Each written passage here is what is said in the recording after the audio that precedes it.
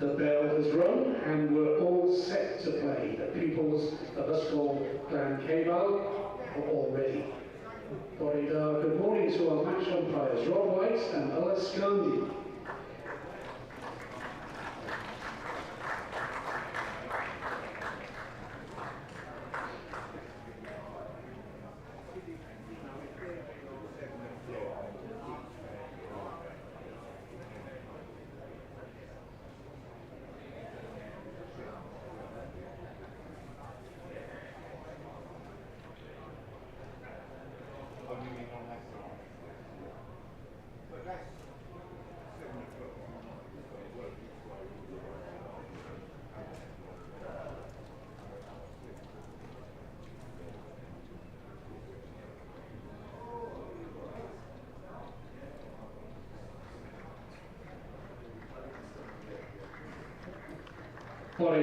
Good morning to the Surrey team who are taking the field under Captain Rory Burns.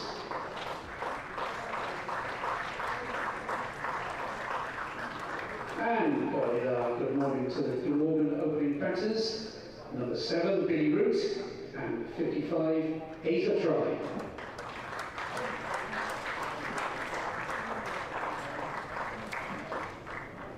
Very good morning, Borodin. Welcome to the BBC Sport Online commentary on this County Championship Division 1 game between Glamorgan and Surrey. I still like saying Division 1 after years of saying Division 2. I'm Nick Webb. Mark Church is alongside me of BBC Radio London. Kenneth Davis is with us for 3 of the 4 days for this match. Glamorgan winning the toss, choosing to bat, and as you may have heard from the public address, Billy Root is out there opening the batting in place of the injured Zain Ul Hassan. That is the only change in the Glamorgan lineup. Mark, which of Surrey's cast of millions are taking the field this morning? Well, there's 5 changes. Good morning, everybody. 5 changes from the side that drew against Hampshire. I will run through those during this first over because it might take a while, I think. But the sort of headline is there's a gentleman stood at the River Taff end with the ball in his hands to bowl the first over. That's Gus Atkinson. And also Rahul Chahar has arrived, the Indian leg spinner. So Rahul Chahar and Gus Atkinson, sort of the 2 headlines from a Surrey perspective playing in this game. Excellent to see Mr. Atkinson out there. I should think he's enjoying the peace and quiet of Cardiff for a few days. Absolutely. I hope he'll be clocking him in at There's no curfew. No curfew. Atkinson is in from the River Taff end and bowling to Billy Root, who gets bat on ball firmly and plays it to mid-off, and he'll be feeling a little better just for that, I think, on his reintroduction to the first team. Yeah, and an opportunity for Billy Root. Looking forward to watching Asa Try bat. Seen a bit of him, of course, in the shorter form, but first proper look at him in the longer form of the game. So very much looking forward to watching him bat today. Root, who drew the short straw to open instead of Ul Hassan, and who plays it down into the slip area, and there is no run. The 3 slips in there at the moment. Rory Burns at first, Adam Thomas back into the side at second, Dom Sibley at third. Ollie Pope has the gloves again for this game. So yes, also not involved from the last game Surrey played. James Taylor, Will Jackson, Tom Curran. So Thomas comes back in, Ryan Patel back in the side. As Atkinson is on his way, bowling around the wicket to Root, who turns that one firmly on the leg side to mid-wicket, no run. Sean Abbott back into the side as well. He's in the gully. Dan Lawrence stood up there at mid-off off the back of his remarkable game against Hampshire. 218 and 101 from Dan Lawrence in the last championship game for Surrey against Hampshire.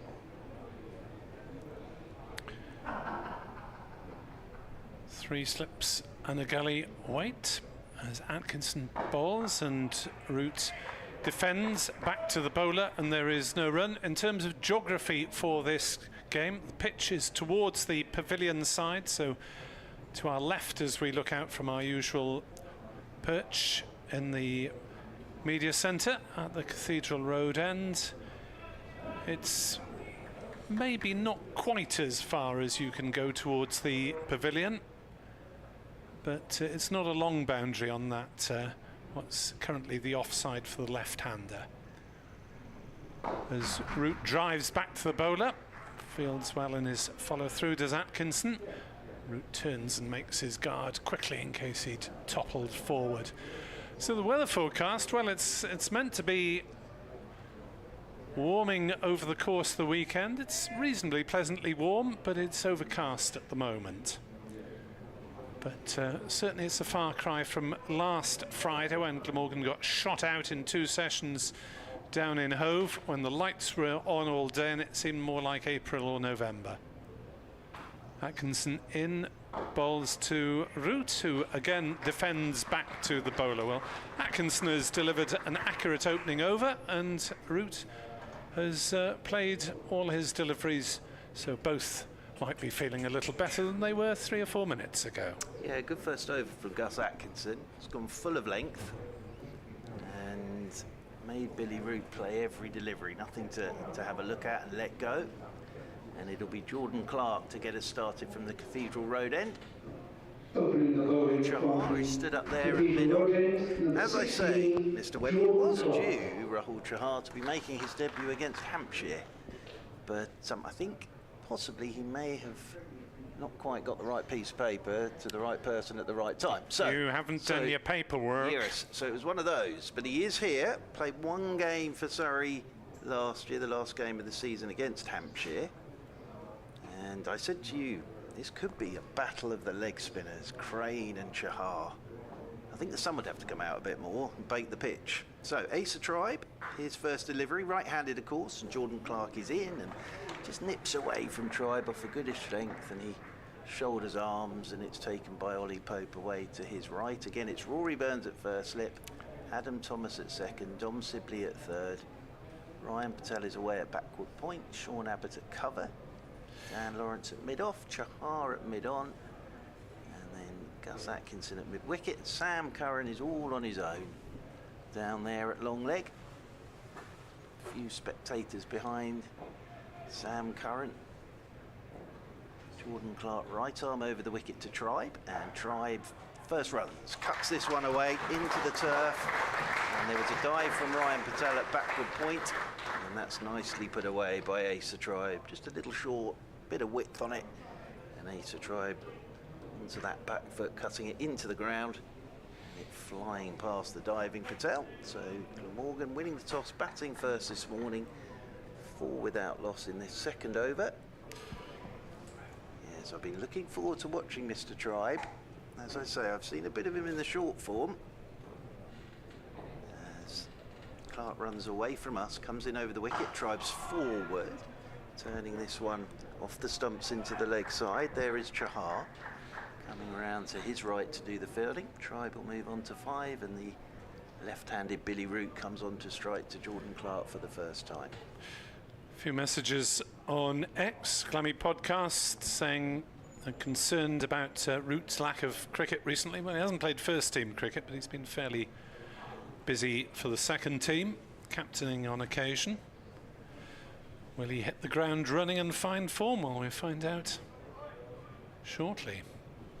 What's interesting as well with this game is when you look at the championship table, there are 4 points separating the 2 sides, but both of them are not too far off top spot. As forward goes Billy Root to a good length delivery from Jordan Clark, plays this one back up the pitch, and Dan Lawrence does the fielding. So Surrey 14 points behind Essex, and Glamorgan 18 points behind Essex. But I think now we're into that time of the season where, well, there isn't another championship game for a few weeks after this one.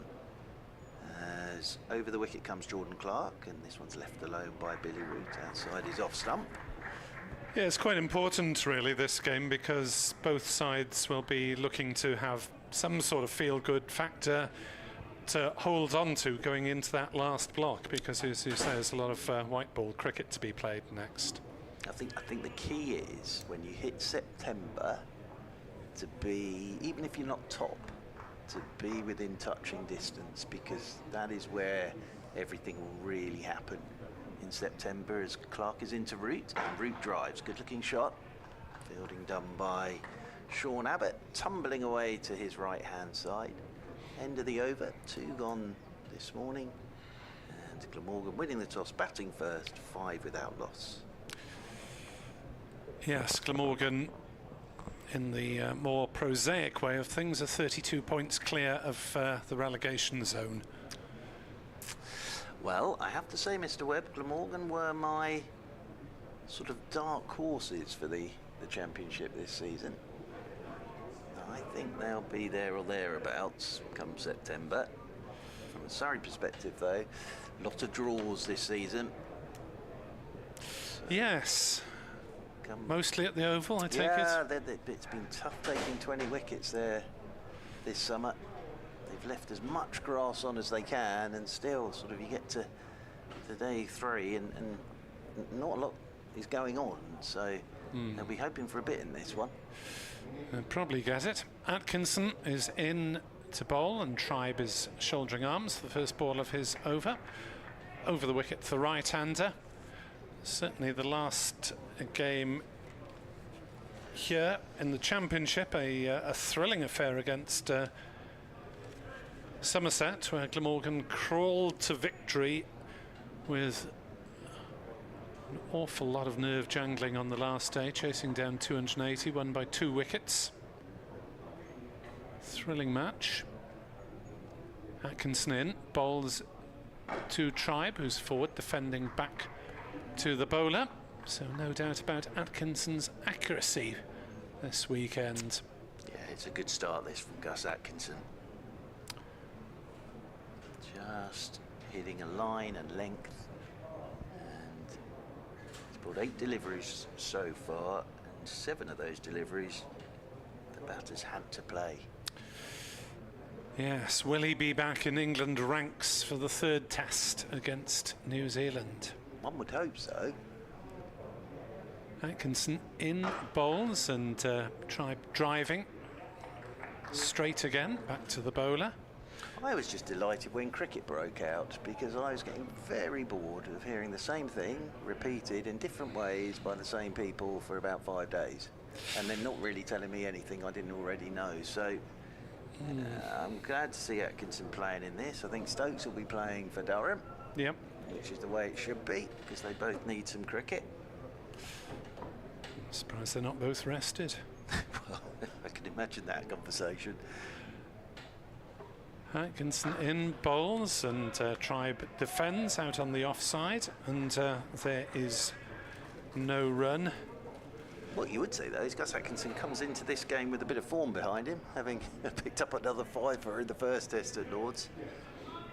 Do you know, he has now got 4 5-wicket hauls in the test that he's played at Lords. And there are only 3 England bowlers above him now who've taken more 5-wicket hauls at Lords. I think he's only played 4 tests. Good start. At Lords. England 231 for 6 on 3rd day against New Zealand. That's down the leg side. Tribe can't make contact. Through it goes to Pope. Let's see what Mr. Stokes is up to. Well, Durham are in the field. Northants are 7 for 0 in the 3rd over. Stokes is playing, but the bowling is being opened by Rain and Potts for the Northerners. So 3 slips, no gully for the right-handed Tribe, as Atkinson is in to bowl, and Tribe is forward, defending up to mid-off, and Glamorgan remain on 5 without loss, and Atkinson has sent down 2 maidens at the start of his day's work here on BBC Sport Online. Yeah, very good start from Atkinson. I think just seeing the first 3 overs full of length is going to be the key on here. I think if the sun does come out, because we're enveloped in dark cloud at the moment, but the sun is meant to come out, and it's meant to be getting very hot, I think. It's warm, isn't it? But it's just cloudy. But it'd be interesting if the sun did come out and sort of bait the pitch a bit with two leggies playing. But we will have to wait to see on that front as Jordan Clark start the 4th over, coming in over the wicket to Billy Root, and Root is forward. That just shaped back a touch at him. And he's playing this up towards Dan Lawrence, stood up there at mid-on. Surrey warming up in the headbands this morning, Mark. Yes, indeed, because down at the Kia Oval today in the Test match, it's the day for Thorpe, the late great Graham Thorpe, and lots of money being raised for mind and mental health charities, and everybody's got the white Thorpe headbands. As over the wicket comes Jordan Clark, and pushed off the back foot by Billy Root out there towards extra cover. And I think I'm right in saying that all the county sides playing today, or in the warm-ups, all the players have been wearing their Thorpe headbands. Of course, Joe Root last year famously, didn't he, got the 100 and then took his headband out of his pocket because Graham Thorpe played a huge part in Joe Root's career. So yes, hopefully lots of money being raised and remembering the great man. As in over the wicket goes Jordan Clark. Onto the back foot this time goes Root. It's a very disciplined start this from Surrey. They're making the batters play. How often do you sit here over the first 4 overs of a game and they've let everything go outside the off stump? But this time Surrey just making Messrs Root and Tribe play everything. Yeah, Root played in the last championship match of last year, which is his most recent first team appearance. So he's faced 12 deliveries, hasn't got off the mark yet, hasn't had any real scoring opportunities. Yeah, cover and mid-wicket should be on their toes here, as Root will get off the mark. Turns this into the leg side and gets his first run, so he'll be feeling better about everything now, Billy Root. And Ace of Tribe comes back on to strike. Glamorgan moving on to 6 without loss. Sam Curran still just playing as a batter at the moment, just working his way back to full fitness in terms of the ball. He's down there at long leg. There is a chance, I suppose, that Sam Curran could bat 3 in this game. As over the wicket goes Jordan Clark, and this is left alone by Ace of Tribe, coming back. So a good lead from Ace of Tribe. Just got that one to nip a touch back at the right-handed Tribe to Jordan Clark. Yeah, Tribe with 4 half-centuries for Glamorgan this season. Top score of 85. Has got a first-class century, but that was scored for England Lions. He's a talent, there's no doubt about that. But as I say, it's nice to get to watch him in the longer form of the game. As in over the wicket goes Jordan Clark. He's using his feet here, getting down to the pitch of that and turning it into the leg side. Shahar comes round to do the fielding. Ace of Tribe will pick up a single off the final ball of the Jordan Clark over. 7 without loss. Good crowd in now, bit of a hubbub around the place. Yes, with the pitch towards the pavilion, Mr. Webb, it means that it doesn't take quite as long for the incoming batsman to get to the middle. Indeed. If it's on the grandstand side, you order a taxi to get you there. It's in a different postcode, and message from Glamorgan captains over the years is, well, remember it takes a bit longer to get out into the middle, and allow for that and when you're doing your over timings, etc, etc. Atkinson still hasn't conceded a run. He'll be bowling to Tribe at the start of a new over. And in he comes and bowls, and Tribe pushes on the leg side to mid-wicket. There's no run. Also before play, the renaming of the indoor cricket school here at Sophia Gardens in memory of the late Hugh Morris, former Glamorgan chief executive and captain, an all-round good egg. Did so much for the county on and off the field, mostly with a smile on his face as well. Worked, of course, for England for a number of years before coming back to Cardiff. As Tribe is playing this one in the onside, rolls up to mid-on, and there's no run. and great to see members of Hugh's family and former teammate Matthew Maynard in attendance at that particular ceremony. And there's some nice stuff up on the walls in that cricket centre now to remember Hugh by. 7 without loss. Atkinson in to bowl. A bit of an appeal as Tribe plays one off his legs. Was then inside edge there? I thought I heard it. And yeah, not. It looked as though it was going down leg side, and a bit of bat and pad together. And Tribe moves on to 7, 8 without loss. I think Gus Atkinson with Tribe is just trying to get him playing around that front pad. On that occasion, inside edge onto that front pad. But Atkinson here has started very well. Okay, balls haven't been flying past the outside edge or anything along those lines, but he's making them play everything at the moment. As Atkinson switches to round the wicket, bowls to Root, who drives into the offside, no run. Yes, Glamorgan got off to a poor start last Friday morning with both Tribe and Ul Hassan dismissed by catches behind from balls they could have, maybe should have left alone. Well, that's the thing here is I can remember 2 leaves so far, both by Tribe. Yes. Other than that, they've had to play everything.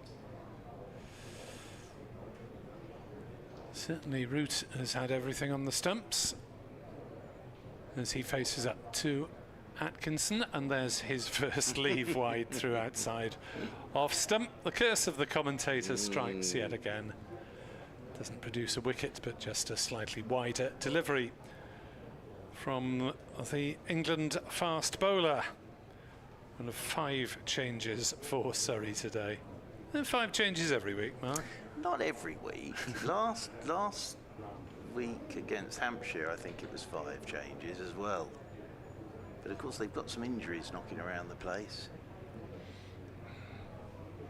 Atkinson is in to bowl, and Root chops it down wide of gully. A trademark Root shot, and it runs down to third man in front of the aforementioned cricket school for 4 runs, and Glamorgan go on to 12 without loss. Billy Root played 2 matches at the back end of last season, 3 in all in the championship. The season before, he opened the batting for the first 3 games. Didn't go hugely well at the time, Billy Root, but I'm sure that he will welcome any chance to get back in the first team. England have lost Jordan Cox. They're 236 for 7. Cox was caught at mid-wicket off Matt Henry. Yeah, interesting test match that. England's tactics yesterday morning were baffling, as Jordan Clark is in from the Cathedral Road end, starting the 6th over. Forward goes Asa Tribe, because I think everybody worked out that Jofra Archer, his 8-over spell that he bowled on the first night, meant that he didn't bowl until, was it half an hour before lunch yesterday? Yes. Not ideal, that, with your sort of premier fast bowler. As over the wicket goes Jordan Clark, and this one's left alone outside the off stump by Asa Tribe. Good bounce, good carry into the gloves of Ollie Pope, moving away to his right. And you just wonder, had Mr. Atkinson and Mr. Stokes not been told they weren't playing in the test match, whether Jofra Archer would have actually played, because he's only been playing in the IPL. But it's a bit of a concern that you can't bring your premier first bowler on and take the new ball. As forward goes Tribe, drives up to Dan Lawrence, stood at mid-off, Jacob Bethel was bowling. Now, Bethel somehow picked up 3 wickets. Yes, extraordinary. But he was bowling with the new ball after about 5 overs. One with the rank full toss, I think. Yes, no, well, yes. I wouldn't say his wickets were balls pitching leg and hitting the top of off. But it's still a 3-for, isn't it? Well, I think England have to be very careful in that test match. So over the wicket comes Jordan Clark once again. And, oh, that's an inside edge. Tribe's a bit late on that. He really didn't get forward there. It was a good length delivery, and he was a bit late on that, and it was an inside edge into the leg side, hence the oohs and ahs from behind the stumps and from Jordan Clark. And now it's Billy Root coming back on to strike. At this stage of the morning, there's oohs and ahs, whatever happens, Mark. That's just me trying to get out of bed in the morning. Now he's going to come around the wicket. Jordan Clark to the left-hander. Ace of Tribe's just been told he's going to have to move. So he's going to come around the wicket to the left-handed Root. 3 slips in there as Clark is in. And Root lets this one go that shapes away a touch from him. Yep, he's indicating that to Ace of Tribe at the non-striker's end. I always love it when a batter does that. They sort of indicate to the non-striker and to the bowler what you've just bowled. Yeah, just in case Tribe's vision had gone and he wasn't watching what was going on 20 metres away. Or Jordan Clark hadn't realised that's what had happened with that delivery. But everybody does it, don't they? Everybody does it. Final ball of the over, the 6th of the morning. As around the wicket goes Clark, and Root lets this one go, and he can repeat what he did the previous delivery, because it was exactly the same, just shaped away from him, but started a bit too wide outside the off stump, and he was able to let that one go. End of the over, 13 without loss then. Glamorgan. Good morning to Kevin Lyons, who reminds us that Rory Burns was a member of the Cardiff UCCE squad.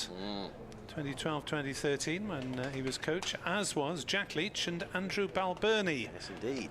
The Ireland and briefly Glamorgan batter. At that time, Surrey had agreed to allow Rory to trial elsewhere, as they hadn't offered him a contract. Jack at that stage was not under contract at Somerset. Both counties changed their minds.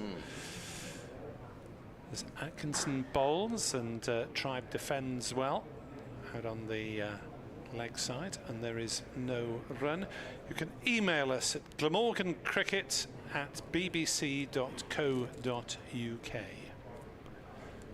Extraordinary that, isn't it? And then they both end up playing Test cricket together. And of course, Balbirnie captaining Ireland now. Yes, had a successful T20 spell and a less successful championship spell with Glamorgan, as Atkinson is in, bowls, and Tribe is hit on the thigh pad as he looks to work to mid-wickets. Neil Thornycroft on X says big test for Root and Tribe for different reasons. Root fighting for first team place, Tribe against Atkinson trying to prove himself against obviously an England quality bowler. Tribe did face quite a few South African international bowlers during his few weeks with the England Lions, which England Lions finished decidedly second best. Atkinson in, bowls. Tribe pushes defensively on the onside. No run. What I've noticed with Tribe, he likes to feel bat on ball, doesn't he? So he likes to feel the bat on the ball. We've seen him use his feet to get to the pitch of it as well. Yes, often shuffling forward. I'm not sure whether he'll do it quite as often to a bowl of Atkinson's velocity.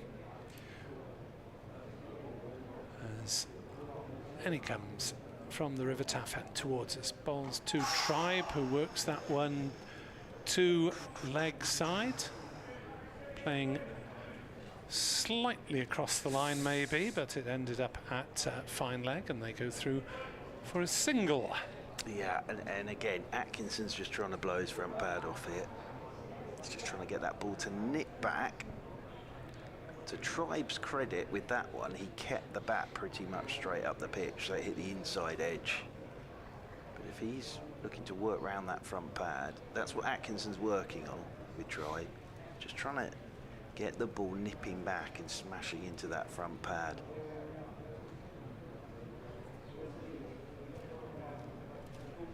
Atkinson on his way in, bowls and gets one past the outside edge of Root's bat that earns a solitary appeal from mid-on. Well, who's that getting overexcited? Dan Lawrence stood up there at mid-on. I think that's the first player miss we've had this morning, isn't it? First one to go past the edge. If you are just joining us, Glamorgan winning the toss, choosing to bat, making a cautious start. Billy Root replacing the injured Zainul Hassan, which means they're a little bit light on bowling.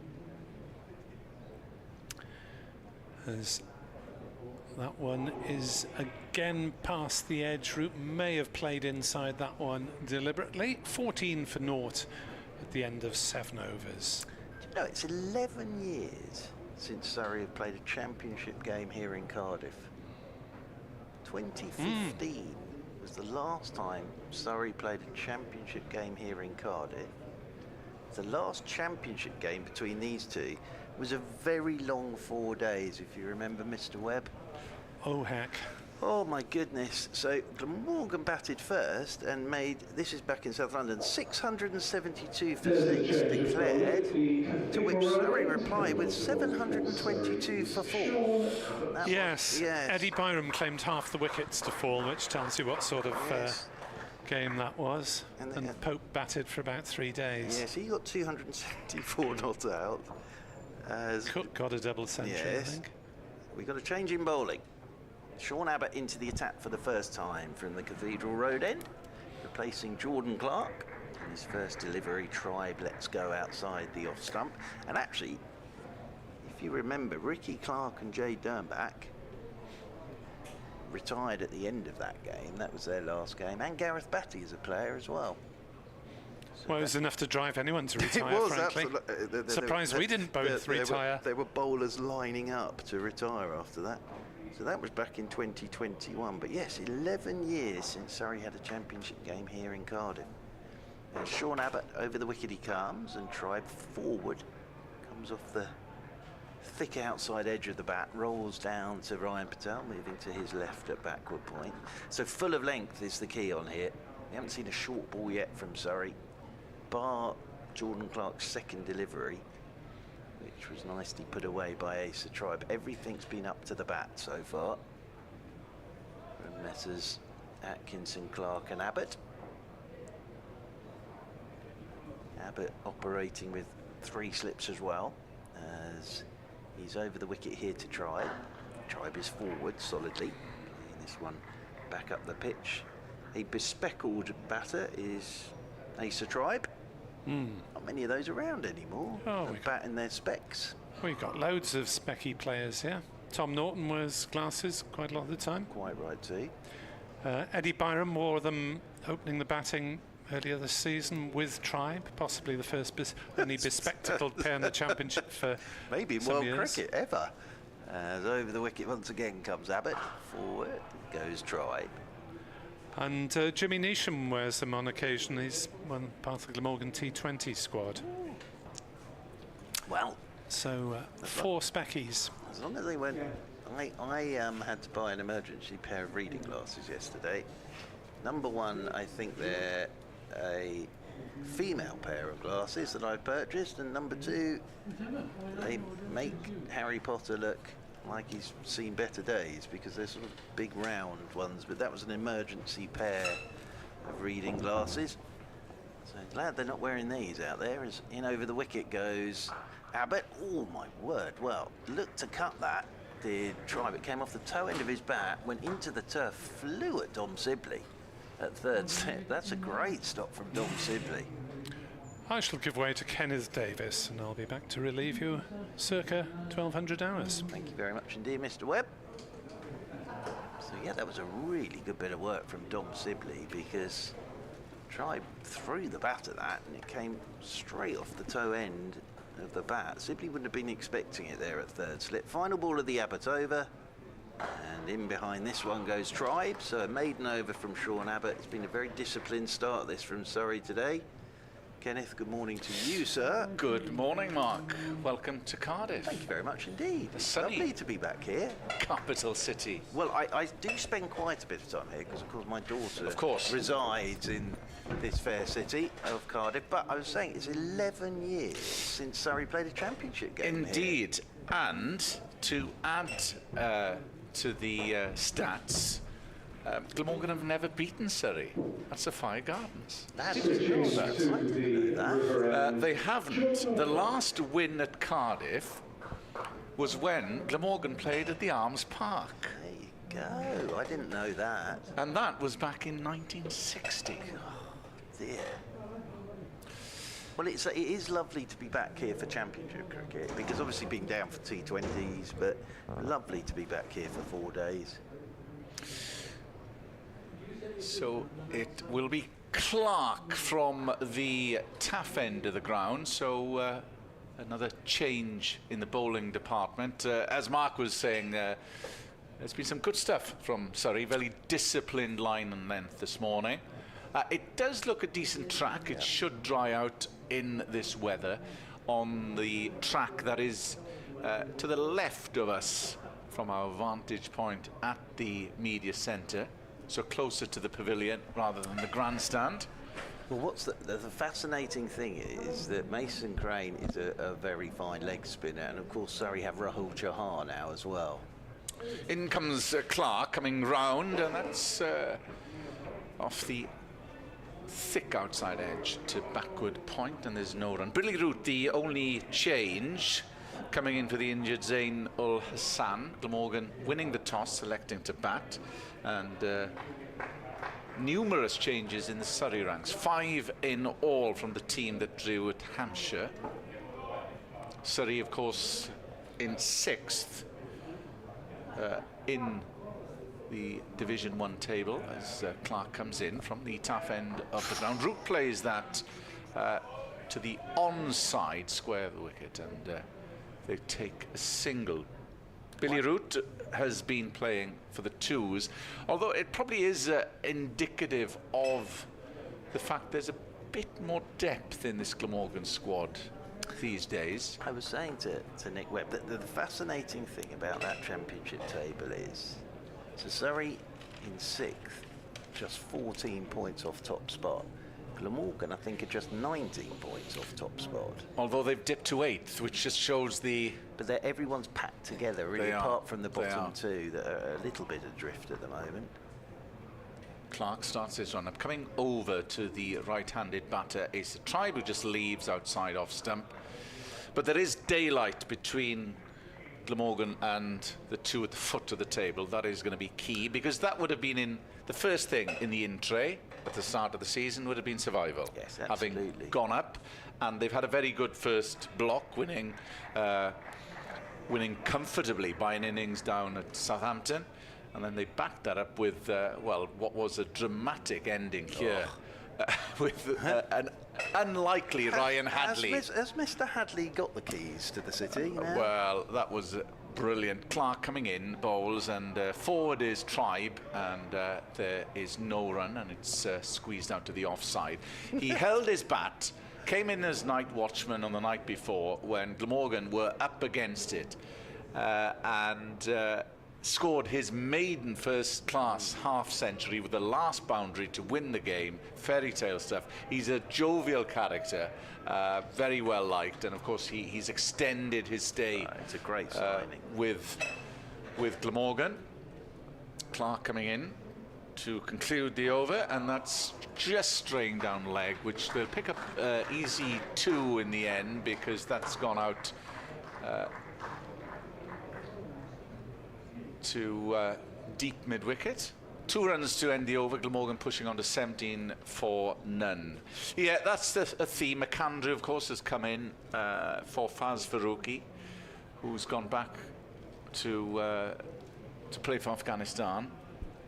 Jimmy Neesham as well won the game down at Taunton. with a last ball boundary. Few last ball boundaries has been a theme for Glamorgan in the T20. Well, I was up in Blackpool. Remarkable. I'd never seen anything like it. 41 required off 11, which became 12 because there was a no ball with Chris Cook dispatching it to all parts of Stanley Park. Well, there you are.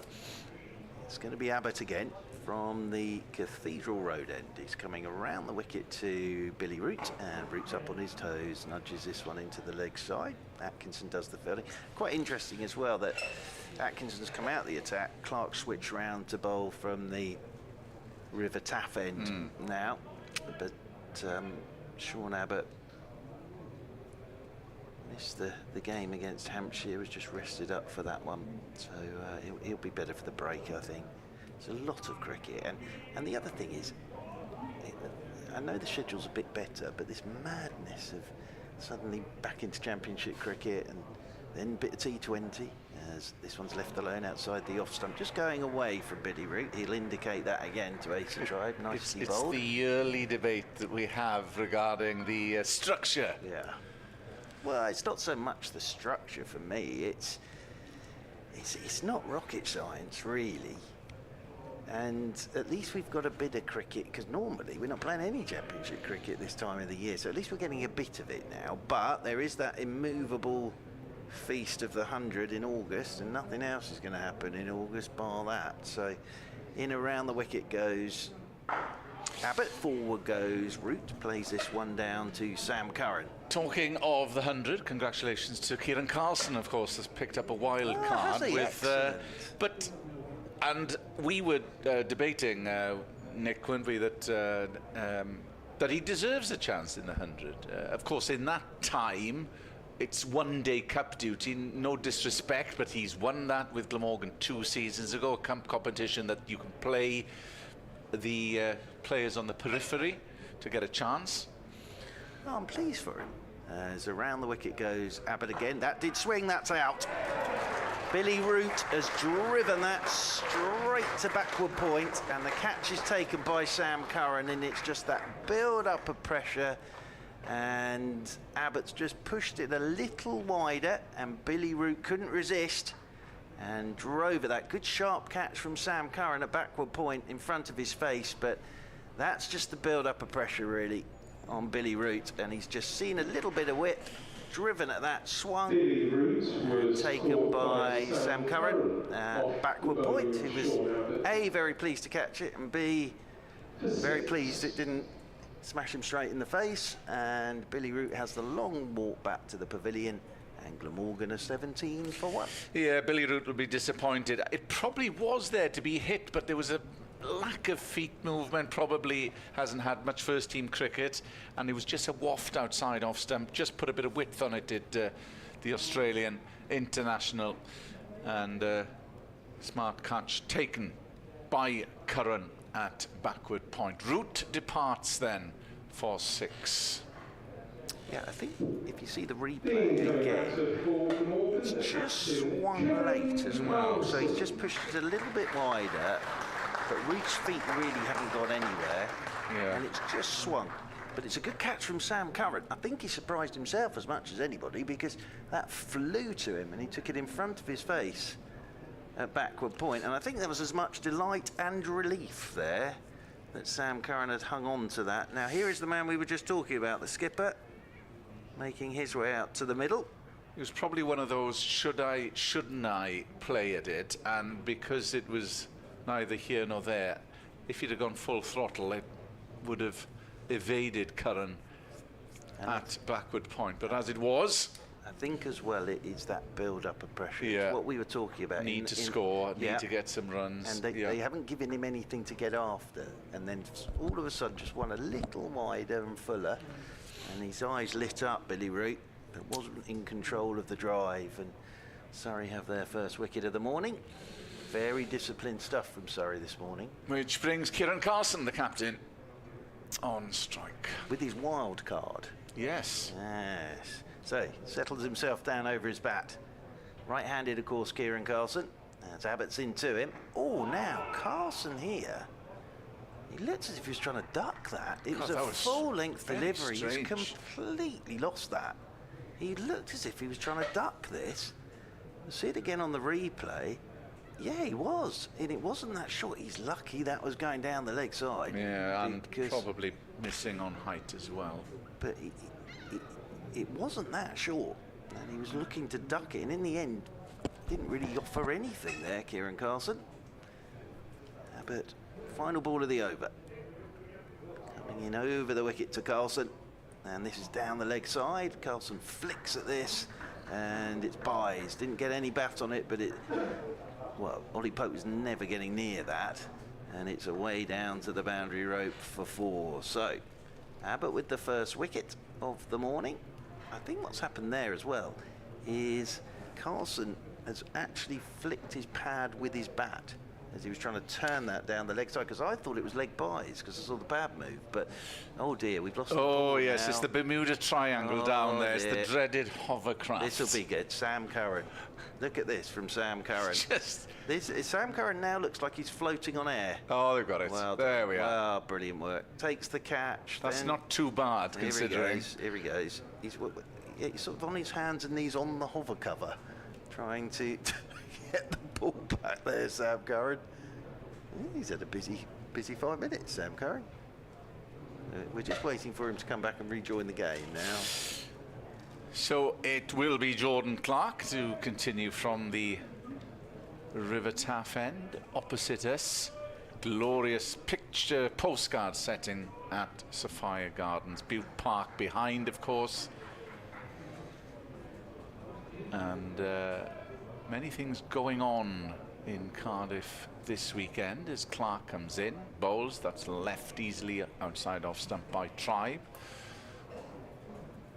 Something on in the castle, I can't remember. It's a concert tonight. There is a well, there are a concerts concert every night, weekend. aren't there?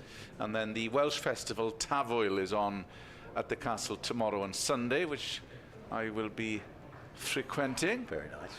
Very nice. A very good event. 20 years it's celebrating this, and it started in the watering hole adjacent to the Sophia Gardens in the car park. It's now a massive event as Jordan Clark comes in, bowls, and Tribe is forward, plays it to mid-wicket, and there is no run. Back to Carlson. Great that he's got a wild card pick for the 100. I think he deserves it. But in terms of trying to get a connection between the normal fan and these franchises, wouldn't it Well, be, look, you know, the logic would say he should be playing here for Welsh Who Fire. has he been picked up by? London Spirit. Oh, he's coming to London, is he? Lovely. But that would be too easy, I suppose. But Clark comes in and bowls forward, bit streaky, and backward point. Saves a boundary. Well, the bit that is interesting is last Sean Abbott, by the way. last summer, and I only saw it from a sort of the Oval, and Oval Invincibles. Actually, they were beginning to build up that fan base, and they were beginning to build up that connection and shirts sold, and now they're obviously MI London. So all of that has been put to one side, and now they're MI London. Clark is in over the wicket to Tribe, who's forward resolutely. There's no run. I mean, I haven't got a problem. It's franchise cricket. It is what it is. So I haven't got a problem with, you know, Bairstow or whoever coming to play. But in terms of that sort of Welsh identity, I mean, surely it makes sense for Carlson to be playing for. One would have thought.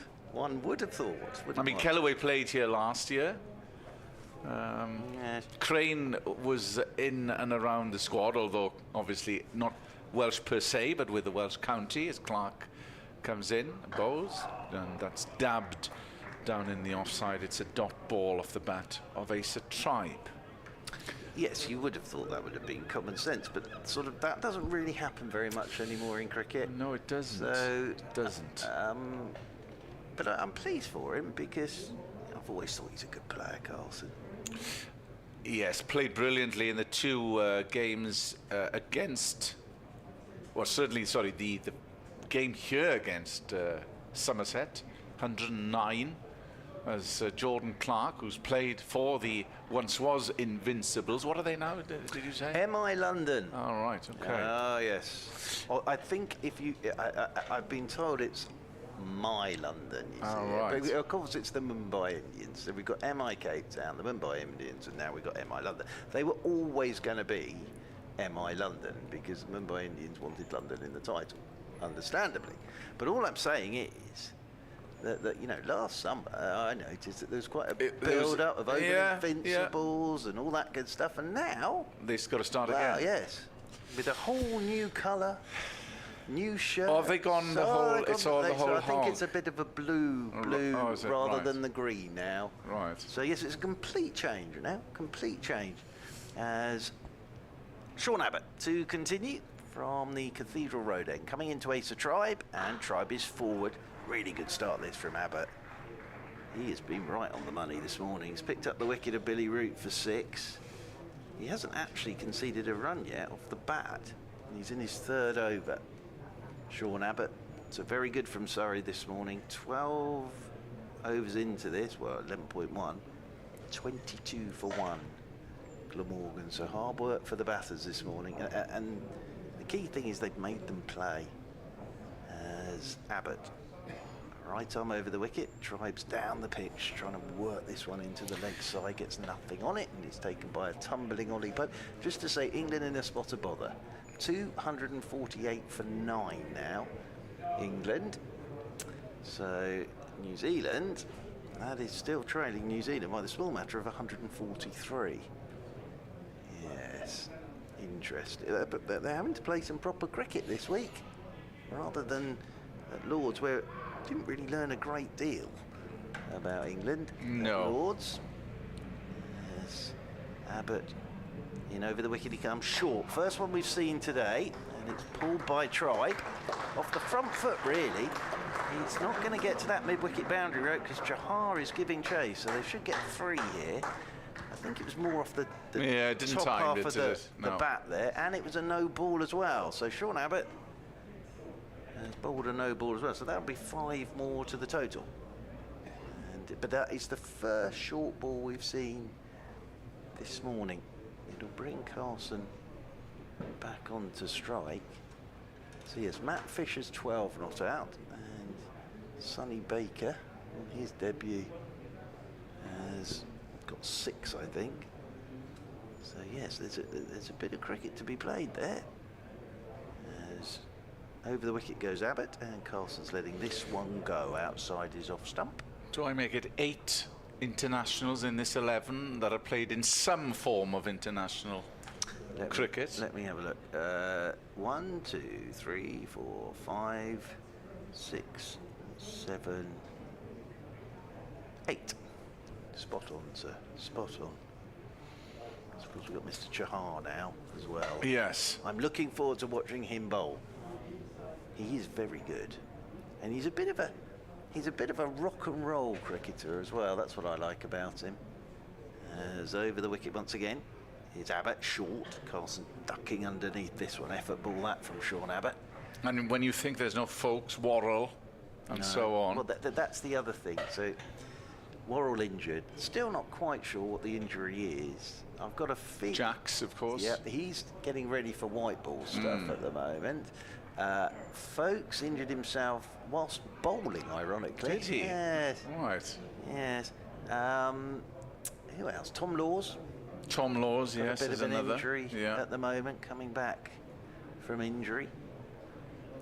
As Abbott over the wicket he goes. Oh, shout for LBW. I think going down. Probably, Carlson's yeah. trying to whip that leg side. Yeah. And, well, Abbott's staying down on one knee here, sort of peering round the corner.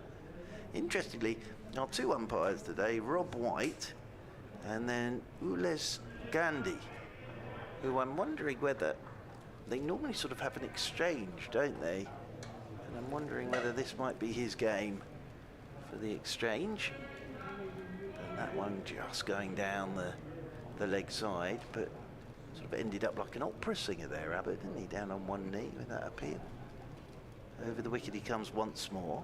And Carlson's up on his toes again, hopping a touch into this is Carlson. plays it down to backward point. End of the over, good one again from Abbott. And 27 for 1. Glamorgan. Biggest Chahar is earrings, sunglasses, bit of a rock and roll star, but the one game he did play for Surrey at the final game of the summer against Hampshire, picked up 8 for in the second innings. Yeah, he's got a one-day international to his name. 5 T20 internationals. The fascinating thing with it, and hopefully at some point we'll get to have a chat with him, but you sort of equate him to white ball cricket, IPL. Yeah, played for the Chennai Super Kings, isn't he? Yeah, but he's amongst other desperate teams. to play this stuff. Tribe is facing Jordan Clark, who comes in from the River Taff end, just shaped slightly away from Tribe. Yeah, his hands went towards that. His feet didn't go towards that. His hands sort of went towards the ball as it was moving away from him. Tribe, as well as Mason Crane, has been on England Lions duty in the past few weeks, so he missed a few T20. He missed the Worcester and Lancashire games. Worcester, Glamorgan lost, but won dramatically against Lancashire. Clark in.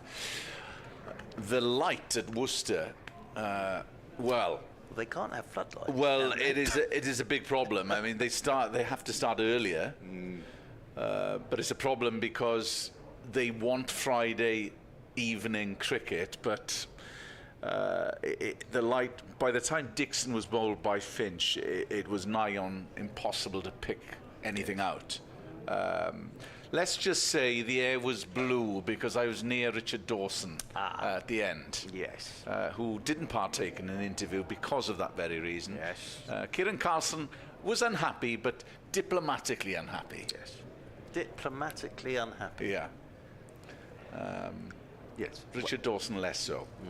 As Clark steams in from the River Taff end to Tribe, who dabs that into the offside. But the problem is, I asked the chairman at Worcester, which his name fails me. Anyway, I did ask, are floodlights on the agenda?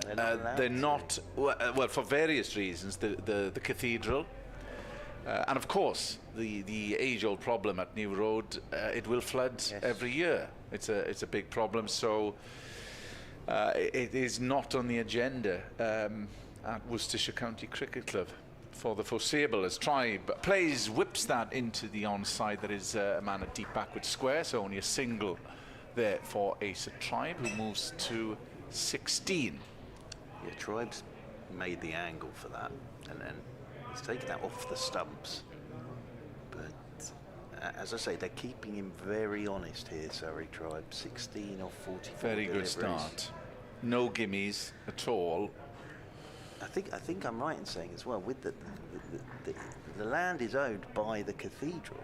Right. So you can't put floodlights up because it's down to the cathedral, and it would ruin the view and all that good stuff. In is Clark, who whizzes one past the outside edge, but it's left. So the problem they've got, I think, at New Road is we all love going to New Road because when the sun's shining, there is no more beautiful place to Exactly. be. But the issue they've got in the modern world now is if it rains, it floods, which then ruins the pitches, and they can't have floodlit cricket. So it's a really tough one for them. It really is. Coming in is Jordan Clark to Carlson, and that is left. End of the over, 28 for 1. Glamorgan having elected to bat. The only wicket to fall this morning so far, that of Billy Root, who is the only change in for the injured Zainul Hassan. He was caught current bowled Abbott for 6. So that has brought Kieran Carlson to the crease, who's yet to get off the mark. Yeah, it's a bit of a conundrum, isn't it, for them, and they are a far cry. I was talking to James Harris actually about the problem they face, and to think when I was growing up, I grew up with the back-to-back winning championship teams from 88, 89. Phil Neal captain, Graham Hick, and so on and so on. Both of them, although I think both of them was injured a bit in certainly one of those campaigns. Here's Abbott from the Cathedral Road end, apologies. Welcome to listeners on Sports Extra 3 who are with us now. Glamorgan winning the toss, batting first this morning, 28 for 1. Graham Dilley, of course. the late great Phil Graham Dilley. Newport. He was a good bowler. Yeah. Tim Curtis. Yeah. They were a good side. All with Duncan Fernley bats. Oh, of course they were, as he was the chairman. He was. Of course. Abbott. He's now got a leg slip in. 2 slips and a leg slip for Tribe. As over the wicket he goes to ace of Tribe. Tribe is forward. Rhodes was the... Steve Rhodes was the keeper. Yeah. Richard Inningworth was the spinner. Yeah. Left arm spinner, of course. Yeah. So yes, they were a fantastic side. They really were. And yeah, it's a really tough one, that, because as I say, in many ways, the demands of modern cricket need floodlights because of the revenue. Because, the revenue, but the problem they've got is they can't put floodlights in, and obviously the well-publicised flooding problem. Now Tribe's taking this off the stumps, down into the leg side. It's picked up by Dan Lawrence, but this is keeping Ace of Tribe very honest. 16 off 47 deliveries for Ace of Tribe. And as I say, they're still trying to blow his front pad off. Sorry, we saw that from Gus Atkinson. Tribe just about keeping that bat coming down straight at the moment. The impressive thing with this from Ace of Tribe is he doesn't look like he's getting frustrated. He's just taking every ball on its merits at the moment. As Abbott's into him. Oh, and that's just past the leg slip. That's what he was there for. Because as I say, Tribe's taking balls off around about middle and leg and trying to work them leg side. And that was not too far away from a diving Dom Sibley, but it's down to the boundary rope for 4. But Dom Sibley flung himself. He's taken that off middle stump. Seeing the replay again, Tribe has taken that off middle stump. And because he's very strong, anything that strays down leg, and that's why that man is in that position. As I say, they are just trying to work on that front pad of Ace of Tribe at the moment. Abbott comes in over the wicket once more to Tribe, and that's down the leg side. Tribe doesn't get anything on it this time, and it's taken by Wally Pope. What I like about this from Ace of Tribe, though, is he's trying to make his own angles, but he's not doing anything silly. You know, we haven't had a Harry Brook walk down and try and carve it over backward point or anything like that, but he's just trying to make some angles. But Surrey are working on his defence here. They're just working on Tribe's defence. Yeah, I think it's just a case of digging in on this wicket at the moment. As over the wicket again goes Abbott, and Tribe's just trying to work this one down the leg side. Just bounced a touch on him. Definitely just trying to work on that hip area now. Surrey to Ace of Tribe, end of the over. And 32 for 1 then. Glamorgan, Billy Root the man to go. Because again, Surrey didn't give Root anything at all this morning. And then he saw one from Sean Abbott that was a little wider, drove at it, and a good sharp catch from Sam Curran at backward point. Sun's coming out now.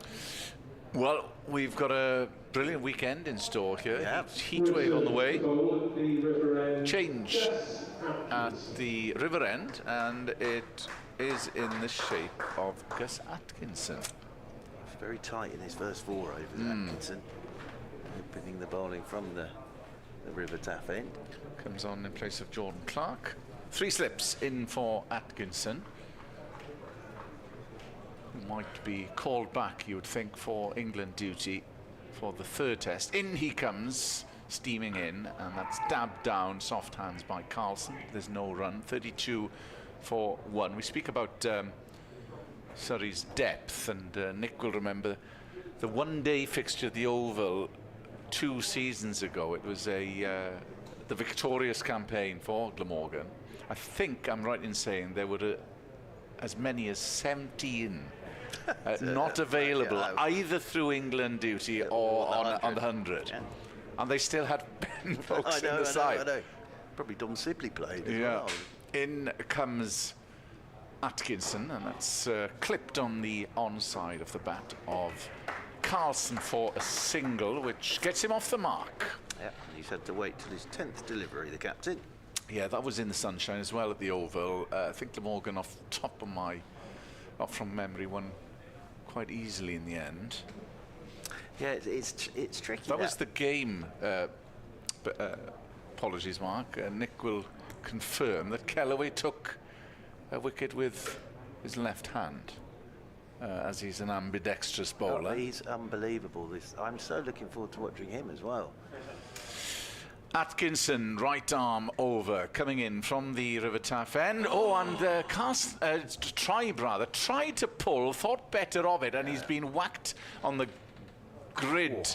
And the running repairs will be required. I think he just will need to be checked out as in terms of protocol these days. Well, he's done him for pace there. He was late on that. I think it's hit his shoulder and gone back up into his helmet, but he'll have to have a concussion test here. Yeah. Yeah, definitely beaten for pace, Mark. Absolutely late on that. He didn't even get halfway through it. Yeah. Then tried to duck and it just hit him. But I think it's hit the shoulder and then gone up into the crash helmet. Because, of course, Gus Atkinson, he had to miss a game because he got concussion from Josh Tongue, smashed him twice on the side of the crash helmet. Yeah, not for the faint-hearted facing Gus Atkinson. But that's quick from Atkinson. I'm going to leave you. Mr. Webb is back. Thanks, Mark. Mark will be back in due course. So we just have a little bit of a break here because Tribe has been hit, I think drinks as well, in the sunshine. Running repairs for Asa Tribe and the bat also. Yeah, it's rare that you actually need drinks, but I suppose we are into midsummer, unlike the weather last Friday down at Hove, which absolutely horrible. Lights were on when we arrived at the ground and stayed on for the entire day on day one of Sussex against Glamorgan, with Glamorgan shot out for 150 odd.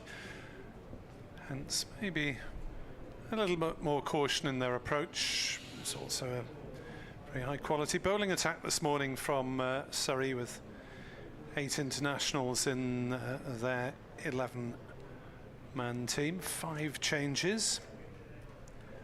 Yeah.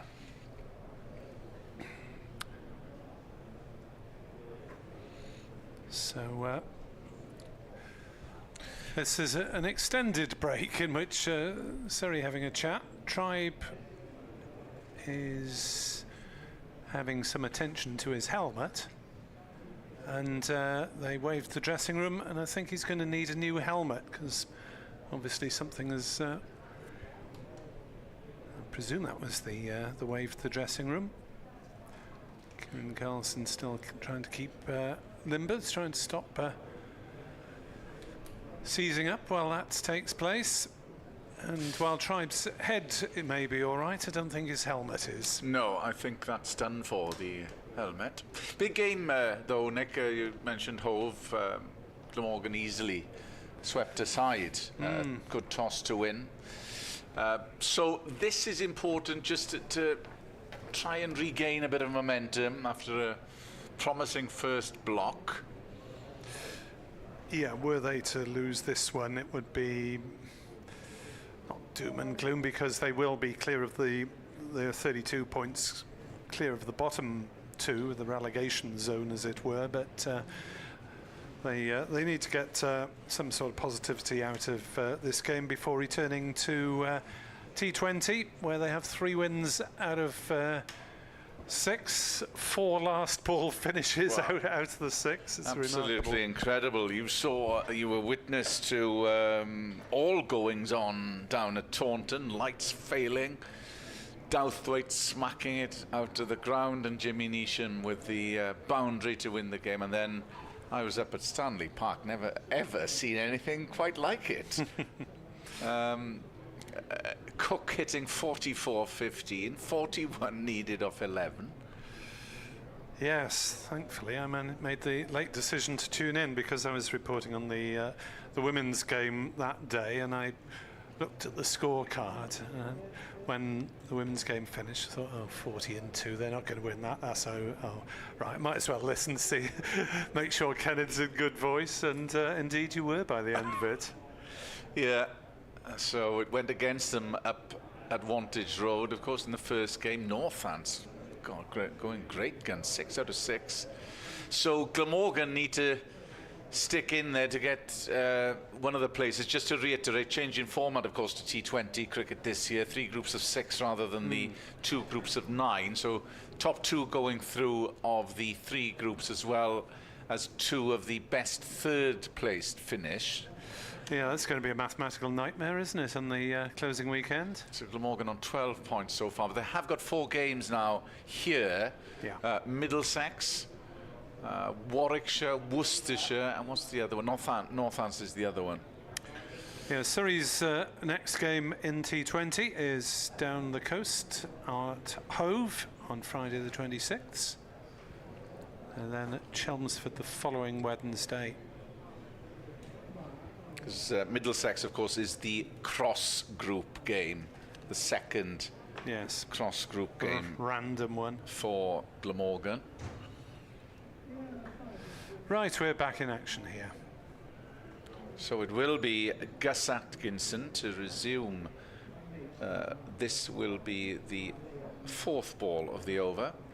Tribe is back, ready to face. Oh, and that whizzed past. It was well left. Taken by Ollie Pope, one of the 8 internationals in the starting 11. Pope, of course, hasn't featured for England since the test match down under at Adelaide on the unsuccessful Ashes tour.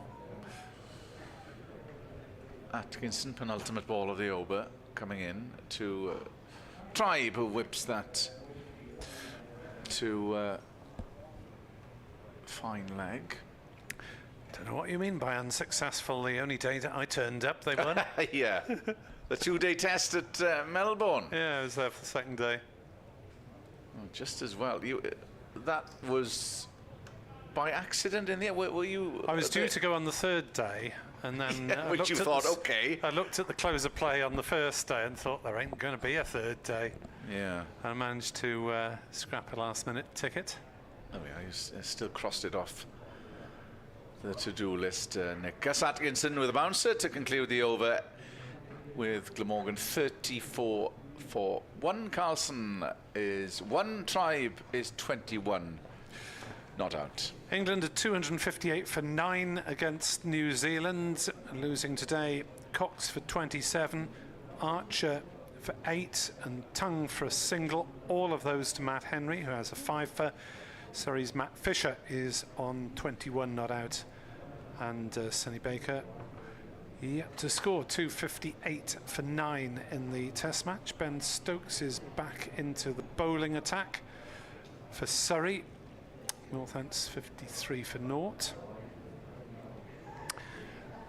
So Atkinson and Stokes both in action ahead of, you would have thought, a probable return to the test team. You would have thought that a one-match stand down would suffice to teach him a lesson. As Abbott is in, bowls, and he's got him. Full length ball, Tribe playing all round it, 34 for 2 as the stumps are smashed by Sean Abbott, and he has a 2nd wicket. Yeah, a blow for Glamorgan, but runs have been few and far between, and that's just swung a lot, coming back fullish and through the defence of Asa Tribe. That was a fine delivery, to be fair. Tribe going for the drive, played inside it anyway, but it swung in, dipped late, and Tribe is gone. He faced 54 balls and struck 2 boundaries, and Sean Abbott leading these Surrey efforts, one of only 3 bowlers to be used so far. They've swapped round their opening 3 in short spells, and it's paid dividends. Yeah, peach of a ball from Sean Abbott. Full swung, and The incoming batter for Glamorgan is Tribe Ben was beaten. Calloway. So Ben Calloway comes in. That was Abbott's 2nd wicket of the morning. Yeah, 2 for 9. First ball of his 5th over that. Calloway coming in front of, above Ingram and Dixon. Yeah, he's enjoying going up in the order this season. Made 33 and 55 at Hove and bowled quite tidily for a couple of wickets. He was probably the only player who came out with a reasonable degree of credit. 100 against Warwickshire. Tribe getting a half century at Hove, but he won't get one here today because he's back in the pavilion for 21. So the tall figure of Ben Calloway, who is averaging 53 with the bat so far this season, is Glamorgan's 2nd highest scorer, behind Carlson, who has 589 runs coming into this game. As Abbott is in to bowl and Calloway plays it firmly to mid-wicket. There's no run. So Surrey having the advantage so far, despite Glamorgan making the choice to bat first. Kieran Carlson winning the toss. Glamorgan bringing in Root for the injured Ul Hassan, and Surrey bringing in 5 changes. In come Atkinson, Chahar, Abbott, Thomas and Patel. And it's Abbott with his tail up, bowls another good full-length ball, but it's driven nicely by Calloway down the ground. I'm not sure if it's quite going to reach the boundary at long on. It's dribbling and it just hops over the ropes ahead of the chasing Rahul Chahar, who was fairly wide-ish, covering mid-on and mid-wicket, and that ball just about had the legs to row to make it, despite Chahar chasing it all the way. Well, they've been a collector's item this morning, boundaries. Yeah, just the 4th registered so far. 38 for 2 here on BBC Sport Online, as that is defended by Calloway out on the offside, and there is no run. Nice blue skies, the heavens opening up a little bit as was forecast. Brian Ashley sends good afternoon. Day 4 of an unexpected stay at Prince Charles Hilton. So going to be in for a couple of weeks, hoping the game lasts so I can watch it on YouTube. So we wish Brian well. Indeed. And hopefully we will get 4 days, which we didn't down at Hove. As that's a short ball that Calloway manages to duck underneath. Yes, hope you're fighting fit before too long, Brian.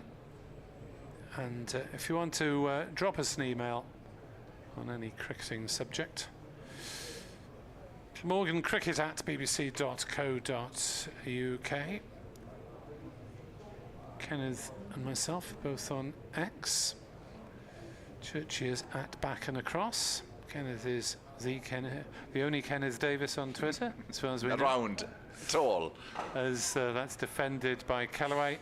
I'm Nick Webb 2017 on both X and on Blue Sky. Good afternoon to John O'Bull, who messages a lovely picture of Sapphire Gardens on Blue Sky. Hopefully a good day ahead. He said, well, it's good for Surrey on the pitch so far. You were discussing Kieran Carson being called up for London Yes. Spirit. Hannah Howe messages, this is where modern cricket loses me. Who's playing for who in what? As Fred Truman used to say, I don't know what's going off out there. Yeah, and what are the names and what are the kits and... Yeah, but it's particularly prevalent in South London with the name, changing the name of the team and the kit. Indeed, as Atkinson comes in from the river end to Kieran Carlson, just pulls away last moment as it's taken by Ollie Pope behind. 3 slips for Atkinson. It's Abbott, though, the Australian, that's taken both wickets this morning. One of the 8 internationals. Abbott, of course, in his second spell. New South Walian, like Ryan Hadley. Played for the Originals and the Phoenix in 100 cricket. Atkinson into Kieran Carlson. Again, that's closer to the outside edge that time, although Carlson will maintain it's a very good leave. As we see the replay, yes, probably was. Yeah, the Originals, whose 5-year history is now at an end. Yeah, it is They've bizarre. now got a isn't it? different name.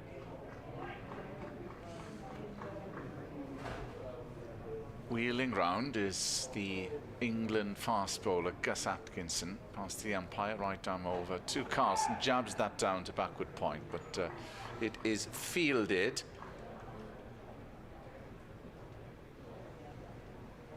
And there's no run. Callaway is on 4.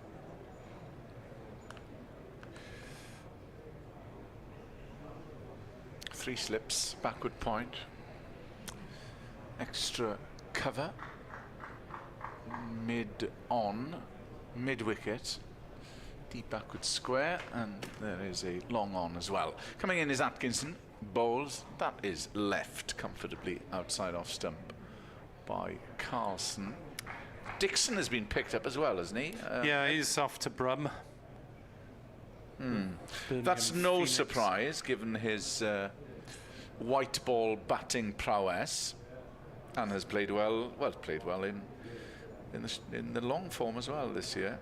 76 against Somerset, his former county here, in that memorable partnership with Ryan Hadley.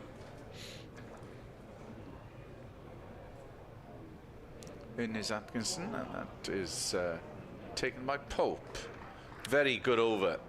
Very, very good over. And of course, Jordan Clark is one of those just picked up by Welsh Fire, along with Dylan Pennington. So, yeah, I would be in favour of greater regionalisation of the domestic players for the 100 if it was Glamorgan and Gloucestershire, or Glamorgan, Gloucester and Somerset, or whatever. Yeah. It would give a bit more sense of belonging to the West of England supporters. Atkinson, last ball of the over, coming in to Carlson, who tries to... Oh, he's caught!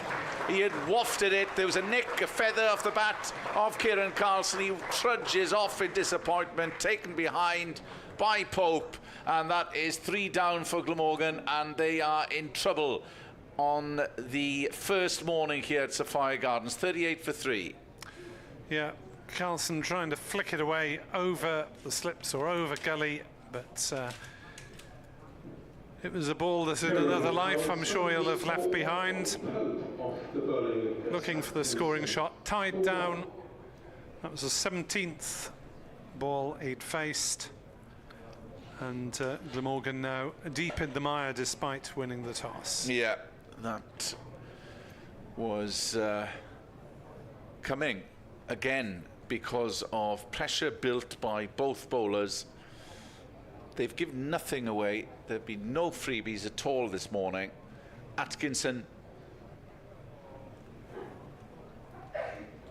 climbed at Carlson and tried to cut it and just flicked it behind to Ollie Pope. Yeah, a bit of bounce. Yeah.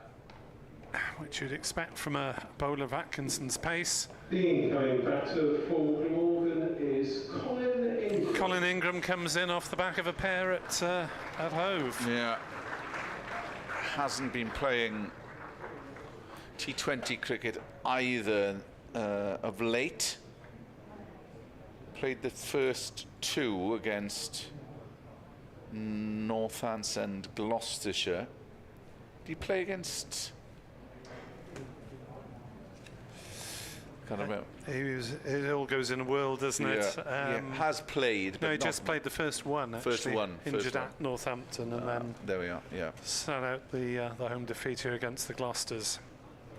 Because Henry Hurl came in, didn't he? Of course, and made 40 plus in that game. Hurl, incidentally, was. Come on, Kenneth, you were commentating. I was, but it does go in a blur, T20 Yes, cricket, because they come thick and fast. Henry Hurl was in the 14-man squad for the first time, but not playing. Homegrown player, of course. As Abbott is in to bowl to Callaway, who's turned inside out by that one, was looking to play straight, but it ended up at point. There's no run, so Ingram will have a few balls to have a look at things from the other end. Started the championship season well, Colin Ingram. Yep, a couple of centuries, a little bit in and out, with 2 matches of low scores. Glamorgan in severe need of a high score from him. 38 for 3. Abbott in to bowl, played on the leg side by Callaway for a single. 39 for 3. So Ingram won't have that long to look at it from the other end. And well, Surrey may find life difficult in taking wickets at the Oval, but wickets here have tended to be a bit more bowler friendly. Mind you, I think possibly every first class ground across England and Wales is more bowler friendly than the Oval.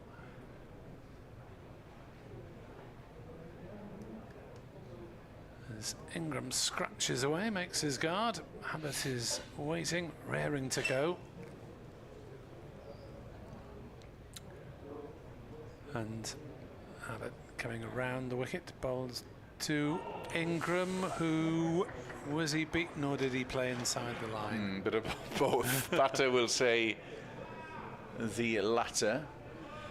God, he did fence it initially. I think it was a Jack Russell leave. If you remember Jack Russell just pulling away. Yeah, he was dangerously close to the ball anyway, was Colin Ingram, as it went through outside off stump. 39 for 3. We're in the 18th over here at Sapphire Gardens as Abbott in bowls. Ingram did leave that one. Goes through to Pope with a bit of pace and bounce. Surrey have won 5 championship games here at Sapphire Gardens. The last 4 have been draws: 09, 2010, 2011 and 15. As Abbott is into bowl and Ingram gets bat on ball, back to the bowler. Last championship victory for Glamorgan over Surrey, home victory, it was at Swansea in 1983, where they won by 5 wickets. Yeah, I remember Glamorgan winning at Guildford in that was 2015, the Graham Wagg match. I thought it was, yeah. Wagg's double century last wicket stand with Hogan. 7 wickets, yeah. As Abbott is into bowl, and that one's gone a long way off the pitch. Ingram didn't play at it, went through lowish to Pope. Johnny Gaffer on X says, afternoon, all games like this is against a top team where Glamorgan want to be, and enjoyed the earlier explanation of Surrey's tactics. Ray on X says Welsh Fire should have gone for Carlson and Dixon as well. Yes, quite. I don't think there'd be many. disagreeing with that assertion. I'm amazed that Carlson has been picked up by Welsh Fire in previous years, to be honest. Given that, you know, they have had good county batters. I understand that you need to get the internationals in. It's all about Razmataznik and Selling, and as Atkinson comes in to Kellaway. Atkinson fresh from picking up his first wicket in the last over of Kieran Carlson. Yeah, you'd have thought Carlson was a good name for the local supporters, as you were saying. I'm as surprised as and you are. And the posters and so on. Yeah. There we are. Who are we to dispute the algorithms that probably used to pick 100 franchise squads these days? 3 slips for Atkinson. Coming in, right arm over. Bowls to Callaway's bowl. Clean bowled through the gate. And Surrey are on fire here at Sophia Gardens. Glamorgan in deep, deep trouble. That is the 4th wicket to fall. Ben Kellaway clean bowled Gus Atkinson for 5. And Glamorgan have an awful lot of work to do in the first session. Yeah, it was through the gate. That gap shouldn't be there. But Atkinson a touch faster than most of what Glamorgan have been facing. And Callaway just didn't get his bat and pad close enough together on that occasion. No, this is where you see the difference, the gap between second division and first division cricket, and Surrey are well on top. I will vacate my seat, Nick, for Mark Church. Through the gate it went. Callaway wondering how it got there that quickly. And Sean Dixon and Colin Ingram, 2 experienced batters now, but they need a lot of repair work, especially if Glamorgan, as Glamorgan won the toss, and a 4 down inside an hour and a half. Mark Church of BBC Radio London must be enjoying this performance from the visiting side. It's the best bowling performance I've seen from Surrey this season from the quicks. They've all been on it, just the 3 of them. The word we've often used with Surrey, especially when they were winning those championships, was relentless. And they have been utterly relentless this morning. And I went down and had a little sit outside, Mr. Webb, very pleasant out there. Heard about a poor gentleman's heat rash while I was down there, poor chap. Very long description to his friend about his heat rash. Thank goodness that wasn't close to the effects microphone. Exactly, I won't say where the heat rash was spreading. Yes. No. But the reason I went down there was to just hear how hard the ball's hitting the gloves of Ollie Pope.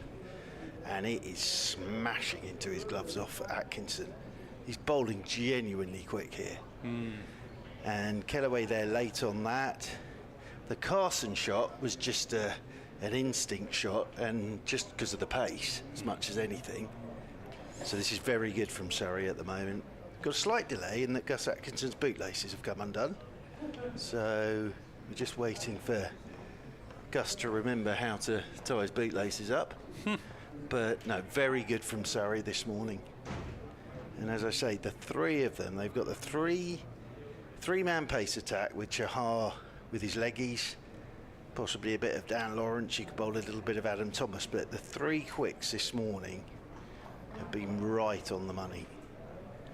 And this is tough for Glamorgan at the moment.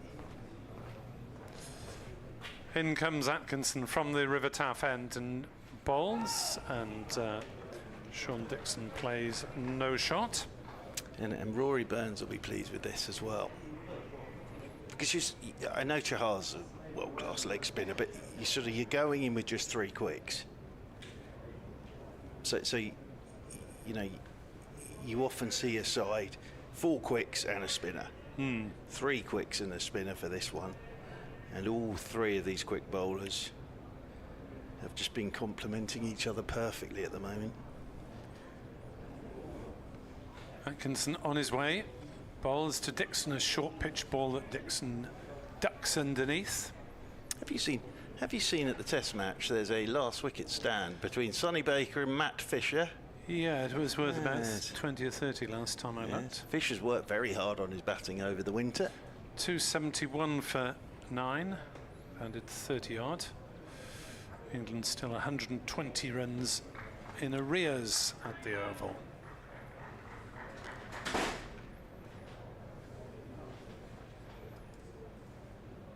In comes Atkinson, bowls. Dixon leaves that one outside off stump, through to Pope. Is Colin Ingram now an honorary Welshman? He's been here long enough, surely.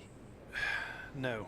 Oh. Well, he might be an honourary one, but he's not one in cricketing terms, right, unfortunately. okay, unfortunately. We'll give him honorary status. He's been with Glamorgan a long time now, hasn't he? Yes, he's been here a decade. Now permanently living in South Wales. Atkinson bowls. Whoa. Dixon, did he get anything onto it? It's gone down leg side for 4. It's buys. Morgan will take them, however. 43 for 4. Well, poor old Ollie Pope's never getting anywhere near that, because that was way started down. wide, gone wider. They were talking about this on the Test match with young Mr. Rue keeping. And sometimes for the keepers it is harsh, isn't it? No, absolutely. They're never going to get anywhere near it, but it goes down as buys. Yeah, it should be given as wides. Absolutely. Plus the other thing that would do is make the bowler bowl another ball as well. Yeah. It's a poor delivery. Didn't give him any chance of getting out. Didn't really give the batter any chance of hitting it. And away it goes. Well, Sean Abbott comes out the attack after 6 overs, 2 for 14. Very good stuff from Sean Abbott. And Jordan Clark comes back into the attack, but this time from the Cathedral Road end of the ground. And he'll be coming around the wicket to Colin Ingram. And the left-handed Ingram's letting this one go outside his off stump. Taken by Ollie Pope, moving away to his left-hand side. Clark is the new bowler.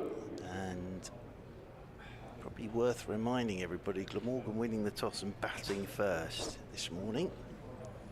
But as I say, I think this has been the best I've seen the Surrey Quicks combine so far this season.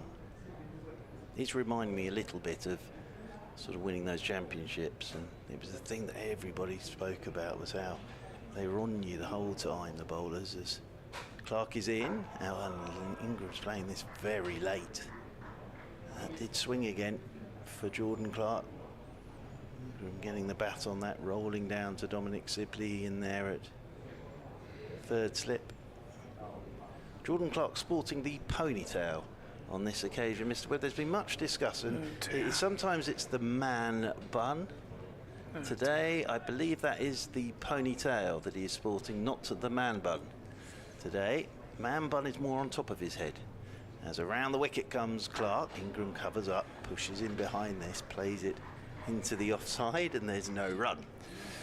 Perhaps it's just slipped a bit off the top. It might have done. He did in one of the T20 games. He sported the double ponytail. Look, yes. He can get away with it, Jordan Clark, because as we've always said, he could either be part of the Special Forces or a windswept Heathcliff on a Sunday evening BBC drama. Either of those two. As he'll come in once again around the wicket to Ingram. Ingram works this one up the ground. Fielding done by Dan Lawrence, and there's no run. So we're still awaiting the arrival of Mr. Chahar for a bowl, but the way the 3 quicks are going at the moment, might be a little bit delayed. That is it going to be an over at 2 minutes to 1? It could be the customary, couldn't it? Have an over before lunch. Yeah. Very much looking forward to watching him bowl again, because there's always something happening when he bowls. As Jordan Clark around the wicket, he comes once more to Ingram. That's outside edge. That's down to the third man boundary rope for 4. So if a fourth slip had been in there, might have been interested. But I think it was going down. Rory Burns like that at first slip. Adam Thomas has disappeared behind the hover cover to retrieve the ball.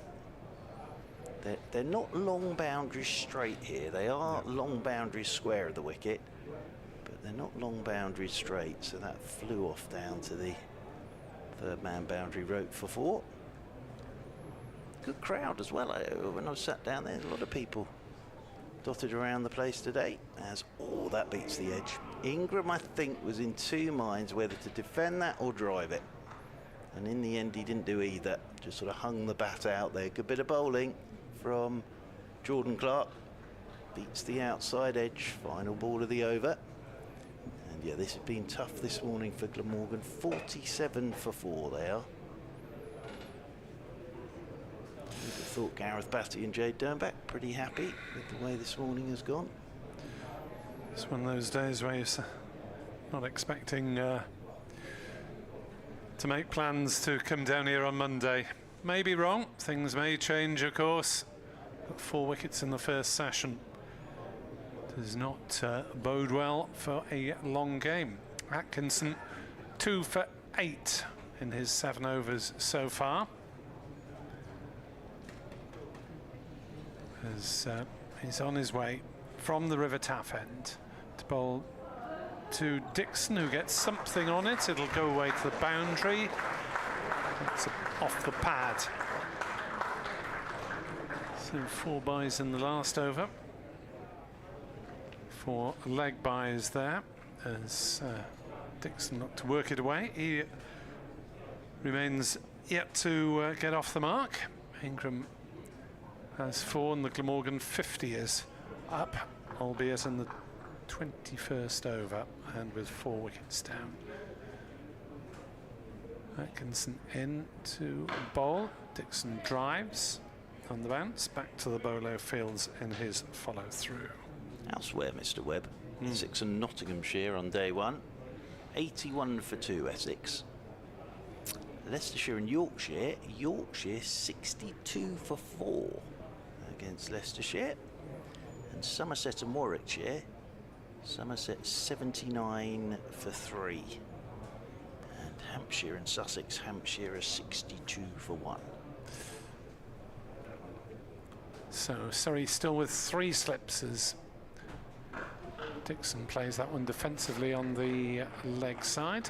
No run. I tell you where there may not be any cricket on Monday is Chesterfield. Okay. Because Lancashire are 80 for 6 Oh. on day 1 against Derbyshire. Northamptonshire 76 without loss against Durham, for whom Ben Stokes is playing. Kent are 43 without loss against Middlesex, and Gloucestershire is 74-2 against Worcestershire.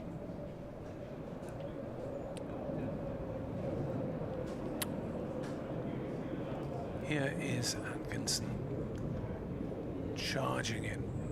Bowls through outside off stump. Sean Dixon leaves.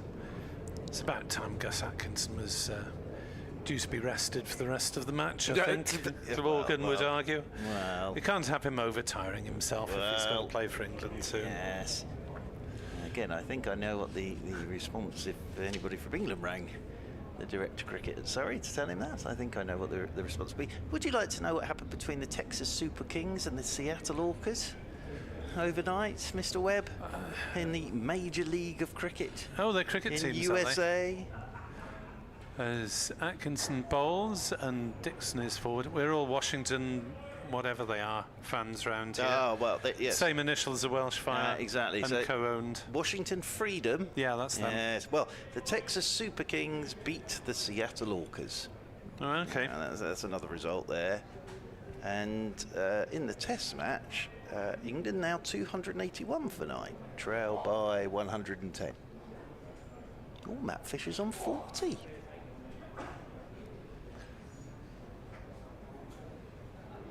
As I say, he has worked very hard on his batting, Matt Fisher. Now, we're on Umpire's the delay. walkie-talkies. Well, on the overs, it's saying that's the end of the Atkinson over. But I think there might be another ball to come. There's 6 on our screens. Atkinson bowls and Dixon is forward. It doesn't matter whether there was or wasn't. Yes, I think that was why they were on the walkie-talkie. Yeah. I always think this, Nick Webb, wouldn't it be lovely if they all had call signs as well when they're on their walkie-talkies? I think that would be marvellous. So it's going to be Jordan Clark on the Cathedral Road end of the ground. Gus Atkinson is making his way down towards his fielding position at long leg. Colin Ingram, 4 to his name. Dixon yet to get off the mark. As Jordan Clark comes around the wicket to the left-handed Ingram, he's letting this one go outside his off stump. Hugely experienced, of course, Colin Ingram, in all forms of the game, really. And he'll know he's just got to try to get through to lunch as much as anything here. We've got about 20 minutes to go until the lunch break.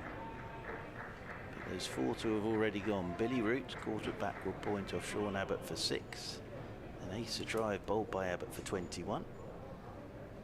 As in around the wicket goes Jordan Clark, and Carson's up on his toes, pushing this one out towards cover.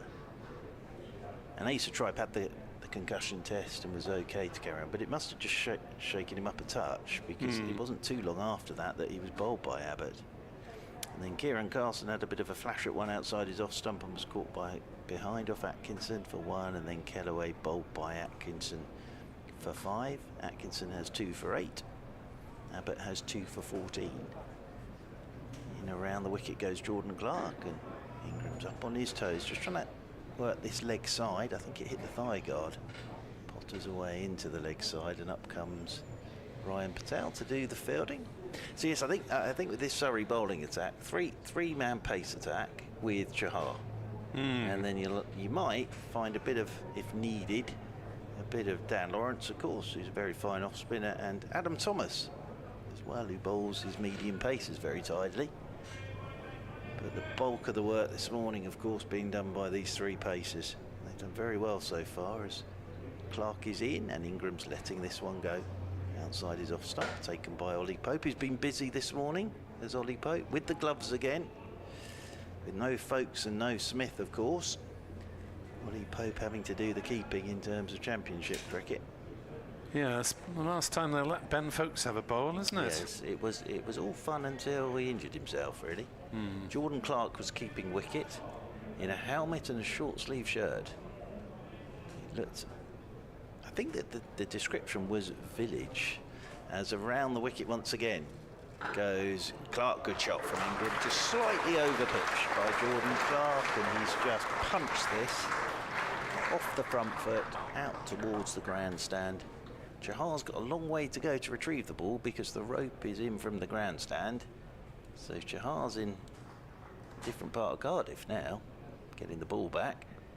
Lovely shot from Ingram. Now the front of the grandstand is open, and there are, I think, precisely You're miles away 4 from the people, cricket. members. They're paying 5 maybe, unless that's one of the ground staff are over there. Around the wicket once again goes Clark, and this one's left alone by Ingram. You would almost need to sort of provide them with a telescope to see what's actually going on, because they are miles away from the action. They're in the sun, though. Yeah, in the sun. it's End of nice the Clark sunbathing over. territory. Yes, indeed. Nice group, good group of school kids in red tops in the pavilion away to our right, having done the guard of honour for the players coming out, and Switching to a couple of members of the ground staff in the pavilion, which is fair enough, because their workplace is next to there. But I'm not quite sure why anyone else is in that area. And well, they're getting a talking to from this gentleman on the live stream at the moment. yeah, Yes. so why are you producing a wicket that Surrey can take wickets on? Yeah, make it flatter next time. Look, he's really into that conversation, that gentleman. So Surrey continue their rotation of 3. It's like the commentary rota here.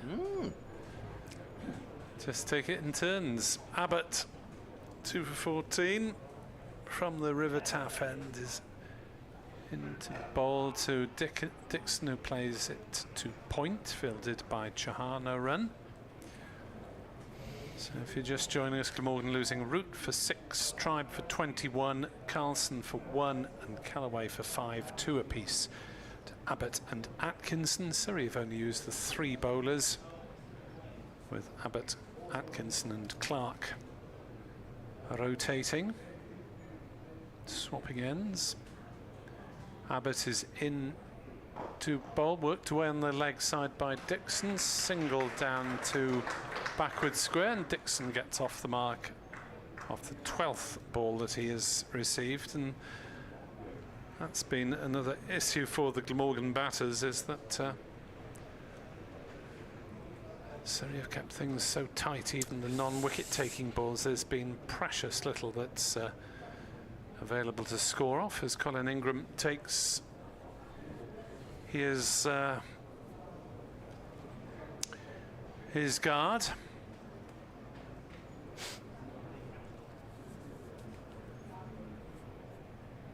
As in comes Abbott, balls through outside off stump. That one's kept a bit low.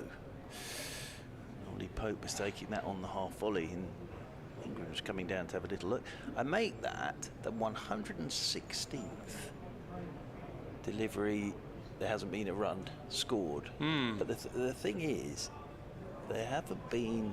It hasn't been like you sometimes see where, you know, they haven't had to play or letting balls go. Surrey have been really on the batters today.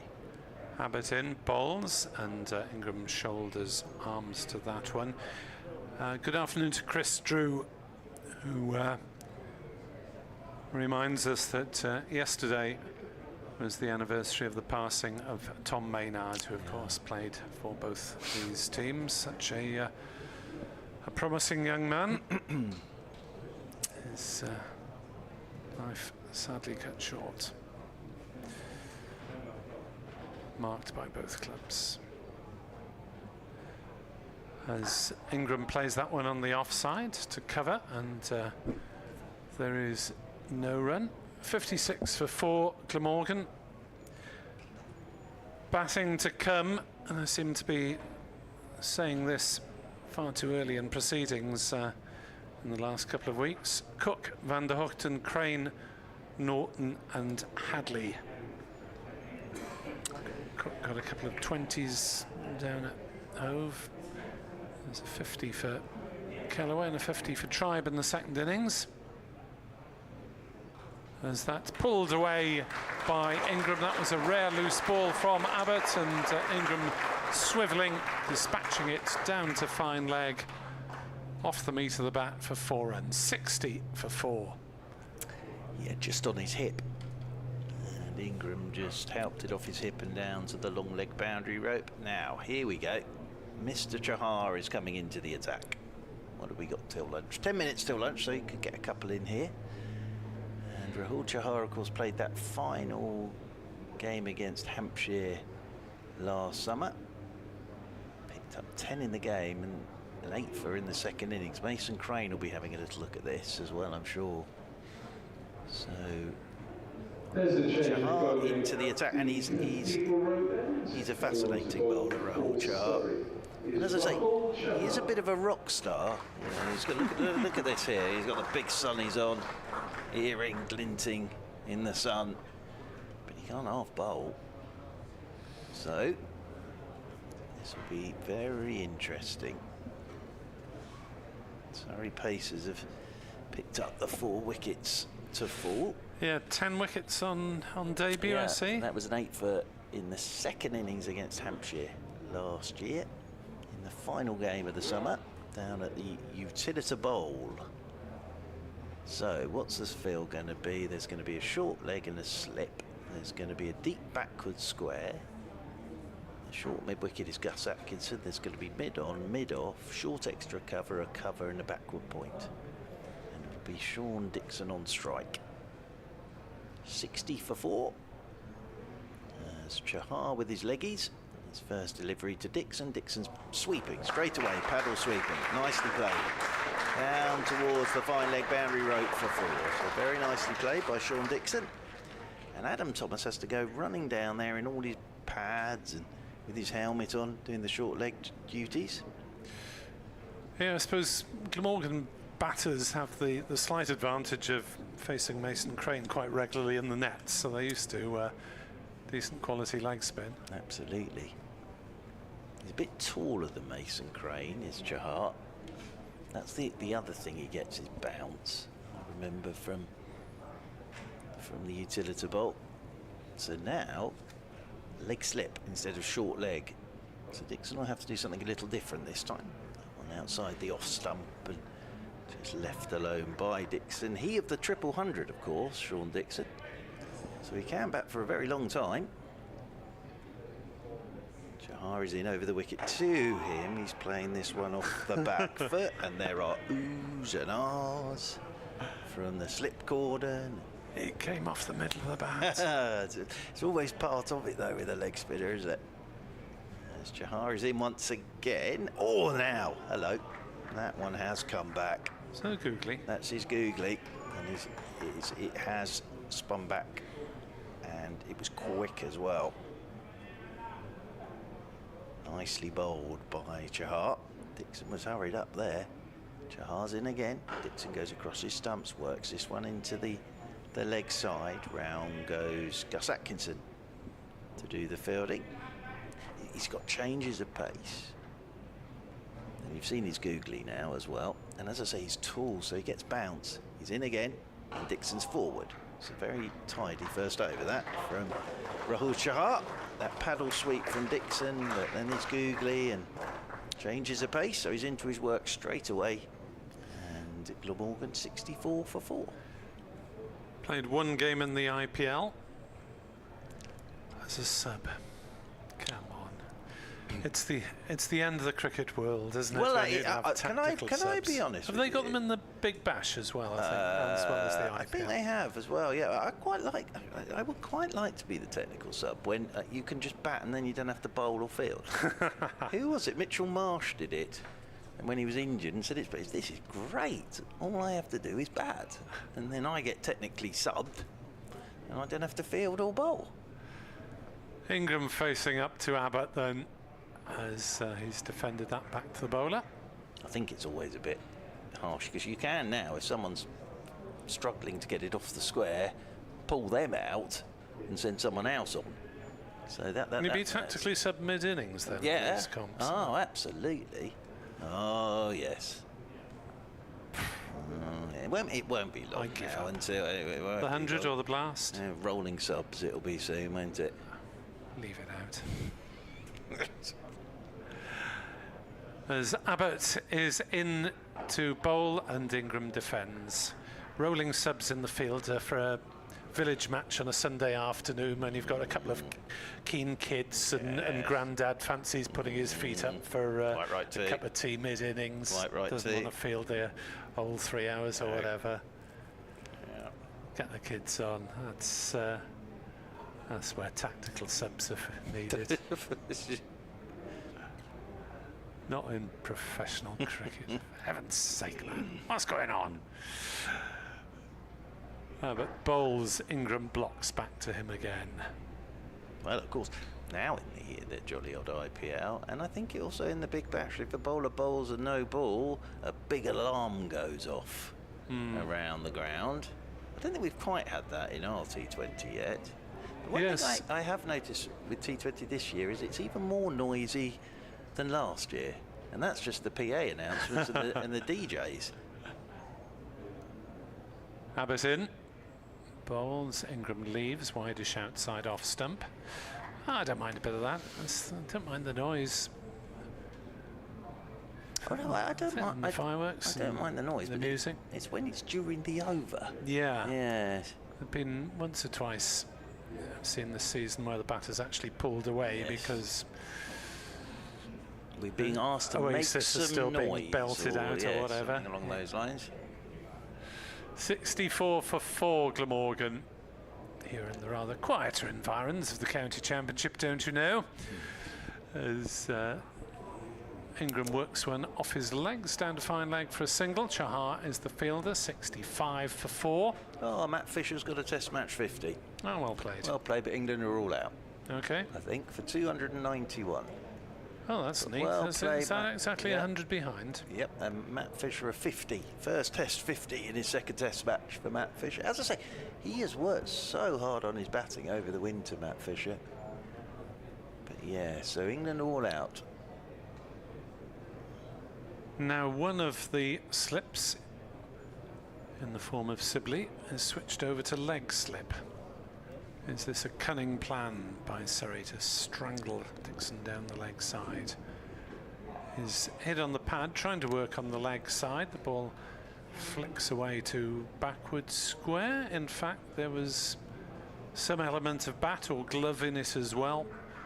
But it just rolled away for a safe single. Lunch.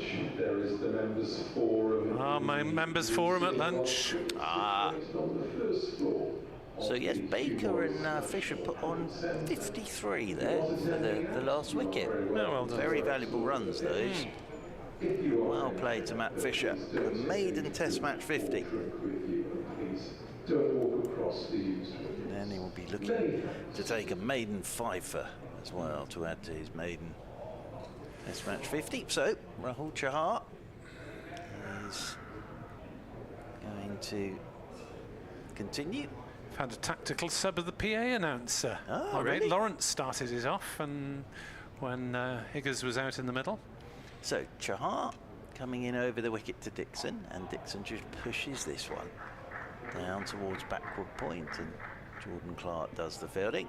Is the good doctor back on? Good doctor's back on, yes. He couldn't be in marvellous. 3 places at once No. at 10:30. In over the wicket once again. Chahar. Dixon goes across his stumps, works this one up towards mid-on. But does the fielding. When the Hugh Morris Cricket Centre naming ceremony was taking place at more or less the same time as the toss. That's a lovely, lovely thing. Oh, now there's his googly again. Dixon had to just hurry up a touch there. Now we need the renaming of the ends, which, as everyone knows, ought to be the Alan Jones and Don Shepherd ends.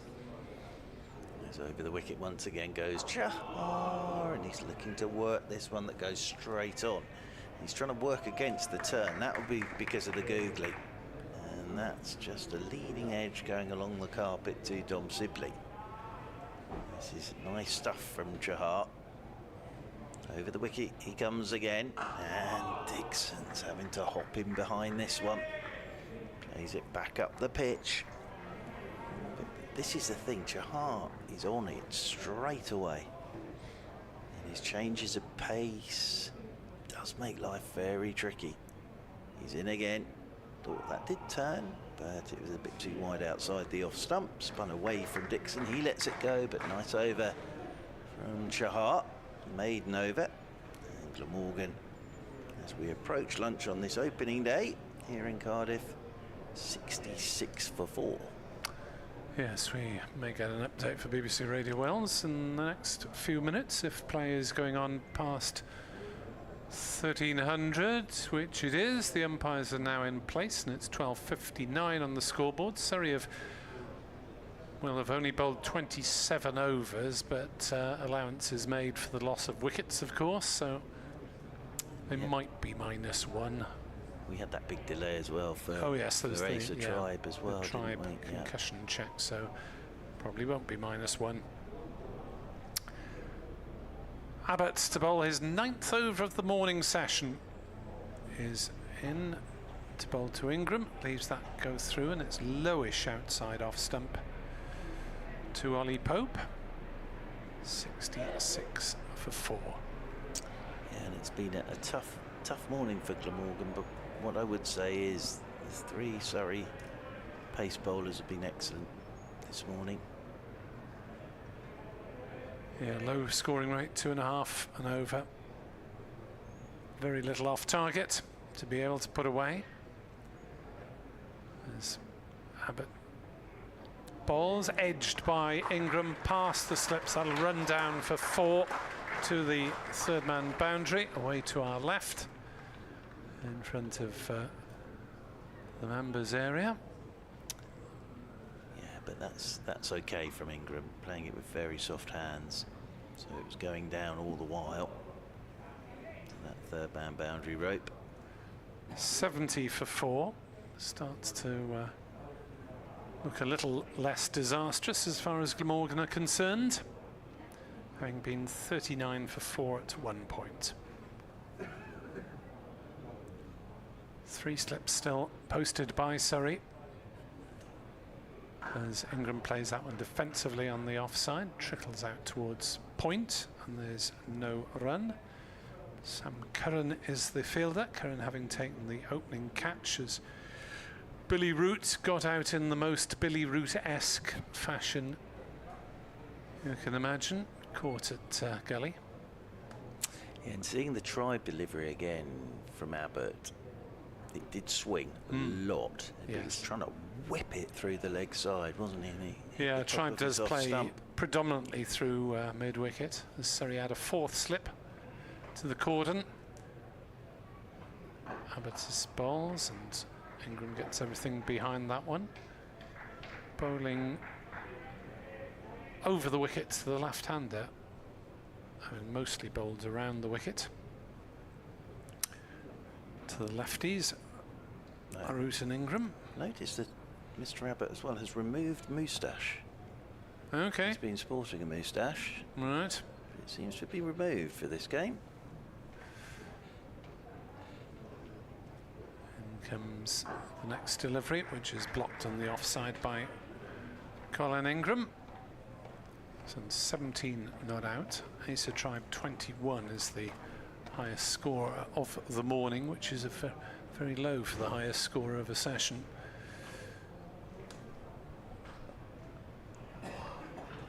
As the school party are making their way somewhere or other. I shouldn't think they're heading for the bus quite yet. They usually for the exit. They usually give them a guard of honour after lunch as well. Abbott is in to bowl. Ingram drops it into a gap on the leg side and ambles through for a single. And that is the last ball of the morning session. And Glamorgan finish on 71 for 4. Update for BBC Radio Wales to follow, but 2 wickets apiece for Abbott and Atkinson, and commentary resumes at 1:40. Glamorgan 71 for 4 as the players go off for lunch, and it's been very much Surrey's morning despite Glamorgan choosing to bat. 2 wickets apiece to the Australian paceman Sean Abbott and then to England's Gus Atkinson. Acer Tribe made 21. The rot has been stopped to a certain extent by Colin Ingram, who's on 18 not out. Sean Dixon is on 6. But Surrey's session, Glamorgan finish it on 71 for 4.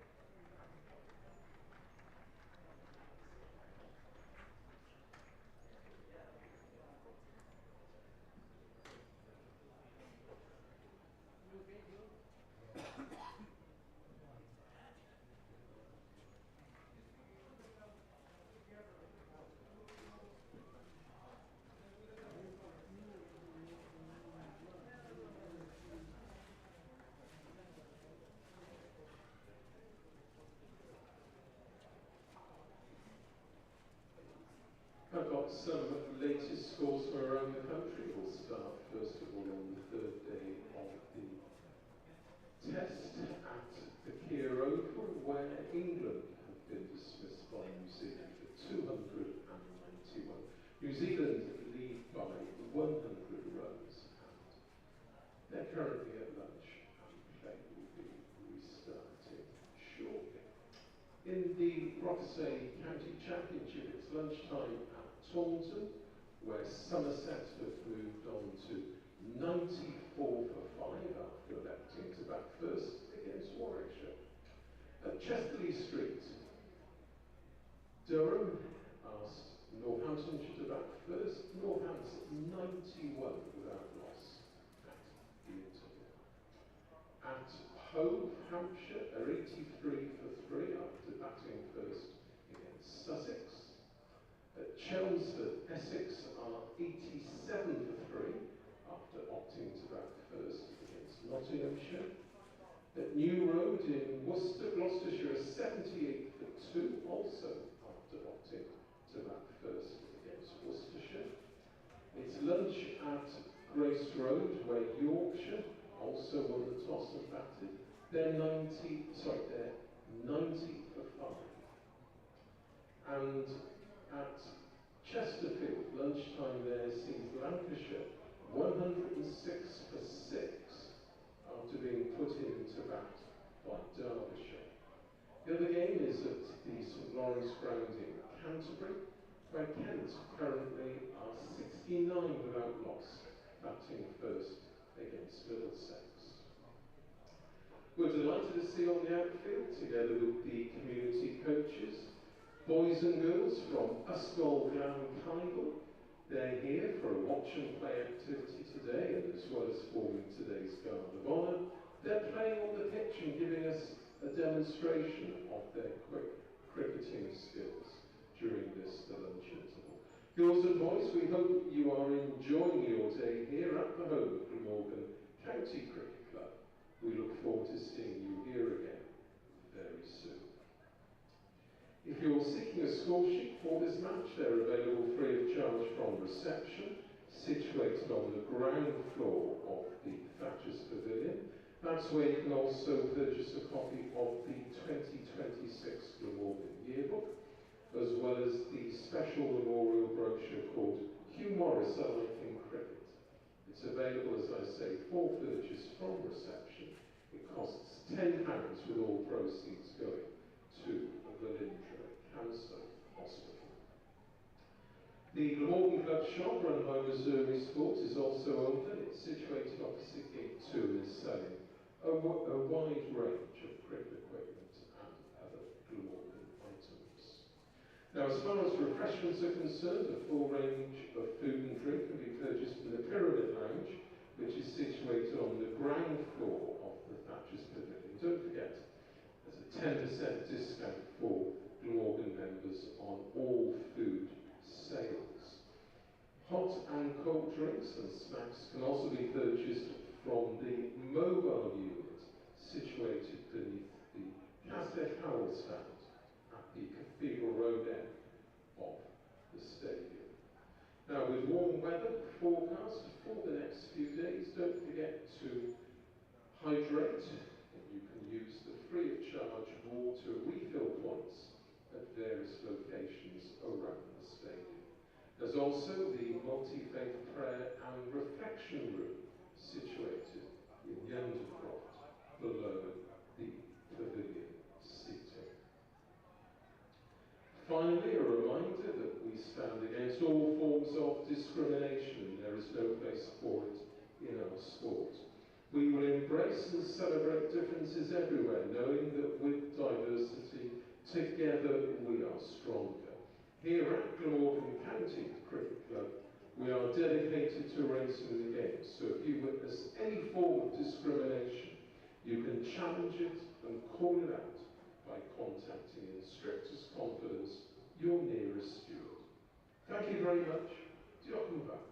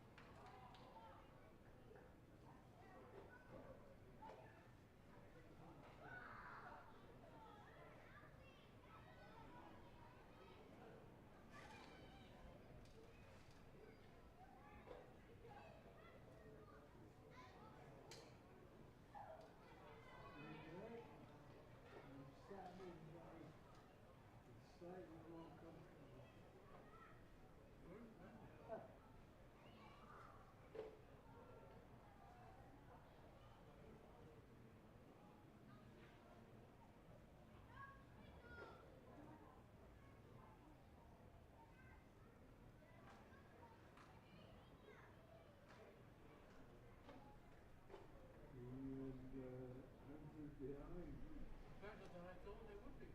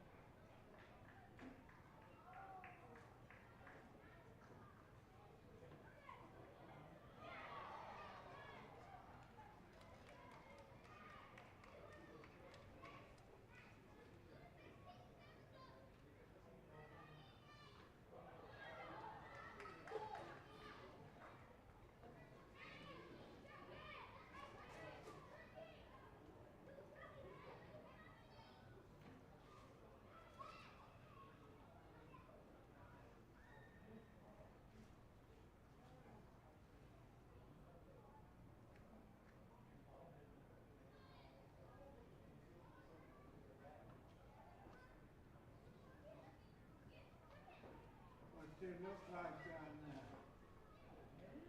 What they look like?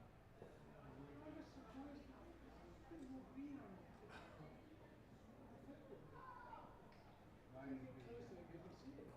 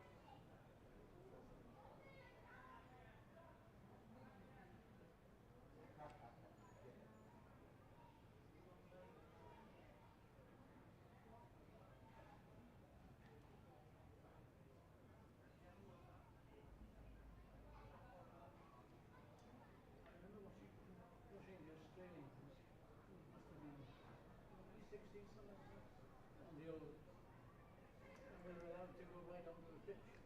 Right outside. No, here, Davidson was playing the Australian left arm fast bowler.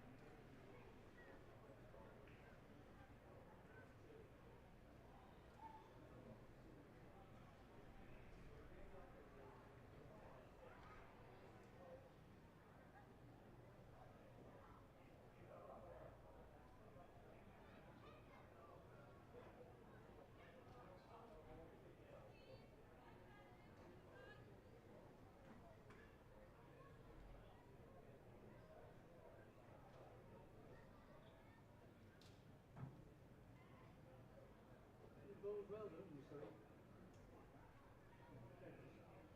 I know we made a couple of that shots. Bowling good tight.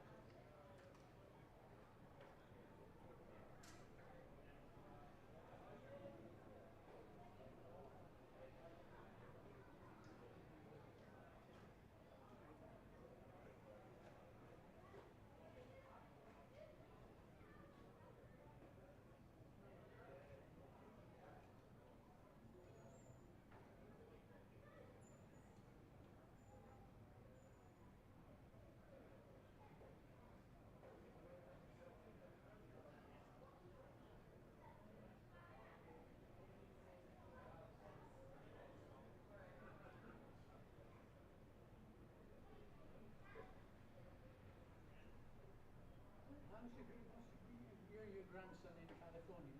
Is he still doing his thing with WhatsApp or whatever you call it?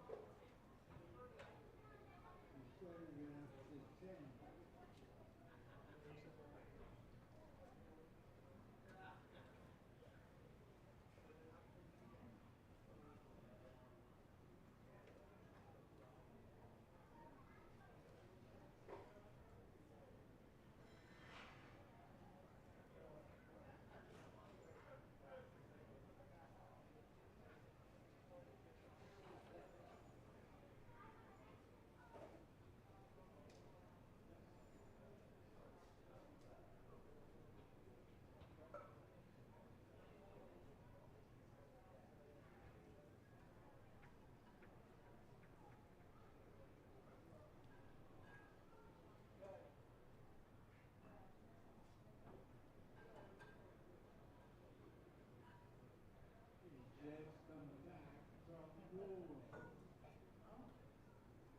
He's been playing golf. He's charity golf to support golfers with back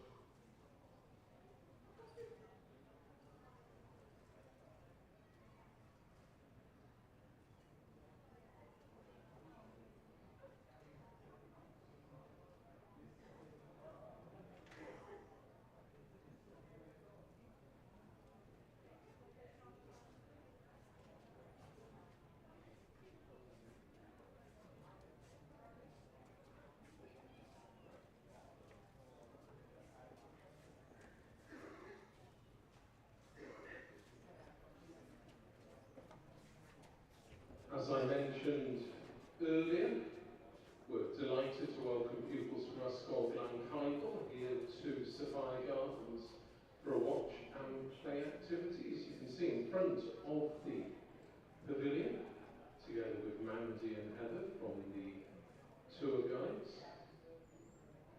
The boys and girls will be forming this afternoon's Guard of Honour. We hope you've enjoyed your day here at the home of Glamorgan County Cricket Club. We look forward to seeing you again soon. Diolch yn fawr iawn.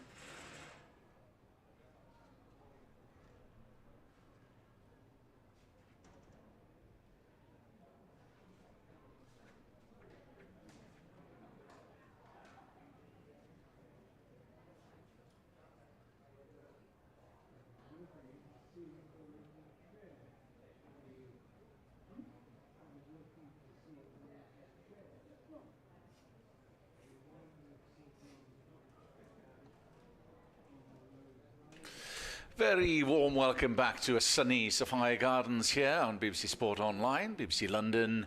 At the luncheon interval, Glamorgan were in a spot of trouble after the first session on this first day of the Rothesay County Championship match against Surrey. Having won the toss and elected to bat, Glamorgan at lunch are 71 for 4 under all sorts of pressure.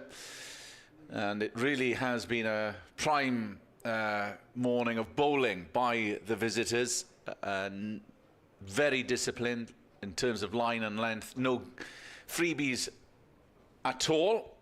And the damage coming from Sean Abbott and Gus Atkinson, both picking up 2 wickets apiece. The wickets to fall, Billy Root.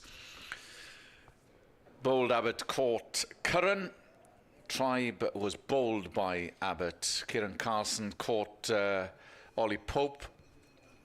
And Ben Kellaway was bowled by Gus Atkinson. So Colin Ingram and Sean Dixon are there out in the middle. And a lot, Mark Church, who joins me here in the commentary position, will depend on the pair.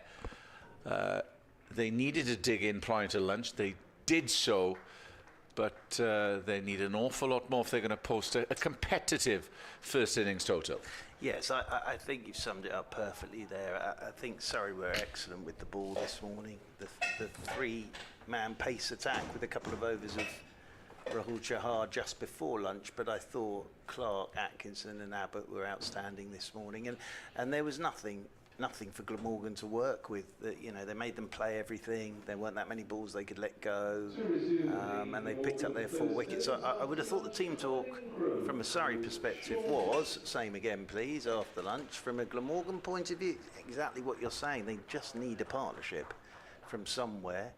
And you've got 2 experienced campaigners there in Ingram and Dixon. We know that Dixon can bat for a very long time, and we know that Ingram can as well. So, yeah, it's going to be a key half an hour after lunch, and it looks as if we're going to start with pace again, which makes perfect sense. Forensically setting his field at the moment is Rory Burns. Jordan Clark's an interesting one. He keeps it very simple. He says to Rory Burns, "You tell me when you want me to bowl, and you set the field for me." So he just lets Rory Burns do all of this, and then just runs in and bowls. So yeah, I think Surrey again will just look to do exactly what they did before lunch, after lunch, which is just give the 2 Glamorgan batsmen nothing really to work with.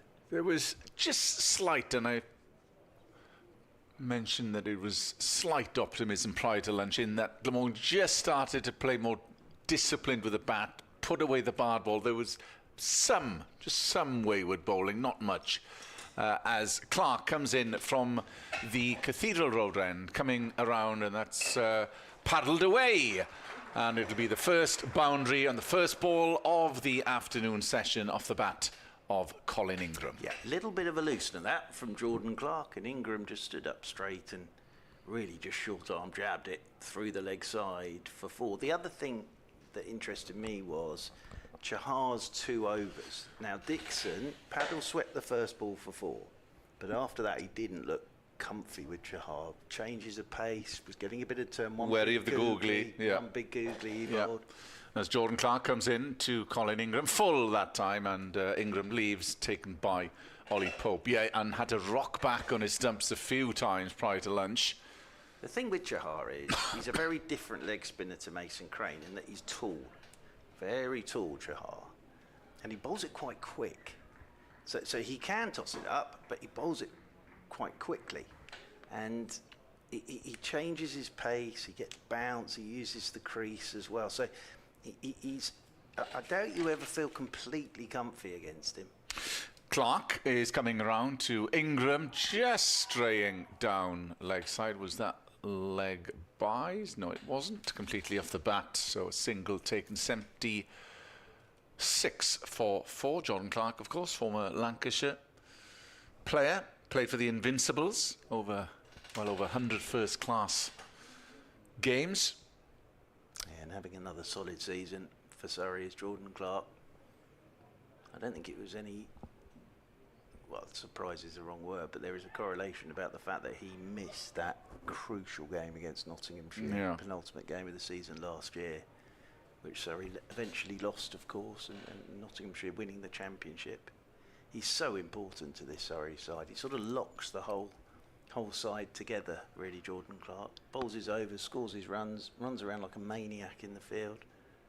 And here he comes over the wicket to Dixon, just slightly straying. Thought about a single, but there is a leg slip in place, all short, fine leg. Yeah, they've had the leg slip in there most of the morning, haven't they? They had a leg slip in there for Ace of Tribe as well. Yeah, it's very much the modern thing now. Yeah, I noticed in the Test match they've had leg slips in there a lot. Backward point, extra cover, mid-off, mid-on, mid-wicket, and deep backward square. Coming in to Dixon, but that's well wide, and he's able to leave. Sean Dixon have been a valuable acquisition for Glamorgan since leaving Somerset. He did mention at the start, or prior to the start of the season, that he thought he had a point to prove, and he's certainly proved his worth in both formats. Top score of 76 in this format on that, well, crazy day against Somerset. In comes Jordan Clark to Sean Dixon and just dabs that down to backward point. It's a dot ball. End of the first over after lunch. Boundary coming off that first ball and a single Glamorgan 76 for 4, and of course he steered Glamorgan towards victory at Taunton in that crazy game where lights were failing, and Neesham scored off the last ball. So this pair, they can do it, they can dig in. Ingram scoring at a decent rate actually, 23 from 34. He's the proving the pivotal role here. Dixon in a supporting act at the moment.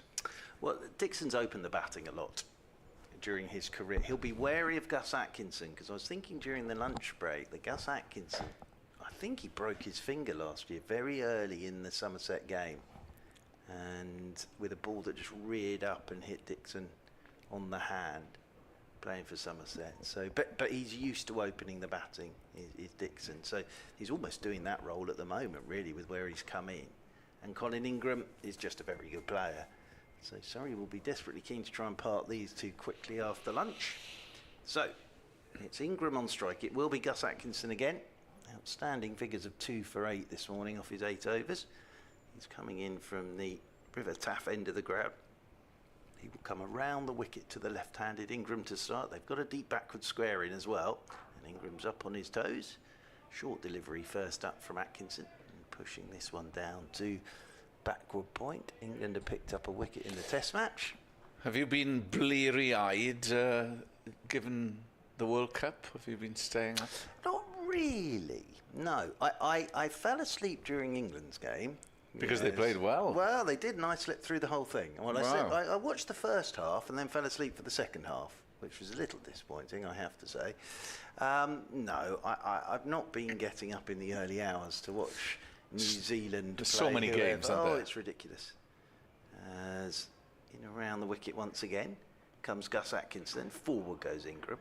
Plays I mean, this off a goodish length. There's no run. I accept the argument that it opens up the chance for more teams, and once in a lifetime for a lot of those players, but you do think it's a slow burner. Oh, it's going on forever, isn't it?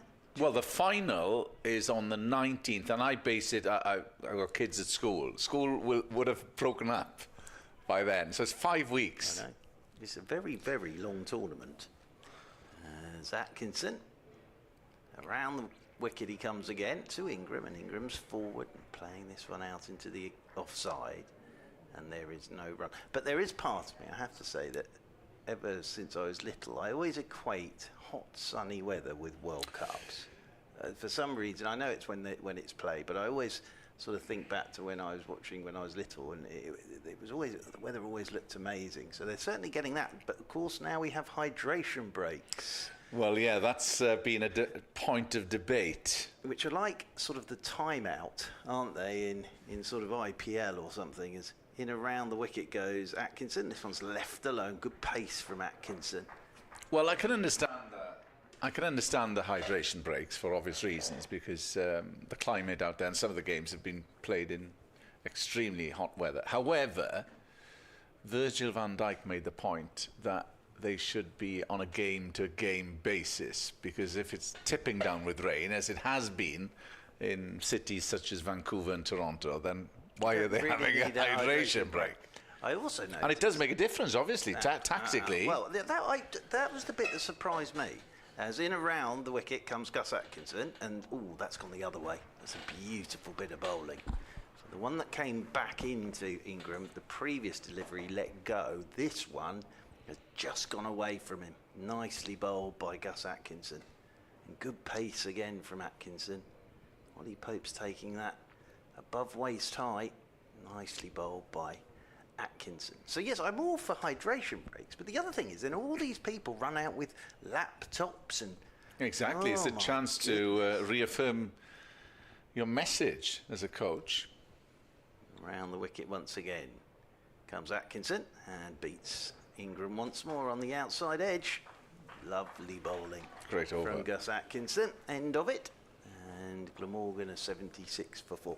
I also heard Thomas Tuchel make a very valid point, which he's into FIFA, because he said when it was the England national anthem with the bank of photographers in front of the team taking all their photos, and he said he'd really been looking forward to seeing his side sing the national anthem, he said he couldn't see any of them because all he could see was the back of the photographers. Right. So he's putting in a petition Is to he? FIFA to move the photographers. Is he singing the anthem? Well, no. But whether he'll get his way, Mr. Tuchel, I don't know. Jordan Clark continues from the Cathedral Road end, played firmly towards mid-on. There's no run. I can't remember any hydration breaks in the last World Cup out in America. That was way back in '94. In fact, I remember, and this is why I remember there weren't any hydration breaks, John Aldridge was famously done for, he had a bag of some kind of, it might have been a bottle of water or a bag of water in a game between the Republic of Ireland and I believe it might have been Mexico. I stand corrected. Jordan Clark comes in, bowls, and there is no run as is taken by Ollie Pope. Yes, and then he had his massive row with the fourth official as Yeah, well. That I was think it excellent. was Mexico. I think they lost the game. It was an excellent blow-up as well. It really Yeah. was. Yeah. And of course, that was the World Cup where Diana Ross famously missed her penalty and the goal still That fell was the apart. opener at Chicago. Yes. And I think that game was between Germany and I'm gonna say it was Bolivia. Oh. And I'm gonna check that out. Clark, and it's taken that slip and it's been coming. Dixon dabbles with it and it's taken by Adam Thomas. A snap chance taken, and Surrey have struck early on in the second session, and Glamorgan really are now desperate trouble. Second slip, Thomas diving to his left, very good catch taken, and Dixon falls. Glamorgan 76 for 5. Yeah, it's just a lovely piece of bowling from Jordan Clark. Perfect length. Dixon feels he has to play at that. Turned him round a touch. Good sharp catch from Adam Thomas at second slip away to his left. So that's exactly what Surrey would have been looking for. Early breakthrough after lunch, 76 for 5, and probably just worth reminding everybody Glamorgan won the toss and batted. So this has not turned out the way they were expecting. But again, it's just good bowling from Jordan Clark. When you see it back on the replay, it's just it's perfect length, perfect line. Dixon feels he has to play at it. Don't think he did a great deal. I just think he's had to play at this, and it's just found the edge, and it's very nicely taken by Adam Thomas. So yeah, And he has a Dixon little dejected look at the pitch, but I'm not sure if there was any demons I there. don't think it really did a great deal. I think it was more just the length and the line, and Yeah. he's sort of getting himself back in after lunch, and his hands just went towards it a touch. But that's because, you know, even the best players, you have to start again after lunch. And Jordan Clark there has just found the right line and the right length and a good sharp catch. So at the moment, Glamorgan need someone to get a score, and that is easier said than done. Ingram is unbeaten on 23 as he's joined by Chris Cook. This pair, of course, frequently have done the business in tandem for Glamorgan. And Chris Cook, prior to that brilliant swashbuckling innings against, as is played, stayed low from Clark into the onside, against Lancashire, was in need of runs, Chris Cook.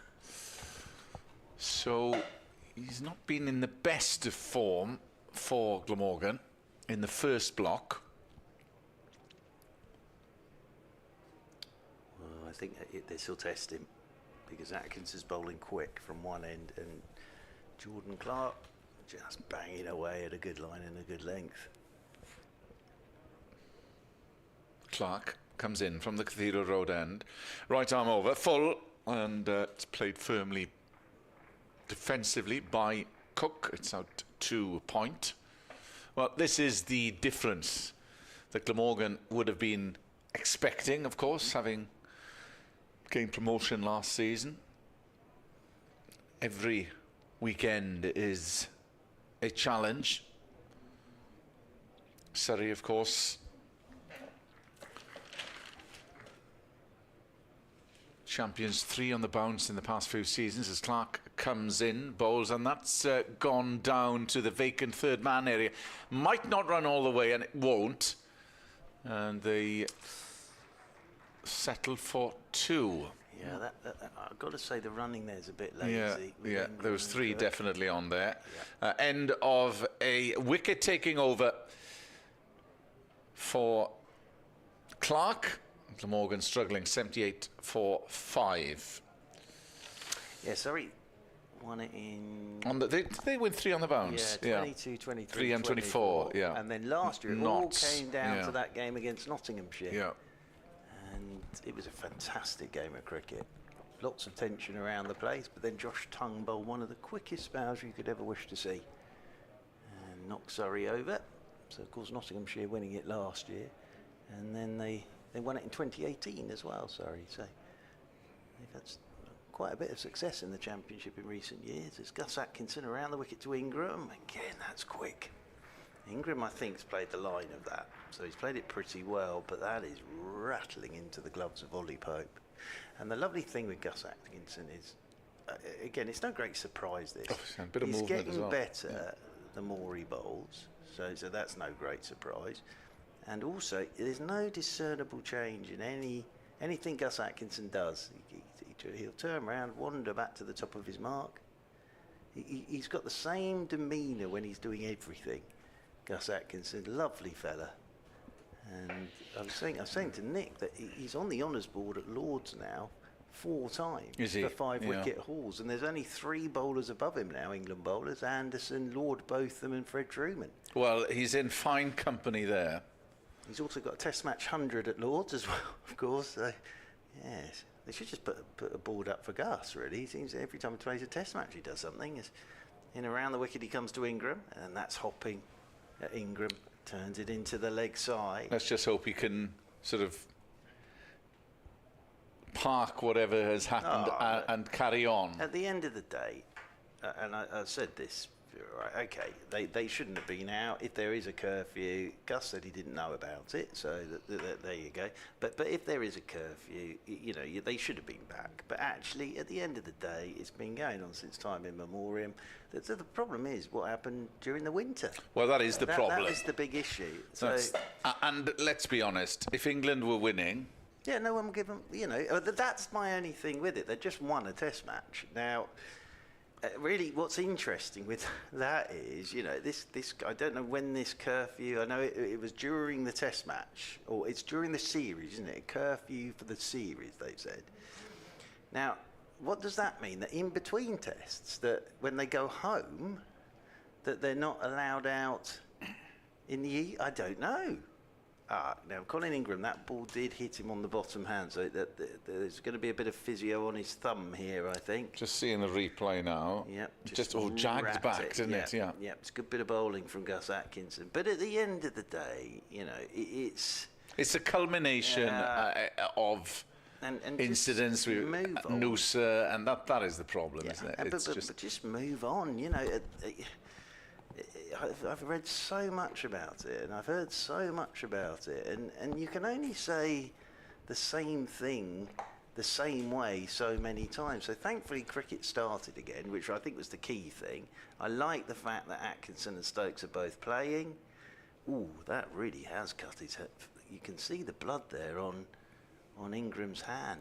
So that's actually cut the hand, that delivery from Atkinson. It's the second time we've had the medics on the pitch. Of course, Tribe took full blow to the helmet this morning.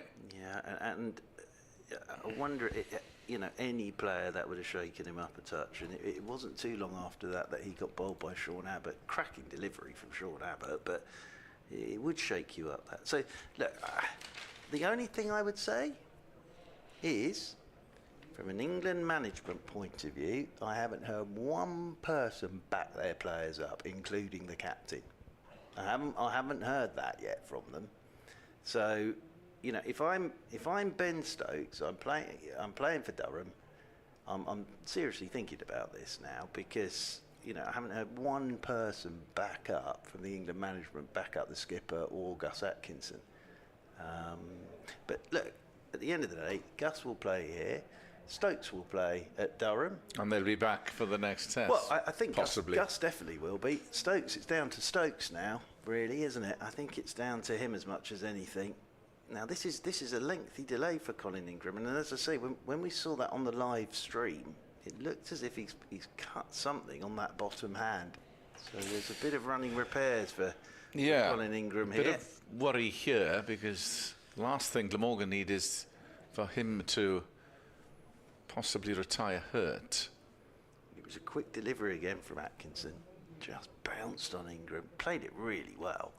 But he's in the wars here, Colin Ingram. Bit of cloud cover, but sunshine as well. And you don't get a sense of how hot it is outside. It's very cool in the media centre here, but told it's... It's humid, isn't it? Humid as well as the sunshine, yeah. So you haven't come far into Safari Gardens this morning? No, right in the middle? It was lovely, a nice little stroll into work. Are you in the mixer, so to speak? Very much so. A bit of weather like this. May I say to you, sir, that last night I did go for a couple of lemonades when on arrival, of course, dear. A lot going on. Lively for a Thursday. Yeah, on St Mary Street there. I know Thursday is the new Friday, apparently. I get so muddled up with all this stuff. But, and the World Cup is on, you see, so there's a bit of... There was a lot of sport being watched. And then I got back to my hotel. I could not, for the life of me, remember... I wasn't, I only had a couple of... But it was my memory as much as anything. I could not remember what room I was in. No. So I went for the floor that I thought I was on, and I sort of had a vague idea of what the room number was. None of them worked, so I went back down to reception, and I was on completely the wrong floor. Oh, yeah, well, so there was no chance of me getting into my room. Ingram's struggling here, because this is a lengthy old delay. I can see the cut. You can see the cut of the finger now. And, it comes down to, in terms of grip then, it is a worry. He's probably not... The chat here will be, do I plaster that up or not? Because then, obviously, plaster on there, glove goes on, you haven't got as much feel on the bat. So they are plastering him up now. Looks as if it's that index finger. It is, yeah, and it's a fair old cut. Yep. Well, it's probably because it's jagged back, seam, straight into that and jarred it up against the bat handle. So Cook is gesticulating as well towards the pavilion. He seems to be... He's coming off. He is, yeah. I think he's going to have to... I think he's going to have to be go seen off. to, yeah. Yeah, so Ingram's making his way off. Not what Glamorgan needed after losing their 5th wicket. Yeah, that's a real shame. He'll be able to bat again, of course, but... It's just momentum and having to pick up again. And then, of course, we're down into the realms of not tail enders per se, but... I'm just wondering with that as well, it's just me speculating, but I'm wondering whether they'll get it in ice. They'll try and stop that bleeding as well, but it may be one of those as well that you might just have to have a scan on it just to check. Because it's cut the finger, but it's obviously hitting very hard. Yeah, that's a shame for Ingram and Glamorgan. So I presume this is Tim van der Hoogten. With Colin Ingram. He's a real shame. But the key thing is Ingram can come back out and bat. His innings isn't over, but they're obviously just going to take a bit of time to check that. I'd have thought he'll be sat up there with his finger in a The problem could be if they take another few wickets, of course. Well, that's the other thing. If Surrey now pick up 4 quickly, he's not going to get any time to recover. So at the end of the day, it may be that if Surrey did pick up 4 quick, that he wouldn't come out and bat again in this innings, because he needs a bit of time for them to work their running repairs on that finger of his. So Van der Hoogten now needs to play a supporting role, but Cook has only just got off the mark. He's there on 2, so he hasn't settled yet either. And they're facing some hostile bowling here in the shape of Gus Atkinson. Yeah, and that was a lengthy delay for Colin Ingram, quite rightly, because he's obviously picked up an injury. But yeah, that's a really good point. If Surrey were to pick up these 4 quickly, Ingram might not get back out there because he won't have had any time to recover, poor lad. So Gus Atkinson in full swing here as Van der Hoogten prepares to face the international fast bowler coming in from the River Taff end, and Van der Hoogten is to the pitch of the ball, defends, and it's a dot ball. 78 for 5. Glamorgan have lost Sean Dixon after lunch off the bowling of Clark. He was caught by Adam Thomas at second slip. I suppose the other thing for Ingram there was, could he grip the bat, and also if he had just faced one more ball and he'd either got hit again on there, or it would have been the reverberation up the bat handle. So I think they've done the right thing, get him off and get some proper treatment on it. But these two need to stick around a bit now to enable him to have that treatment. Getting a leg slip in. Yeah, the leg slip we've mentioned has been in for a few of the bowlers. Atkinson coming in, bowls. Oh, that's took off, and Ollie Pope did well. Took it behind. That was very short from Gus Atkinson. The only person that was going to get injured there was his big toe, because it wasn't too far away from it. But he's really banged that one. Yes, he has. But it kept going upwards because Ollie Pope took that off his feet. But that's why the leg slips in there. Can he get one up around? The worst ones are up around sort of the armpit. Yeah, and those trying to fend off. Ones. In he comes. Tail up. That's shaped away as well from Atkinson. It's played by Van der Hoogten. But is it Dan? Yes, Dan Lawrence, isn't it? Yeah, Dan Lawrence at leg slip, and it's that delivery that they often call it the get off me delivery, where it's up around in your armpit, and you're just trying to get it off you. Yeah. But it may be the double bluff in the fact that he's gone full straight away after that short ball. Van der Hoogten, of course, was the hero of the hour up at Stanley Park. He's facing Gus Atkinson, who bowls, and that's played defensively, prodding into the offside. Played off the last ball, boundary. Van der Hoogten, as Glamorgan beat Lancashire. End of the over. Glamorgan struggling, 78 for 5, having won the toss and chose to bat. Well, they're going at about 2.3 and over at the moment, the run rate. So, they're not able to get away from Surrey here in terms of runs, because Surrey have been very disciplined in their bowling so far today. And this 3-ball attack today has reminded me a lot of what we saw when Surrey were winning championships, in the fact that there was no break from either end. Whoever you had bowling at you was on top of you. Here is Jordan Clark then, coming in over the wicket to Cook, and Cook turns this into the leg side. It's well stopped by Sean Abbott, diving away to his left. Is it you due for a break, or is it me? I can't remember. I think it's me. It is you. I go at the end of this over, and then Mr. Webb is back. But as you were mentioning, it's been relentless, and they have just not let Glamorgan off the hook at all. And that is what you find in Division 1 when teams are right on it. Is it that you don't get a break for whoever's bowling. As here is Clark, and this is down the leg side. Cook, they've gone up for the court behind. They heard a noise, but I think that's off his pad. Taken by Ollie Pope, away to his left and nothing given. You sometimes do get that in Division 2, where you'll have two opening bowlers who go at you. And there's a drop off. And then as soon as it's first changed, then you will get some more 4 balls and you can get into your innings.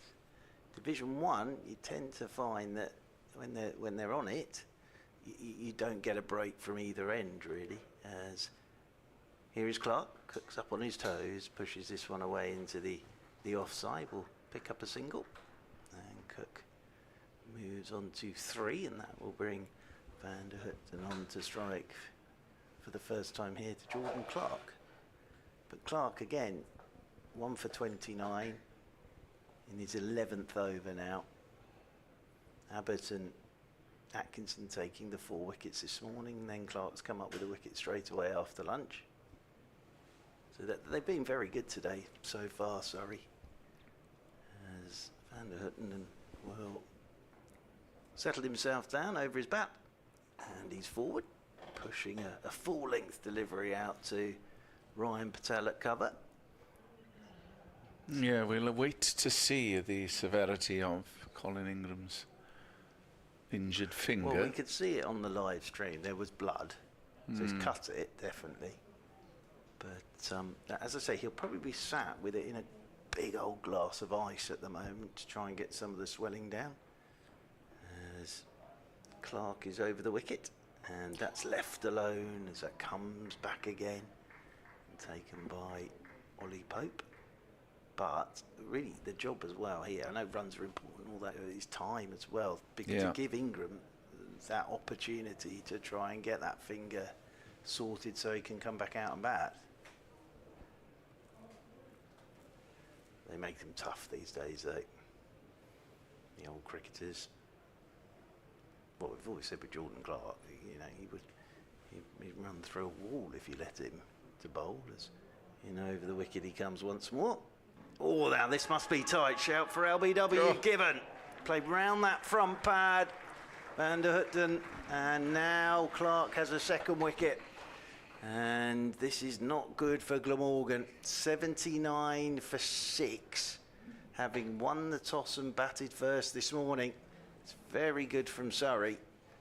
And well, he's just played straight round that front pad, and it was one of those appeals. We're not behind the bowler's arm, but you just felt the finger was going to go up.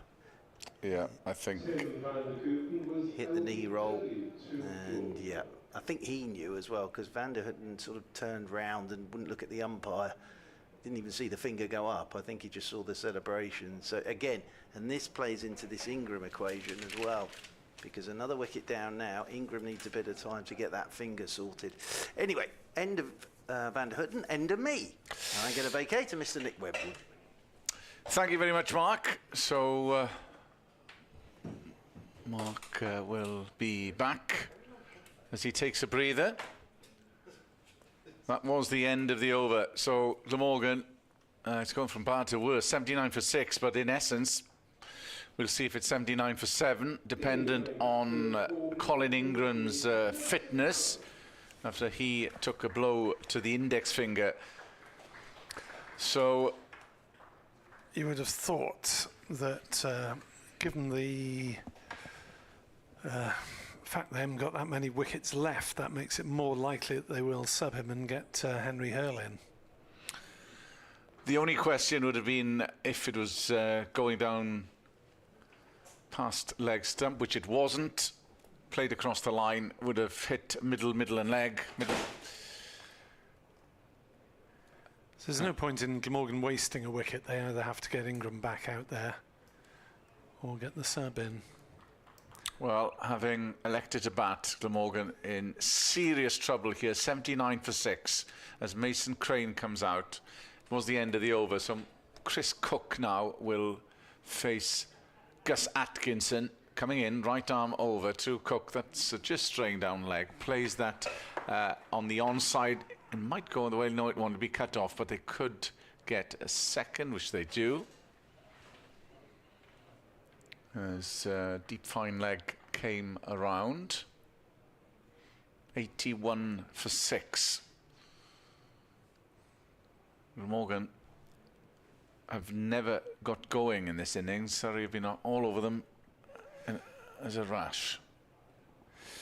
Yeah, taking wickets in pairs. 2 to Abbott, 2 to Atkinson, 2 to Clark. Atkinson, just a bit of a rejig of the field. There is a man going now to deep square. Mid-wicket is in as well. There is a fine leg. 2, 3 slips for Atkinson, charging in from the river end, and that's left. He's into his rhythm now, is Gus Atkinson, who is absent from England duty, as we were mentioning. And Glamorgan are the ones who are paying the price. Yeah. England struggling, though, at the Oval. First innings lead of 100 for the Kiwis.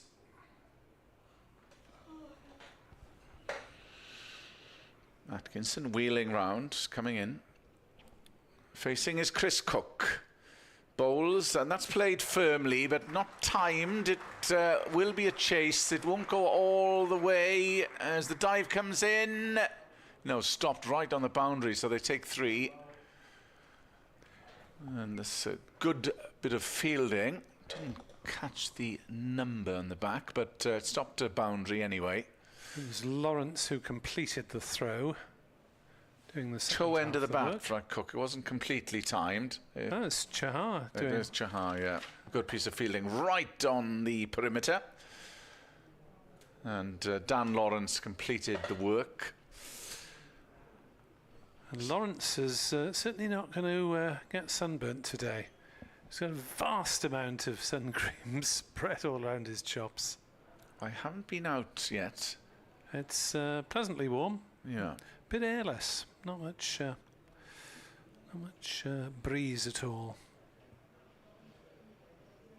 As Atkinson comes in, bowls to Crane, and that's so brilliantly taken, because it flew past down the leg side. Ollie Pope flying to his left. So New Zealand 28 for 1, leading by 128, with Jofra Archer getting Latham caught behind for 4.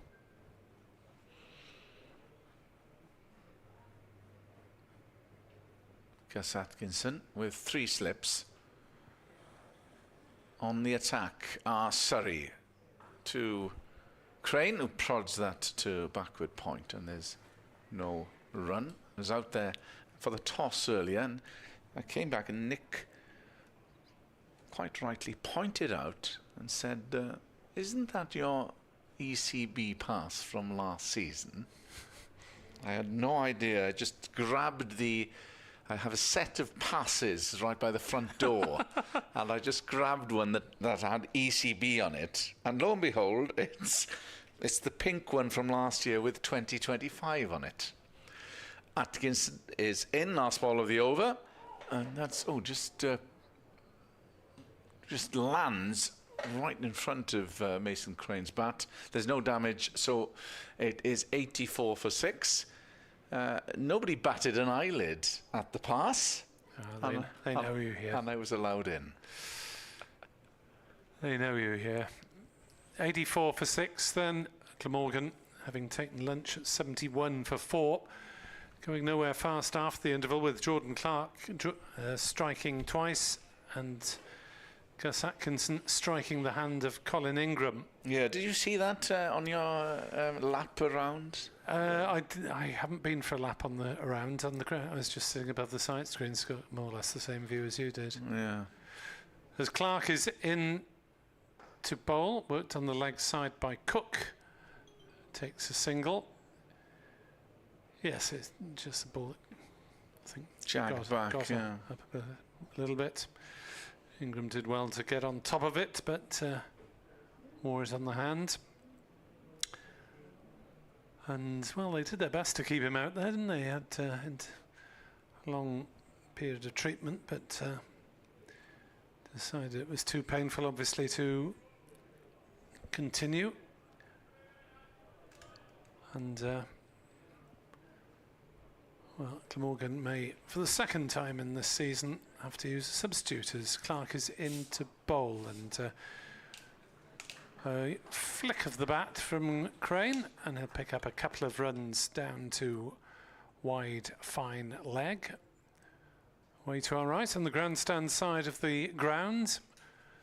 It's quite a long boundary on that side, medium size towards the pavilion, long boundary towards the grandstand, but even so, that's might be even 2 pitch lengths between the rope and the grandstand. So this is one of the closer pitches, the pavilion that they play in, as Crane defends the next ball out to point, and there's no run. 87 for 6. This is a stern examination for both these batters, Mason Crane and Chris Cook. The bowling has been very disciplined in terms of line and length. No ball straying down leg.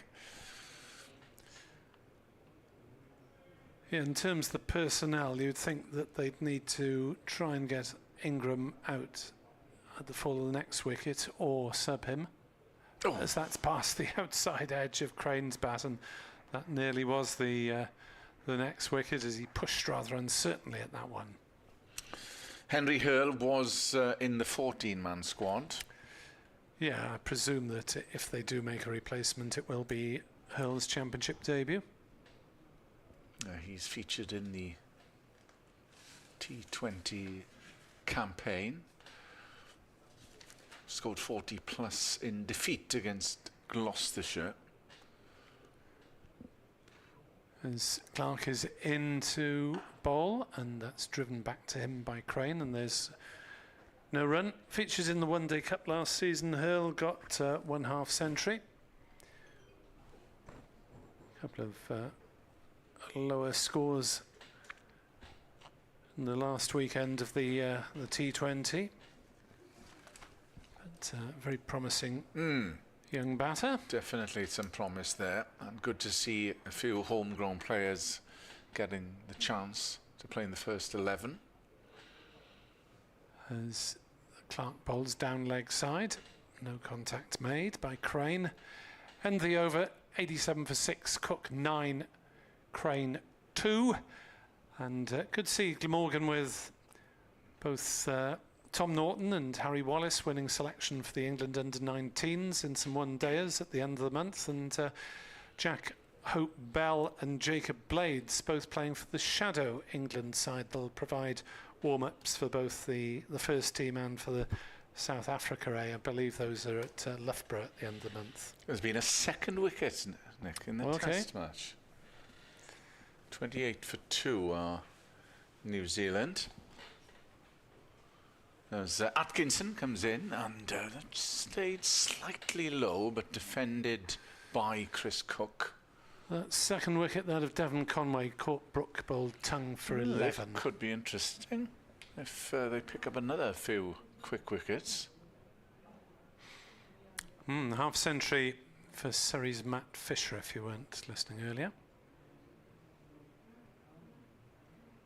Surrey, who still field 8 internationals in the 11 that have taken the field here at Sapphire Gardens.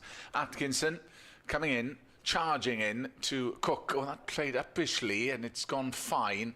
Scampering after it is the keeper, Ollie Pope. They'll take a leg bye. Yes, it was a leg bye.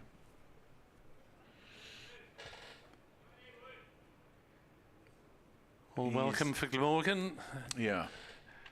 After last week's 155 all out, another low score looks on the cards. Yeah, well, this block, the mini block, 2 games sandwiched between the T20 campaign, was always going to be difficult against 2 top sides. Glamorgan will resume against Middlesex next Friday in the white ball competition as Atkinson comes in to Crane. Oh, there's a shout, but half-heartedly by bowler and the slip cordon.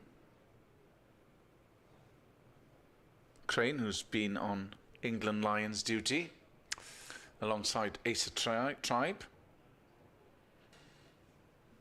Yeah, it was high, if anything, and possibly going down anyway. 3 slips. There's a leg slip in place as well. Extra cover mid-off, backward point, square leg, and there's a fine leg. Atkinson is in. That was full, driven by Crane, and there's a chase on that should just get all the way and hits the rope for 4. Yeah, Curran giving it a good pursuit. Couldn't get there though. Not timed, but they all count, and they are all valuable runs for Glamorgan, who moved to 92 for 6. Just to reiterate, Colin Ingram is off, getting some repairs. Took a blow to the index finger off Gus Atkinson's bowling. So we shall await to see when or if, I suppose, he reappears. Atkinson coming over the wicket to Crane, who evades a bouncer and is taken by Pope.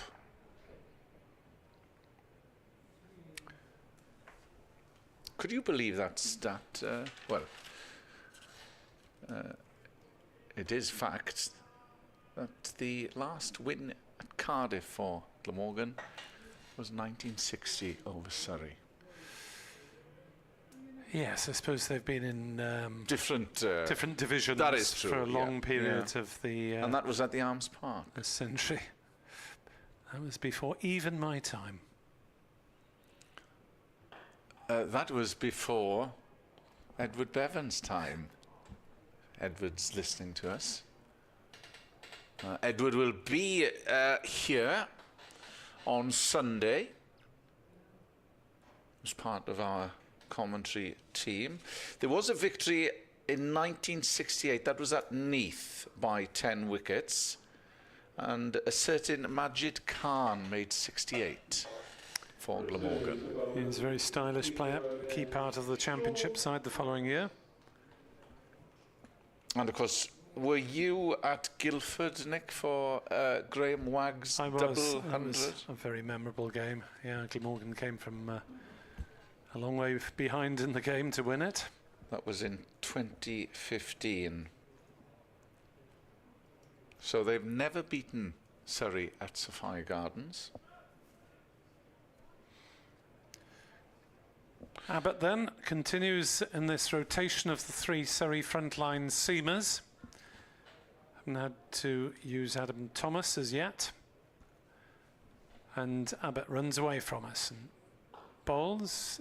Cook on the drive, plays it through the leg side for a couple of runs out just forward of the square leg umpire as Curran runs round. Just the one Curran this week. Tom's disappeared again from the red ball lineup.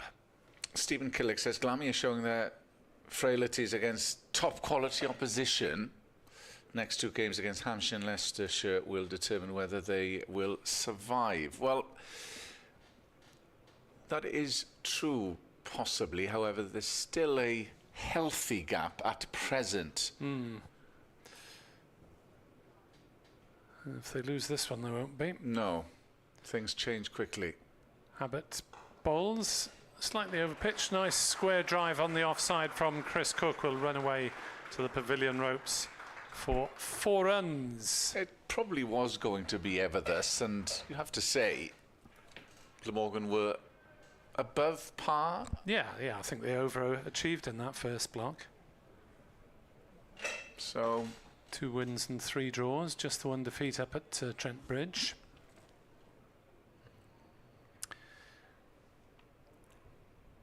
Abbott in, right arm over, bowls outside off.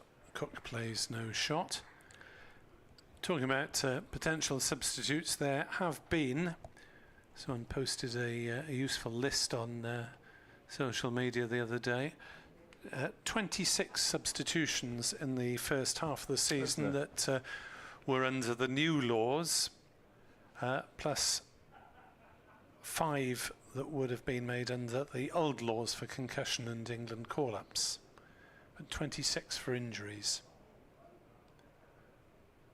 As Abbott bowls and Crane is beaten, trying to force off the back foot, made no contact.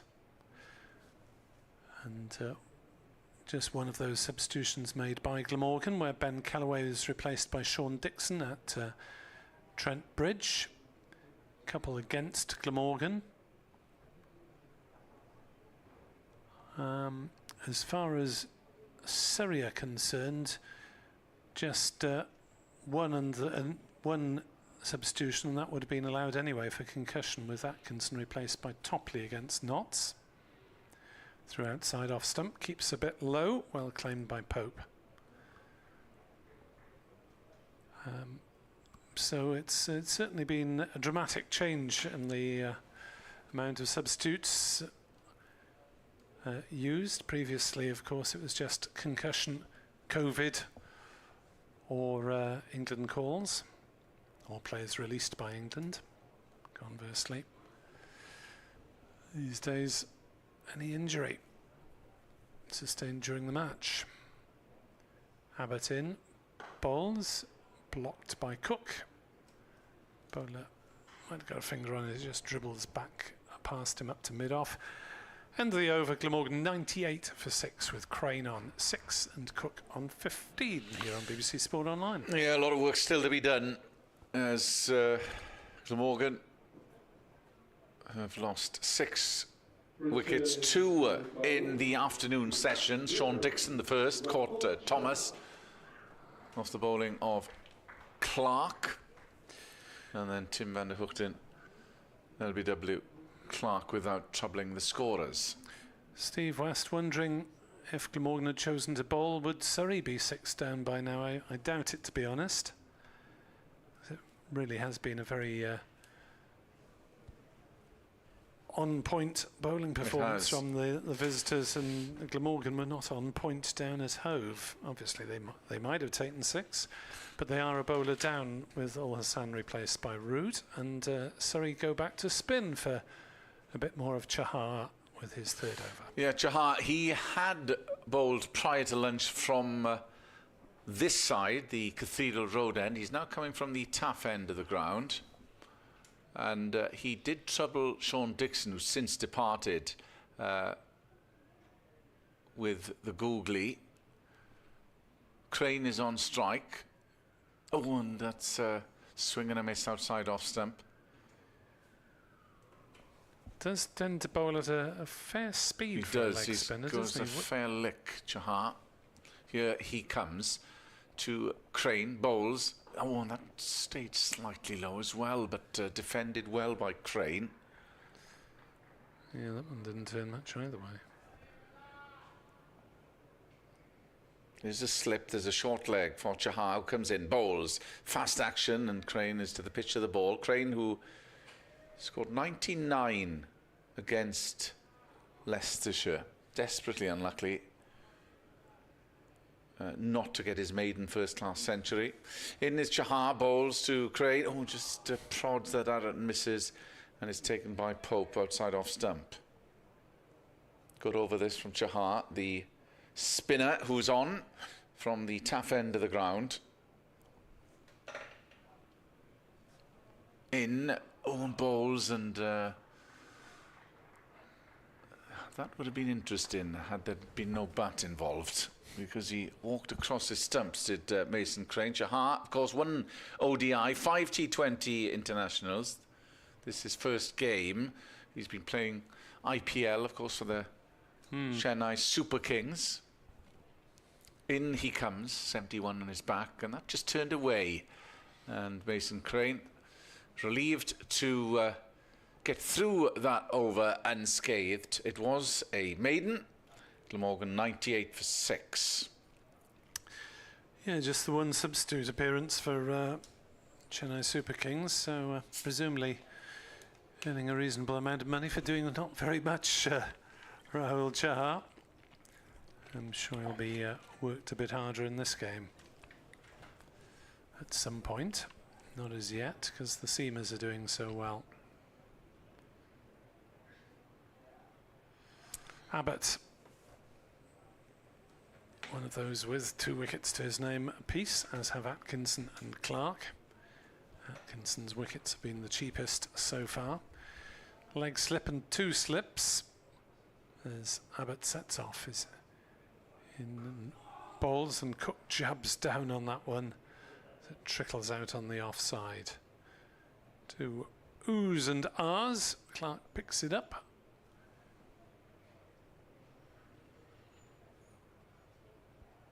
And Surrey looking to keep the pressure on and earn themselves a good stint with the bat this evening. We are a bit behind time-wise. Just 37 overs bowled so far because of various delays. As Cook nudges that one off his hips, and will take a single down to fine leg, 99 for 6. We had the blow on the hand for Colin Ingram, who retired hurt after lengthy attempts to treat him and help him to stay on. There's also a bang on the head earlier for, was it Tribe? Tribe. Yeah. Had a blow on the head which needed the replacement of a helmet. Abbott in. Bowls, and that one has gone through point. I think it's raced away for 4. Did he get a hand to that? I think he might have. It was a bit streaky-ish. It's the Glamorgan 100 up and Crane into double figures, 103 for 6. Be interested to see a replay of that one if we can. Whether that was a chance as such. That looked like a rather streaky drive from Mason Crane. 103 for 6.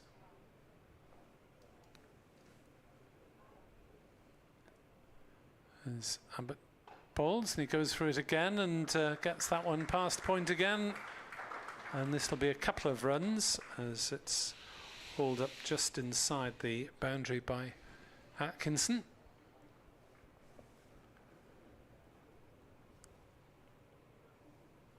$105 for 6.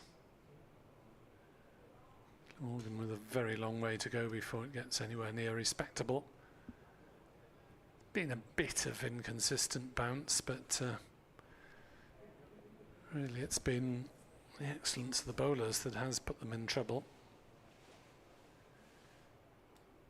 Abbott in bowls. Crane drives to mid-on, no run. Chahar is the fielder, pings it back to Pope. Yeah, not much untoward. There's been a few that have shaped away. That in-swinger got Ace Tribe out. Yeah, it was a fine delivery. And a rapid one from Atkinson that rattled Callaway's stumps. Dixon's dismissal really not a ball that did much. Caught at second slip. Abbott in. Balls. Appeal for LBW, not out, says the umpire. And Tim van der Hoogten just played across the line. So 105 for 6 at the end of the Abbott over. That one was going down leg side, the replay shows. And Surrey continue to have dominance as things happening not very fast at all in terms of run rate. 2.76 is the overall run rate. Chahar continues with spin from the river end. Here at Sapphire Gardens, still in glorious sunshine on the first day. Chahar, slip and a short leg in place, comes in, bowls, played firmly to the offside by Cook, but there's no run. This fielded at cover.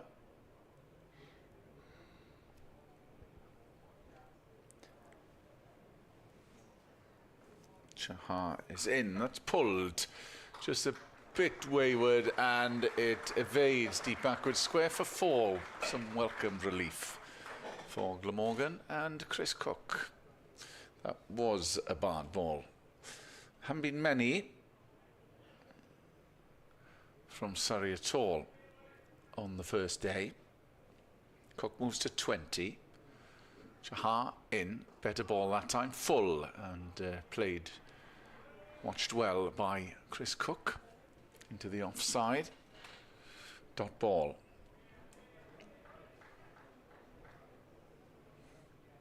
Chahar in, and Chris Cook lets that one go on, taken by Ollie Pope outside off stump.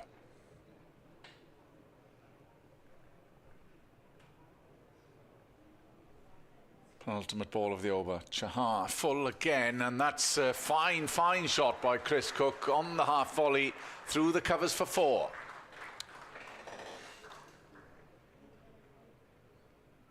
That was a better shot from Cook. Took full advantage.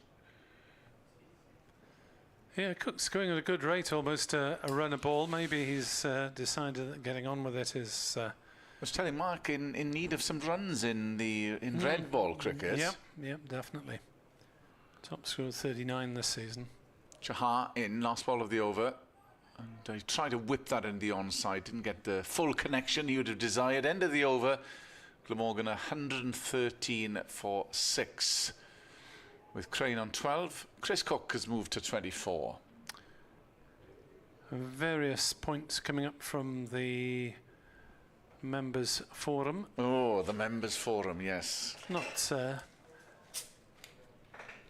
much in the way of firm news. Apparently, we're talking about the wildcard selections for the 100 with...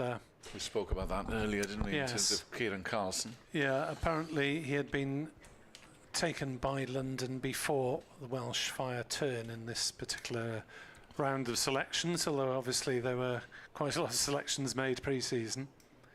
Abbott is in and bowls, and Crane is in behind that, defending it, but Welsh Fire didn't have the opportunity in these 2 wildcard picks that were announced this week. So Glamorgan now with 5 away at the 100s, so there will obviously be an opportunity to blood rather more younger players than might otherwise have been in the case. We'll see if Ingram and Cook take part in that in the One-Day Cup. Didn't last season, though Cook did have 1 or 2 injury niggles around that point. The issue of the One-Day Cup captaincy is under consideration. Obviously Cook or Ingram could do it if you wanted a senior man at the helm. Abbott in, bowls short of a length, well kept under control by Crane as he dabs it down to 3rd man for a single, 114 for 6. Billy Root has captained the seconds on quite a few occasions, so he could undoubtedly do the job, as Will Smale, I think, has led the 2s once, twice as well. And he'll be on the white ball side. You're available. You could do it from the commentary box. Yes, from a distance. Yes, not expected to take the playing field this season. 114 for 6.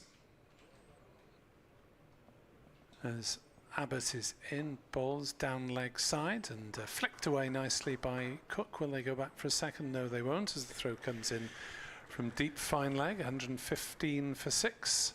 It's been good, this, from Cook and Crane. 36 they put on, which doesn't sound an awful lot, but actually the other thing it's done is given Ingram a bit of time to get that finger in ice, and they can sort of make a judgment call on Ingram's finger. After he got struck by Gus Atkinson, had to leave the field of play. Rory Burns has run all the way up here to have a chat with Sean Abbott about something. It's obviously a burning tactical issue with halfway through the over. I'm just seeing what... Normally at this point nothing changes in the field at all, but I'm just seeing whether anybody's moving from their current fielding position. Bowl him X sort of delivery and he'll get an edge stroke, be cleaned up by it. Mid-wicket is slightly shorter maybe, and in a catching position, as that one kept a little bit low and was well kept out by Crane. Scored some runs this season, hasn't he, Mason Crane? He got a 99. Yes, we were watching that. Ah, so frustrating. Yeah, that was against Leicestershire here in the 3rd round of the season, and got himself stumped since he didn't expect Hadley to hang on too long at the other end. Abbott from this Cathedral Road end bowls and Crane defends. Glamorgan just clarified the Nathan McAndrew position, which we have mentioned on commentary, that his Australian paymasters made him unavailable for the championship. Originally he was meant to play championship and T20 Blast, but had a bit of an ankle injury and a back problem, I believe, which meant that He wasn't fit enough to play a 4-dayer, so Hadley stayed on. Abbott bowls, Crane defends again, this time to mid-on. Chahar fields no run. 115 for 6 at the end of the over. There is no one signed for the last championship block as yet in terms of the overseas bowler, but they are still looking. Yeah, and it's a tricky one, isn't it? Because it's sort of who's available as well these days and how long they can stay for. And well, the Aussies are never available for the last block, are they? No. No, they never are. Well, Chahar's going to continue from the River Taff end. And there's a change of gloves and a drink has been brought out for Messrs Cook and Crane. And Cook will be the man on strike. So 6 down. Glamorgan 115 for 6. At lunch they were 71 for 4. So again, Surrey kept it pretty tight. But there's just been a little partnership developing now between Cook and Crane, worth 36. And as I said, that also enables Ingram to get a bit of a time with his finger as in over the wicket goes Chahar, driving his Cook. And he'll get a single here out towards the covers. Fairly deep out there is Sam Curran. Atkinson sweeping on the cover rope as well. If you're waiting for the tea interval to have your afternoon tea and cake, you're hereby given permission to go early because it's going to be a very late interval. It is, it is. We've had wickets and a couple of delays today. As this one turned by Crane down towards short fine. I suppose with Chahar bowling, that will get us moving a bit. Unless, of course, there's an interval between innings rather earlier. Yeah, we're still a long way off. After this over, there'll be another 22 to go as this one's tossed up by Chahar. It's driven by Crane up towards mid-off. We can get a run. Dan Lawrence is doing the fielding there. Burns at slip. Thomas is under the helmet at short leg. Bit of cloud cover again now. Sun's disappeared for the time being. Chahar still in his sunglasses as forward goes Crane. Just politely pushes this one out into the offside. Sam Curran comes up to do the fielding. And there is no run. Adam Thomas is doing some very violent swinging exercises to stretch his back there, I think, at short leg. Crane forward, covers up again. He wants a bowl, maybe. Well, he bowled very tightly at Trent Bridge. Bowls his little medium pacers. He's sort of taken over in that role from Ryan Patel. Okay. Slightly younger man than Ryan. Not that Ryan's old. As forward goes Crane again to Chahar and just you can't softly give up bowling at the age of 28. Well, I don't know. He had that one game, Ryan Patel, that extraordinary spell at Guildford where nothing was going on. It was the championship winning season of 2018. And he came on, and I think he still holds the record for the start of a spell where he'd not bowled before. And 11 balls later, he had 5 wickets. Where the Somerset batsmen very kindly either edged it or missed it and were out LBW. And it turned the whole game on its head. But since then, he's never really reached those heady heights again. Ryan Patel, he's picked up some useful wickets, but Thomas bowled quite a long spell, actually. And I think Thomas is coming into the attack. So that was what all the stretching was for. Plus, he's had to take all his bits and pieces off. Because he had the pads on. So he just bowls little medium paces. Gets a little bit of shape on them, Adam Thomas. Yeah, we see people running around in the covers in their short leg shin pads, but maybe bowling in them would be a bit too far. Well, they're normally sort of... it used to be the wicket-keeping pads, didn't it, that they used to have They're on under fairly there. substantial. They are now. It's all sort of Velcro stuff that they put on. So he's got rid of those, as Thomas. But yes, he'll have Pope up to the stubs. He'll just bowl straight here. He'll just bowl wicket to wicket.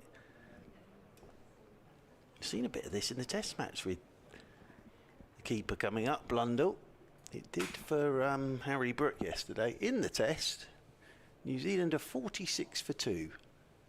So they lead by 146. That after Matt Fisher, maiden test match 50 this morning. As Thomas bowls and forward comes Cook to defend. No run. Yeah, so straight away on a line and a length. Gets the ball to wobble. There's Adam Thomas. In comes Thomas again and bowls, and that's driven by Cook straight to cover, no run. But there's a nice atmosphere in the ground. It's a good crowd in today. Hmm. Obviously the grandstand, 6 people in the grandstand and a 7th walking in front of the grandstand at the moment. That, if you want peace and quiet, that's the place to be, isn't it? The grandstand. Yeah, if you want a view of the cricket, possibly less Yes. so. Thomas in. Bowls. Oh, that's an edge for 4. Pass slip. As Cook threw his bat at a wide one, and it just eluded a leaping Rory Burns at slip, who's quite deep. Compared to the keeper anyway, raced away for 4, 120 for 6. He wasn't too far away from it, Rory Burns. Just past that right hand. He does take some fantastic catches in there at slip, Rory Burns. Probably deserved to go for 4 because it wasn't a great ball, but Cook drives this one back past the stumps. It's beaten the bowler. Will it beat the charge of mid-off? Yes, it will. Mid-on, rather. Chahar can't get to it in time and runs away for another boundary. Just to explain, we have got a physical sight screen rather than the cover or the sheeting up at this near end, because the area where you could leave a sheeting runs out. As Thomas bowls, and that's cut away. That'll be at least a single, just a single, down to deep point. So there is a physical sight screen at this near end, which brings the boundary in another couple of yards. Yes, and there are some white sheeting over the blue seats down there as well, just to the back of the sight screen. It's a little bit hodgepodge. It does the trick, doesn't it? It does the job. It does the job. But, well, I played in games where you've had to go and get the old white sheet that would have been used for the table at tea time. Thomas in, bowls to Crane, who blocks that one. No run, so 9 off Thomas's first over, and Glamorgan 125 for 6 with Cook 35, Crane 13. Well, over the years I've probably played just as many grounds without any sight screens as ones with, and yes. a lot of them you're peering into some particularly dark bit of foliage or whatever. Yes. Which is always fun. I've even played on grounds where it's got a sight screen and we've forgotten to line it up with it because we're so unused to playing with them that you've forgotten to line it up when there is one there. Yes, that's or you look up and there's a whole group of people who are just having a chat stood behind the bowler's arm. Yeah, kids on bikes. Yes, those ones, yes. Yeah. Chahar it is from the River Taff end, continuing to Cook quicker, and Cook's playing this one back up the pitch, and there is no run. Well, he's been tidy so far as Raul Chahar.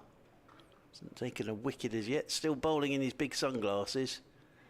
As over the wicket he comes, that's very short. That's pulled away by Cook, that'll be 4. Just dropped that one in a touch, did Chahar, and that was pulled away by Cook. So partnership now worth 50 with that boundary, and that will get a ripple of applause, I'm sure, from around the ground. Yeah, you just got the feeling that Cook feels the pressure's eased a little bit, don't you, with the absence of the 3 frontline seamers. He's played very nicely as Cook. He sets up quite, it sort of reminds me of, it's quite an old-fashioned setup that he has as he's forward and pushes this one out into the offside, and there is no run. There's a little bit of his setup from one of my favourite ever batters, Nick Webb. Who's that? Mark Lathwell. All right. There's a little bit of that about him. As in over the wicket once again goes Chahar, quicker again, flicked by Cook. In there to short mid-wicket. Got picked for England, didn't really enjoy it, Mark Lathwell. He's a very quiet chap. Went back, played a bit more for Somerset. I think then he became a postman. As pushed off the back foot by Cook down towards backward point. He never failed to deliver. Well, exactly right. Like Neil Webb, the former Nottingham Forest footballer. He became a postie. Quicker again. pulled by Cook behind square on the leg side. He might get another boundary here. He will get another boundary. And again, Chahal's trying to get that ball to bounce, but it was just too short. And Cook was quickly onto that, but you can see what it's sort of coming out the front of his hand there, trying to get it to kick. But as it was, it kicked off the bat of Cook. Now Cook has suddenly gone on to 43 here. It's looking a little healthier for Glamorgan. They're still not in a great position, but 133 for 6. It's a lot better than when Van der Hutten went. And as I say, whether they're going to replace Ingram, we don't know. But at least this has given him some time to get some treatment on that finger. Eagle-eyed viewer Neil Thornycroft messages Ingram has his pads on. Hooray! So may well be next in, having retired at 78 for 5. Just one wicket has fallen since then, as Thomas is in and bowls, and Crane defends on the leg side. Ball isn't getting up an awful lot for bowlers from this Cathedral Road end. I know Thomas is of lesser pace to the other three seamers, but been a few kept a little bit on the low side as Thomas bowls again. That's driven by Crane straight to mid-on, no run. I think what you're seeing now is we're in the 44th over of this innings. So batting does get a little bit easier as the ball gets softer. Sun's out as well now. As next delivery is blocked again by Crane, so we've got a 64 on both sides, Adam Thomas and Tim van der Hoogten, and we've got a 58 on both sides, Sam Curran and Sean Dixon. Very confusing. As Surrey's 64, Thomas is in to bowl and Crane on the defensive. It's good from Thomas again. No pace to him, but he just runs in, bustles in and plops it on a line and length. Yes, that has been a productive tactic at Sapphire Gardens over the years. A skiddy medium pacer as Thomas bowls. Crane drives and does well to get a hand on that in his follow through. Thomas takes all the pace off the ball as it rolls up to Patel at mid-off.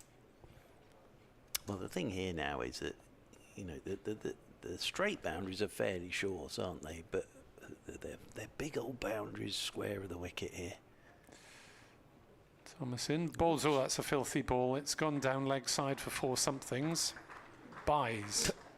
But again, poor old Ollie Pope hasn't got a hope with that. Speared it down the leg side. And that's whistled off down to the boundary rope at 4. Because, of course, they turned the square around, didn't they? Here? Or... Old Trafford you're thinking of, isn't it? Yeah. Did they not here? Not in the last 50 years or so. I've been watching cricket here. No.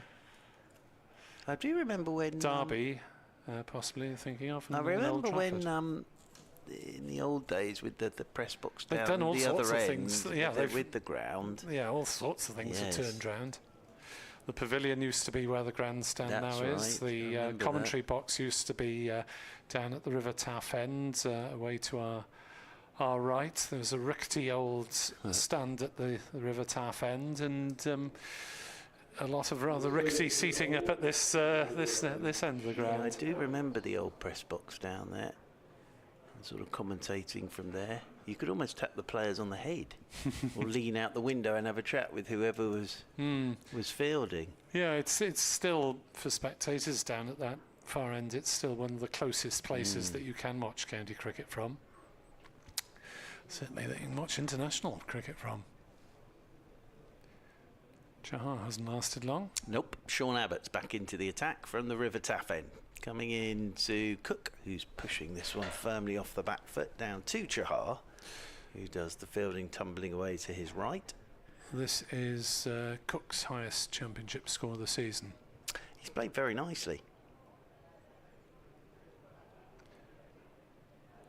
Glamorgan still in trouble at 137 for 6, having won the toss and batted. But that's good news if Ingram sat watching with his pads on. Good work from the medical staff as in over the wicket goes Abbott, forward goes Cook. Plays this one back up the pitch. And Neil Thornycroft, who sent us that message, Ingram, says, sight screens, I was at a test match at the Oval, England, South Africa, where they had to remove a section of seating and paint the steps white. Ooh. Not sure where the displaced people went. Only in cricket. Yes. Well, I was at New Road where we waited for the sun to come out. It finally came out. We'd been off for rain. We got out there and then we immediately had to come off because the sun was reflecting off the sheet in the Basil D'Oliveira stand. As this is down the leg side, it's well taken by Ollie Pope on the half volley, tumbling away to his left. So they had to go to the ground next door, which is the school ground, and wheel the sight screen across. So there was a bit of a delay trying to get it through the gate, and finally got it there. And as the bowler ran into the first ball, after all that, it started raining again, and we didn't get back out there. So the only time we did have sun, we weren't able to play because it was reflecting off the sheet. Too much sun. Yes. Over the wicket once again. Here's Sean Abbott to Cook, and Cook's turning this one off his hip into the leg side. We'll get a single out there to Ralphie Albert, who's out there doing a bit of 12th manning. Good to see Ralphie Albert back. He's been doing his exams. Okay. As Ralphie. Those must be finished now. So he's in the squad for this one. Played the first game of the championship season at Edgbaston to Ralphie Albert. But he's been doing his exams. He's had his head down. Exam season. Over the wicket once again is Abbott. In behind this goes Crane. Plays it quietly back up the pitch to Gus Atkinson. Stood up there at mid-off. My daughter's just finished her GCSEs. Oh. Yes.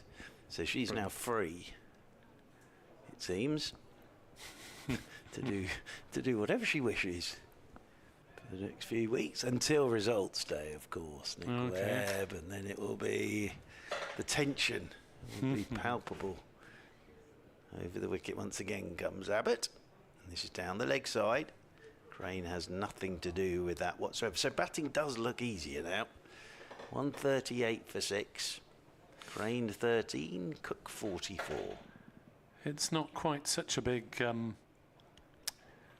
day or big change, I suppose, for the kids. I mean, obviously it is a change from GCSEs to A-levels, but you wait in 2 years' time where it's A-levels and university, if she wants to go. If you go into university.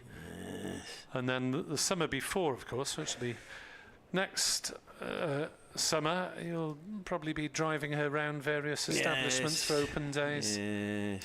Yes. As, in comes Thomas to bowl to Cook, who jabs it away on the leg side very firmly. There's a scrambling stop on the ropes at the backward square. But Cook is safely back for 2 runs. Yeah, Gus Atkinson doing the fielding there. It wasn't the best of slides from Gus Atkinson there.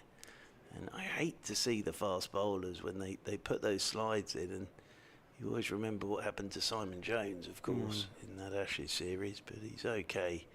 Here's Gus Atkinson. As Thomas bowls, and Cook gets everything behind that and defends it. I'd rather do the old open days than some of these concerts that I have to sit outside venues waiting for people that I've never even heard of. Cardiff Castle tonight. I don't know who it is that's playing. Yeah, we've mentioned it. We ought to look it up. Thomas bowls, and that's cut away by Cook down to deep point, but he hit it too firmly, and it's just a single. Cook moves on to 47. Whoever it is, it was a name I've never heard of. Okay. So I think it's a modern type of artiste. What does modern encompass? Anything in the last 40 years? Yes, well, anything that isn't sort of Duran Duran, really, or Spandau Ballet. That's the cut-off For point, me, is that's it? the cut-off point, yes. Okay. CardiffCastle.com as that sees Crane defending. Back to the bowler. What is on? Oh, it's a bit out of date. November 24. Paddington visits Cardiff Castle. Oh, lovely. That's not him. That's very nice of him. 19th. Ethel Kane. Yes. Who's that then? I don't know who Ethel Kane is. Never heard of a Ethel Kane. Thomas is into bowl. It's clipped away on the leg side, possibly off the pad. It's a single anyway to the total, 142 for 6. American singer-songwriter Ethel Kane. Lovely. Extending her sold-out Willoughby Tucker Forever tour. Yes. No idea.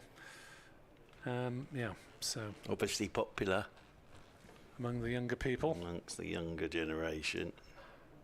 Playing on Monday evening is an artiste I've actually seen in Garbage, the Scottish-American yes, rock of band. course. There's Thomas in bowls and Brave Cook name, defence. brave name for their band, wasn't it? Because if it hadn't all worked out, yeah, you've got to be confident you're going to be successful. you're With a living up band to your called name, Garbage, man. yes, absolutely. 142 for 6. Nice bit of breeze around in places this afternoon. Maybe it was quite airless when I was out after lunch, but the flags on the pavilion are flapping out and some of the trees waving nicely in the breeze now. Yeah, the umpires have got together, I Is it a think, ball for a check? chat about the ball.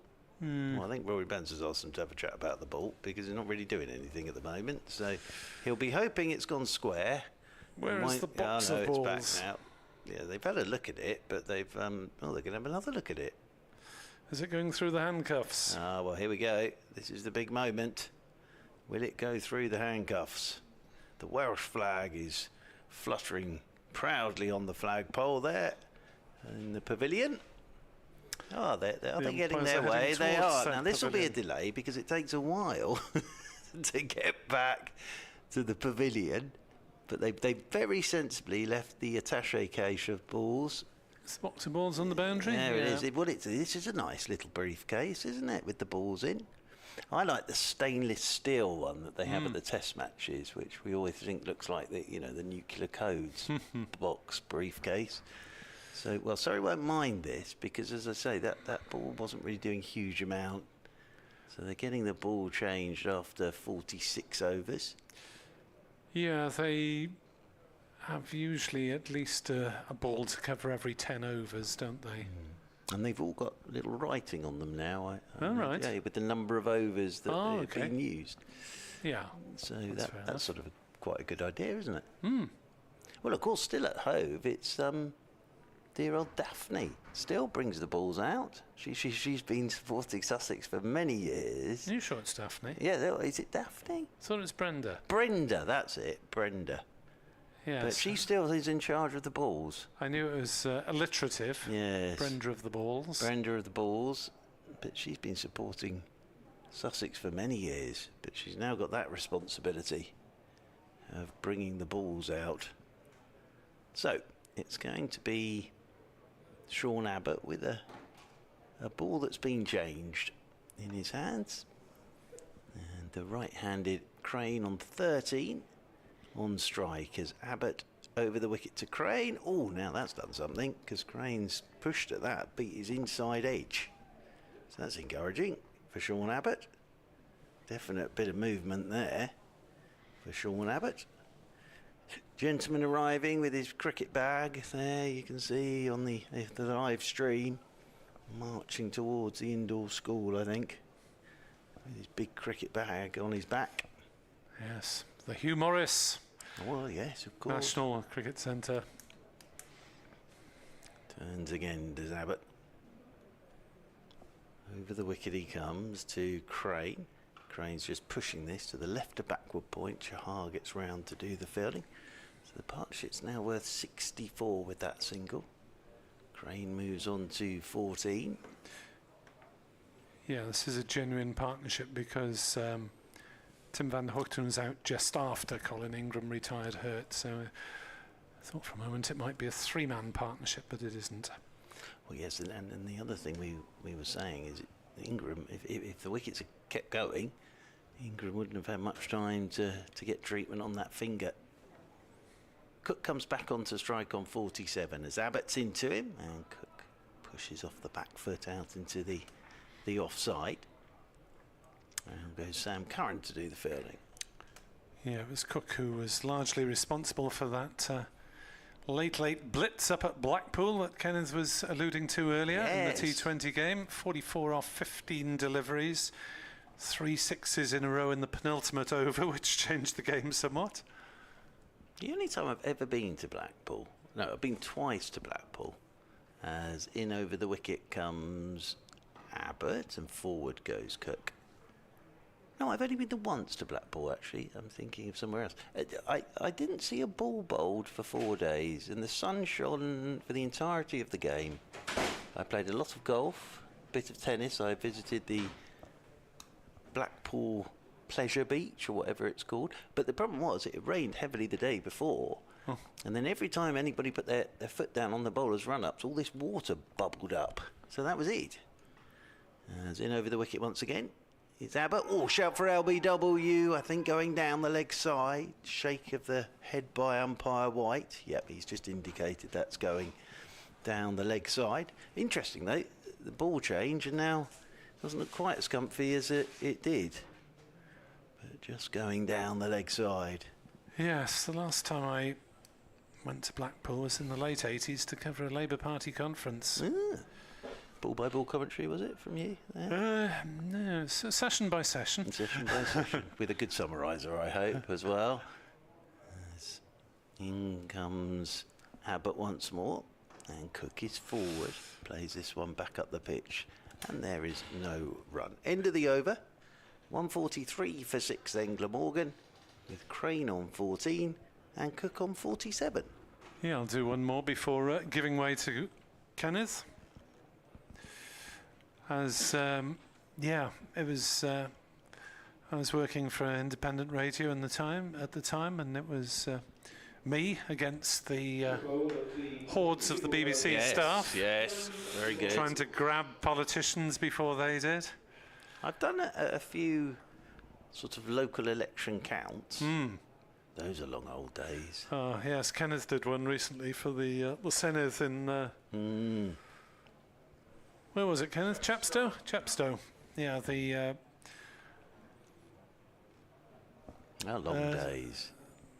Sir Torfaen Monmouth. Yeah. Torfaen and Monmouth. All the constituencies have Welsh names officially these days, and they're all big groups of 6 previous seats, because we switched to the Dehont system in Wales, where you elect representatives in groups of 6 for each seat. Right, here comes the eccentric spin of Dan Lawrence, and his first ball is turned away by Crane. For Surrey listeners and viewers will be well used to it, of course, but it is for the benefit of Welsh listeners and viewers, a whirl of arms and legs, a frog in a blender time. As that's smacked away into the offside by Crane. We'll just pick up the single because Surrey have the insurance of a sweeper out on the cover side of the boundary in the shape of Thomas. He's bowled a lot of overs for Surrey this summer. But yes, it is all arms and legs from Dan Lawrence. And he's a tallish man as well, so there's a lot going on there. 144 for 6, Cook on 47 on strike. And it's driven back to him, parried in the follow-through. He's broken a couple of partnerships this season that have sort of just been getting established, and then he's come in and broken the partnership. Yeah, well, the batters are probably too busy watching his action to think about where the ball's going.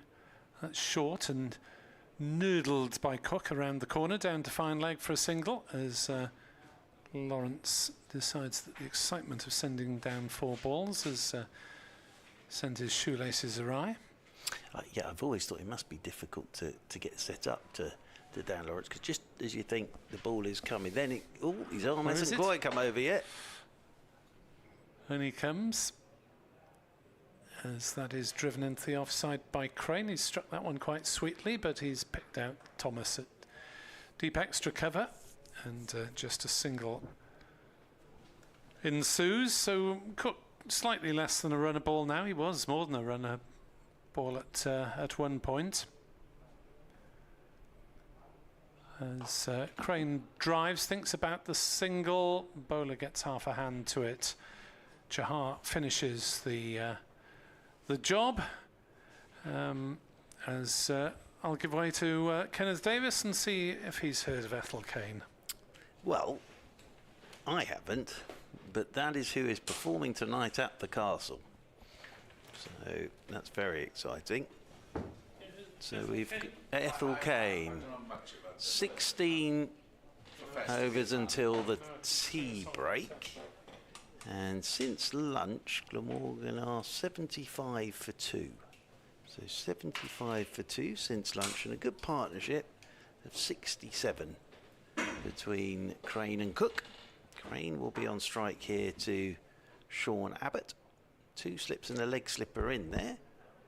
And this is turned into the leg side, and there is no run. Kenneth, welcome back. You've heard of Ethel Crane, then? I have, but I can't profess to be a fan. No, I couldn't take.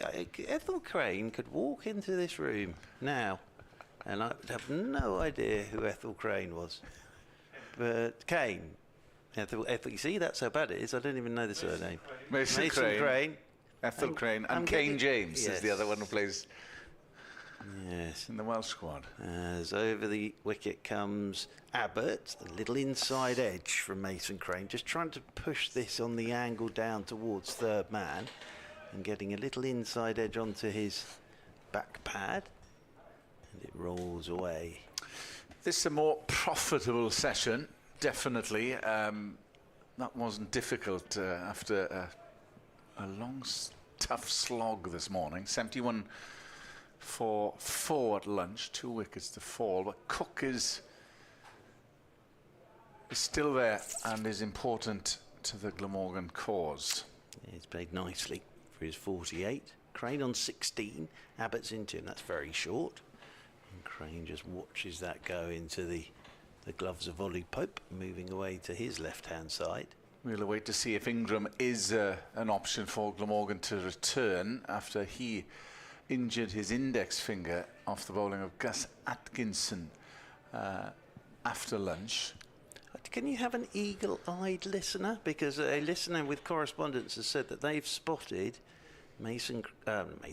Colin Ingram sat with his pads on. Oh, so it sounds like he will bat again, as this is turned by Crane.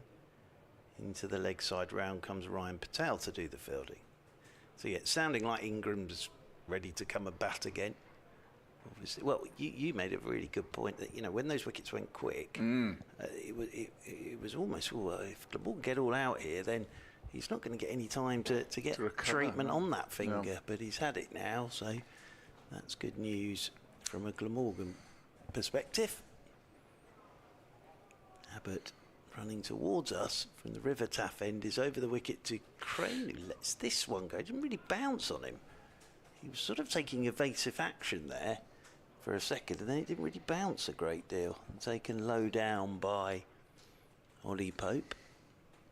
I can confirm it's windier out there than it was this morning, and there's a bit more cloud cover now. Yeah, the weather's sort of coming from behind us, isn't it? As over the wicket once again. Oh, is Abbott, and that was banged in, and Crane got himself in a little bit of a tangle playing that. I think he was thinking of hooking it to begin with, and then decided against it, and then it was just sort of hopped at it and played it down into the turf. Yeah, definitely thinking about a hook or a ball there, I think. Short leg, if there was one in place, would have been interested. As it is, no harm, 146 for 6, and Cook is scoring quite freely, 48 from 54. He's looked more of the Chris Cook of old. Just looking, I was at the vantage point just behind the side screen. He's struggled early doors, top score 39 prior to this knock. Well, all players go through a bad patch, don't they? And then it's just how quick you can get back into some sort of nick. This is Lawrence. all arms and legs forward and squeezed out behind square leg. He reminds me, the action reminds me, who was that Australian who was here a few years ago? Hatsoglu, he was all Oh, yes. elbows and arms, if I remember. Well, the thing is, the key thing is, at the point of release, his arm is very, very high, Dan Lawrence. But I was saying, setting yourself up to face it must be quite tricky, because when you think he's about to let go of it, it's still a bit more of his arm coming over. Here he comes, bowls full that time from Lawrence. Dan Lawrence, 28-year-old, former Essex player, of course. Played for London Spirit, 14 tests. Lawrence is in, bowls, good length delivery, and forward to the pitch of the ball is Crane. Well, one thing I will tell you is he's in absolutely prime form with the bat at the moment. The 218 against Hampshire in the last game was a ridiculous innings. On a pitch that was green. Yeah, very good player.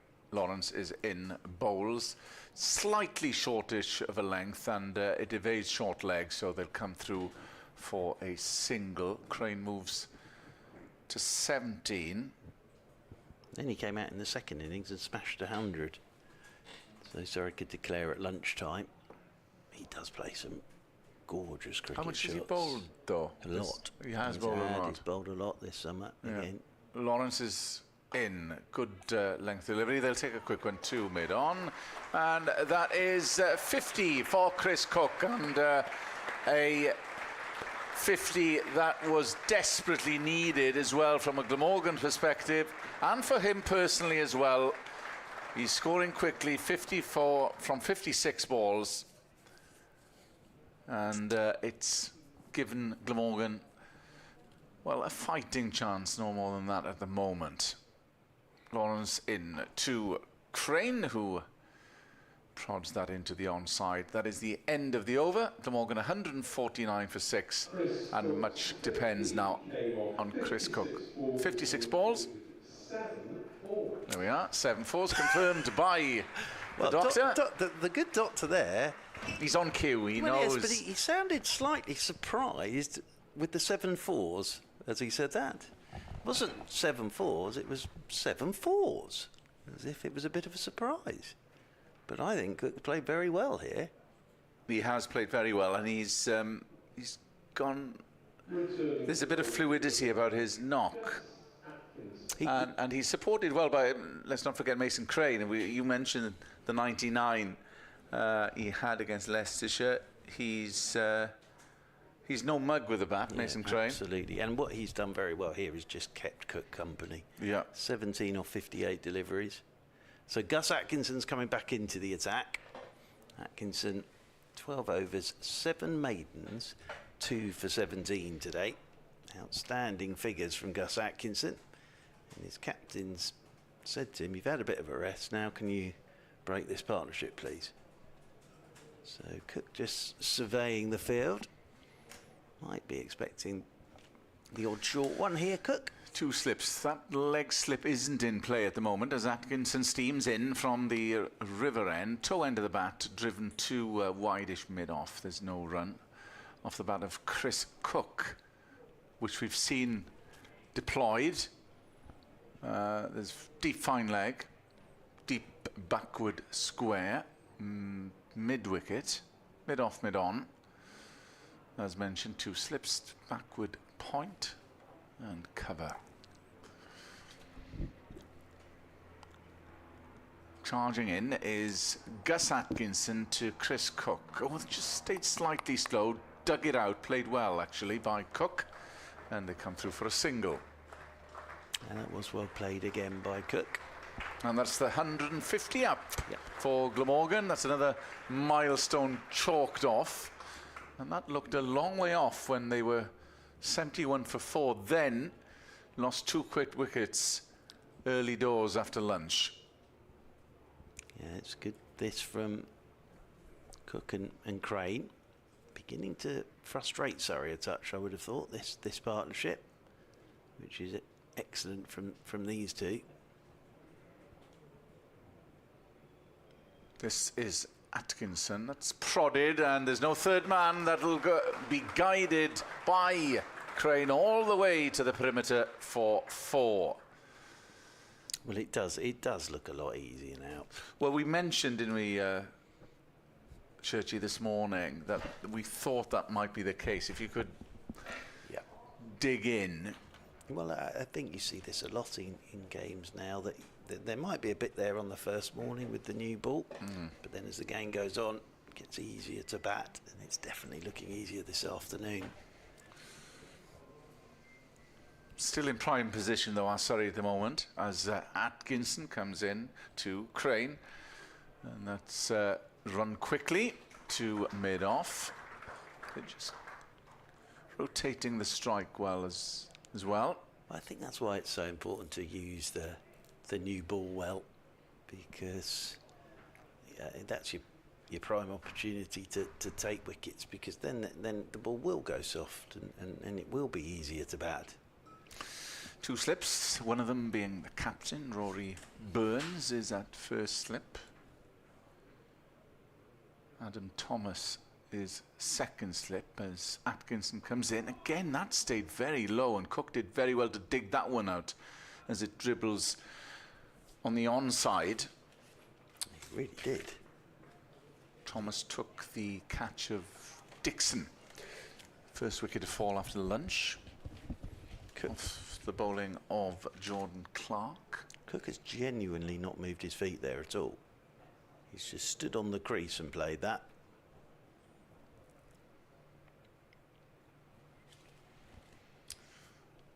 This the last ball of the over, Atkinson, and that's on the full. That will race away through the cover boundary, extra cover boundary for 4.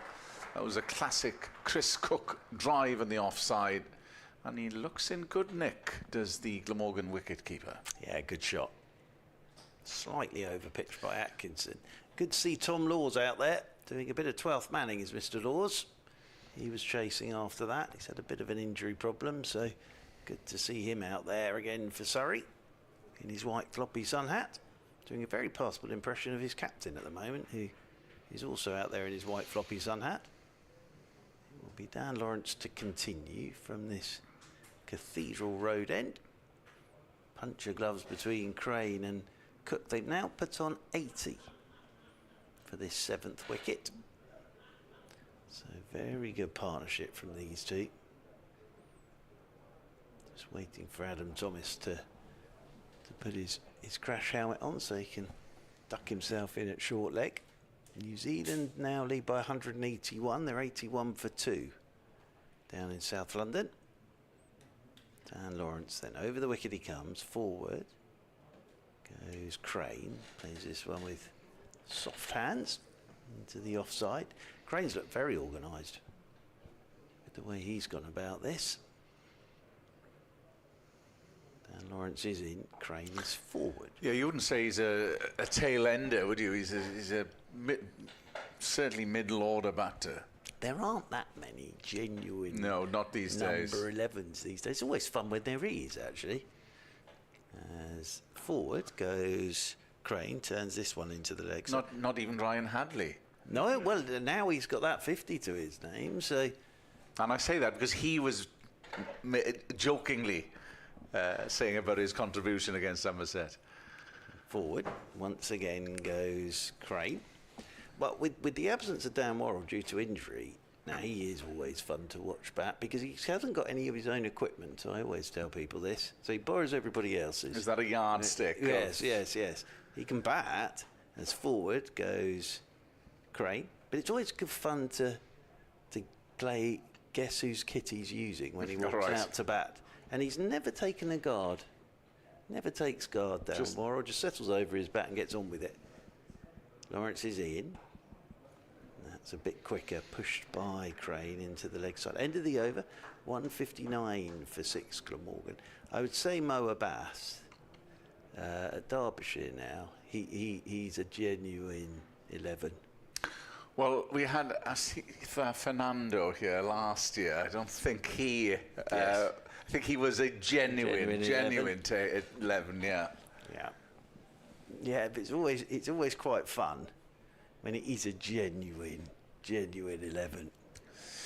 So the situation is that Glamorgan are 159 for 6 with Colin Ingram as insurance. Just recap if you're joining us here on BBC Sport Online, BBC London, that Ingram suffered an injury to his index finger early on in the second session.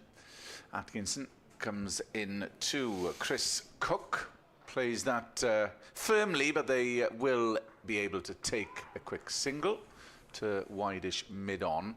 So he went off to get some running repairs, and we believe that he is okay and will be able to take the field once a wicket falls. So if you're Glamorgan now, you're trying to push to that. It was a long way to go, I suppose, but if you can get anywhere near that 200 mark with Ingram to come, it's far sight better than it was early on in the session. Just say Ben Stokes has bowled 9 overs today for Durham. Atkinson has bowled more for Surrey, and that flew down the leg side, but taken by Ollie Pope. He might be slightly regretting his decision because of playing this game, because Northamptonshire are 165 without loss. So in that game, the wickets have been tumbling in the First Division today. Essex all out for 184 against Nottinghamshire. Northants really are in some good form at the moment. 6 out of 6 in the T20. First game was against Glamorgan. Atkinson is in, and that's defensively prodded by Crane into the offside, and there's no run. They're always a good T20 side, Northants. Always a good T20 side. Somerset 191 for 8 against Warwickshire. Yorkshire 185 for 8 against Leicestershire, and Hampshire 176 for 8 against Sussex. So ball is dominating bat on the first day of this round, the 8th round of Championship games.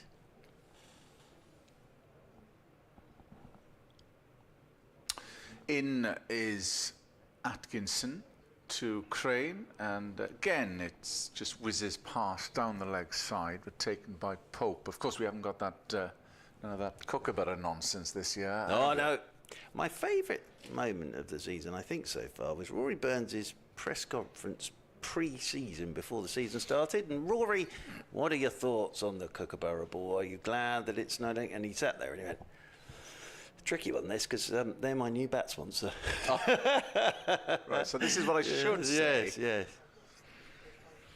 Oh, it was a nonsense, all that. It really was, Well, because it it wasn't getting anyone prepared for bowling overseas, and so I'm glad they've got rid of that, because it was an absolute waste of time. Yeah. Atkinson is in to Crane. Oh, and he almost dragged on, and it's dribbled back towards keeper Pope. That could have gone anywhere, and it could have taken the bails off. Let's have a quick look at the replay. Yeah, cool. He's a lucky chap, is Mason Crane. That could have shaved the top bail, as it is. He lives to tell another tale. He's just opening the face of the bat there to try and guide that down towards third man, hence the inside edge. I think what saved him was it went straight down and bounced up over. Yeah, he might have been required to knock it again with his bat, but as was, he's okay. Atkinson to Crane. Stayed slightly low. Played well. Could be 2 here, and there will be as they come back. Went through square leg. 162 for 6, end of the over. Yes, the slight concern for Rory Burns is Sean Abbott's been off for a while now, so Ralphie Albert is out there again doing the 12th manning. Tom Laws did a little bit of it. Now that's one of his quicker bowlers, of course. He's bowled really nicely today, is Sean Abbott, but he's not on the field of play at the moment. And this partnership now worth 83. 162 for 6. So yes, the kookaburra was a complete and utter waste of time. Well, it it just didn't make any sense, because the primary purpose was to get English batters used to facing the ball that they were going to be facing down under. This is Lawrence again, and he's But forward here, Cook. Of course, those batters seldom played anyway. Well, and the other thing was for the bowlers, it was also to get bowlers ready to bowl with a kookaburra in Australian conditions. Well, number one, the conditions here are totally different to what you find exactly. in Australia anyway.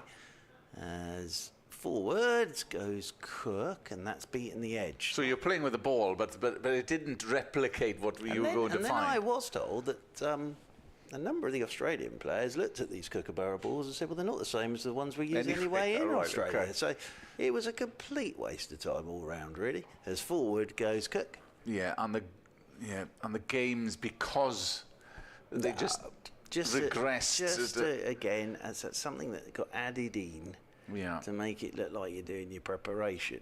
What England would have been better off doing is playing a few games before the Ashes. Well, what a novel thought that would be. As forward goes Cook and turns this one into the one time that leg they've side. won an Ashes series down under in recent memory, 2010-11, they had 3 warm-up first-class games, yes. But that's also, you can find opposition. I keep getting told, they don't want to sort of put the state sides up against England and all that good stuff. Well, it doesn't really matter. Even a club side would do, because you just got to get used to it. But again, there was no preparation whatsoever. As this is pushed down the ground by Cook, he'll get a single down towards long on, and that'll be one more to the total. End of the over, 163 for 6 then. Well, they played, if memory serves me right, they played 3 games prior to that series. They won 2 of them. I think they definitely played against Australia A. Well, what I do remember about that was Strauss saying that he told them the Test series starts now in those games, and said we are playing this like a Test match, so we are getting ourselves prepared for what it's going to be like in a Test series. Batter's got time in the middle, and the bowlers got overs in their legs, and then no great surprise that they then went on to win the series. Atkinson continuing from the river end to Cook, and that's full. Played off his legs on the onside. There is a man sweeping on the deep square boundary. Just the single. I fully understand you can't now go on sort of a 5-month tour. I get that. I completely get that. But if you're telling me that you can't actually organise a couple of warm-up games before a series, I don't believe that. Because there would be thousands of very good club sides that would be very happy to play England. But it's the same argument that pops up every 4 years. It's nothing new, is it? No. As Atkinson continues, and that is the bouncer, and Crane is not interested. A game against each other, really and truly, it's not going to be enough, and that is what the case in point. So you can organise that stuff. I'm sorry. The other thing for me was that pink ball. I just don't think they can agree to. In an Ashes series, I'm not sure.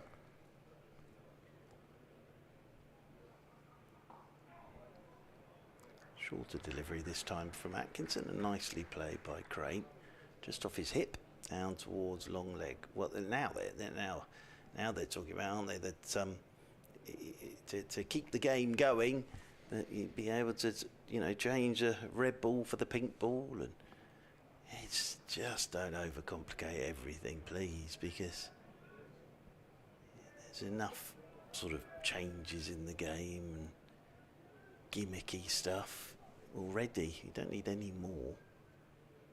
Here is Atkinson once again then to Cook, and it's a short one. Cook's ducking underneath this. It's taken by Ollie Pope up above his left shoulder. And that's wide. Wided. Says he can't get to that and play a shot, so I wonder what the ironic cheers were for. Seeing it again, cool. It's quite harsh, actually. Seeing it again on the replay, was quite harsh. I think Atkinson Gus Atkinson slightly thinks it was frustrated as well there. as he gets back to his mark. Well, it would have been square leg umpire that called that. Comes in and bowls to Cook. Oh, that stayed low again. There's been a few of those. Whiz past the off stump. Yeah, that's not too far away from that off stump. It's let it go on length, but it has nipped back. Yeah. It's good bowling again from Atkinson.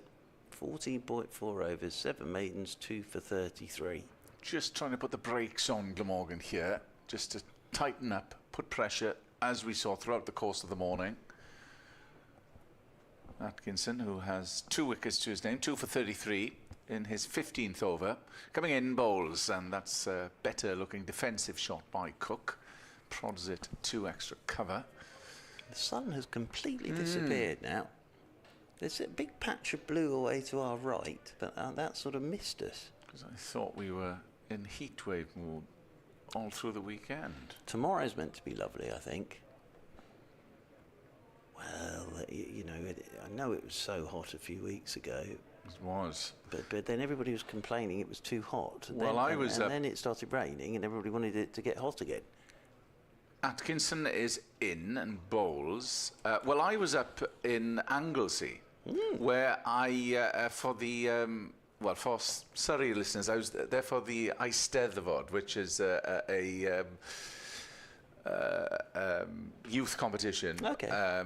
There is an adult one in the summer for schools and so forth. Anyway, my daughters are competing, and never ever did I think I would be melting up at Anglesey of all places, but it was absolutely baking. Yeah. That was the first heat wave of the summer. Well, I think it's, you know, the way it's going now. You don't tend to get a prolonged heat wave. You get sort of little short heat waves now. Still, it says 22 degrees at Cardiff, so it is humid. Dan Lawrence from the Cathedral Road end is into Crane, and Crane is forward, quietly pushing this one away into the offside. Crane's played a very good hand here, 25 from 74 deliveries from Mason Crane. In comes Lawrence again to him. He's driving. Nice looking shot. We'll get a single out there to the sweeper on the cover boundary rope. Sean Abbott is back out there, so that's good to see. Sean Abbott's back out there now. Duncan Evans, 99, says Prynhawn Da. Good afternoon, Nick and the team. Where was this sensible batting last week at Hove? Well, yes, I wasn't down at Hove. Lawrence in. Cook's playing this one straight back up the pitch, and Sibley wanders across to do the fielding. However, I think there's a mixture of good bowling this morning from Surrey. I think the pitch has become slightly easier to contend with this afternoon. It could be one of those new ball pitches, this one. Yeah. Down the pitch comes Cook. That hits the pads as he's trying to work that through the leg side. But I'd agree with Duncan Evans. Chris Cook has played well. He's very well. Very, very well. He doesn't look like a man who's been out of nick, because forward he goes and plays this one out into the offside, and they'll pick up a single. He'll be better for this as well. Well, this partnership now is worth 89. Very good, very good. But as you've just said there, and I think the other thing is the nature of the pitch, and also the ball's got soft. Yeah. Over the wicket once again comes Lawrence, and Crane's covering up, pushing this one out into the offside, and there is no run. End of the over. So what do we got till tea? 8 overs till tea. So we are going to be a little bit late on the tea front today. The over 8 is -1, but they'll take into consideration those wickets and 2 quite long delays. Yeah, there were. For Ingram and for Tribe, weren't there? So they'll take those all into account.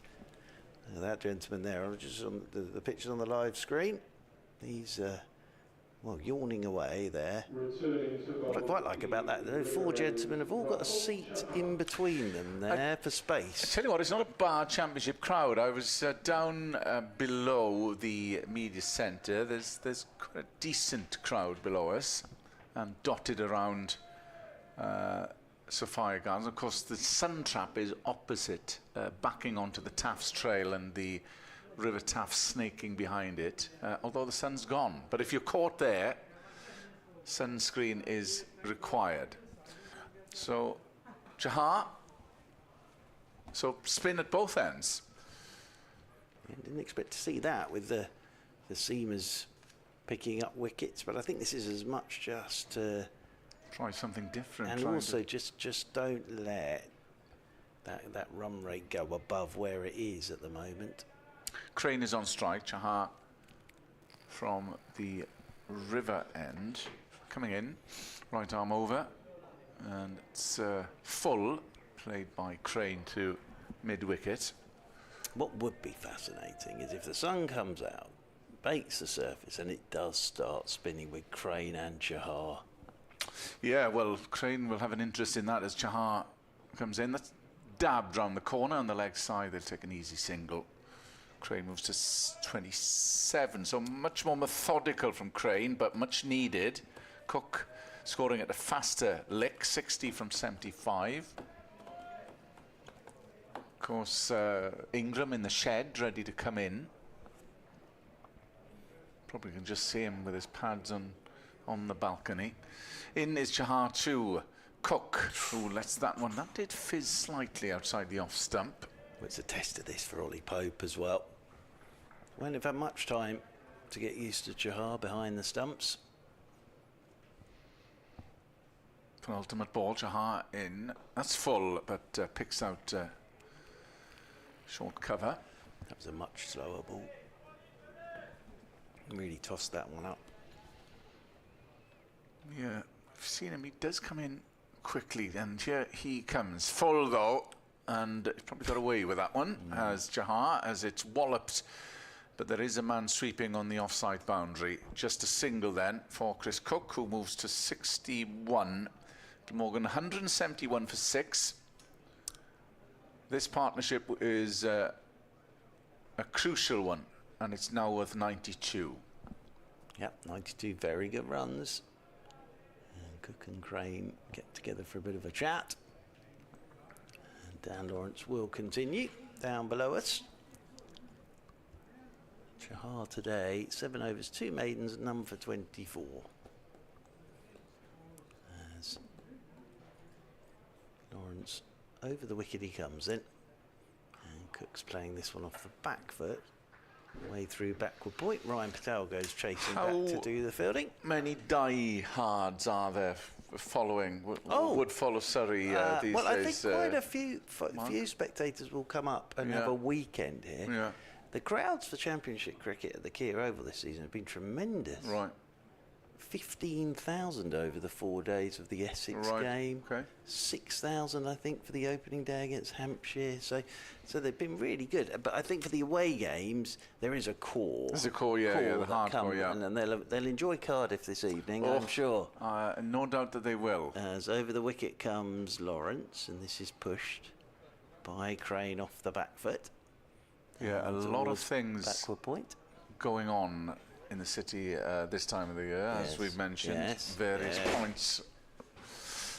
Well, as long as I can get something to eat this evening, that's all. There's plenty of options. Yeah. This one's turned by Crane down into the leg side, straight into Adam Thomas there at short leg.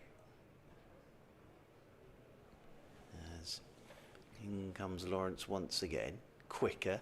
Crane stands up, looks to pull this. Doesn't really time it, just bobbles away down to Gus Atkinson in there at short fine leg. Jahar stood at mid-on in his new Jahar 71 shirt. Driven back down the ground, half a finger on it. Dan Lawrence did well there to get something on it, took some of the pace off it, and they will pick up another couple. 2 more to the total. I will leave at the end of this over. Mr. Webb is back. Yeah, saved a boundary there, partially stopped. Just watching Gus Atkinson's being dropped down. He was at short fine. They've dropped him back towards the boundary rope now, as this is whipped by Crane out towards deep mid-wicket. There's Sam Curran to do the fielding. End of the over with Glamorgan 175 for 6. Thank you, Mark. Mark will be back after tea. And Glamorgan pushing to that 200 mark that we mentioned. That would be the first target.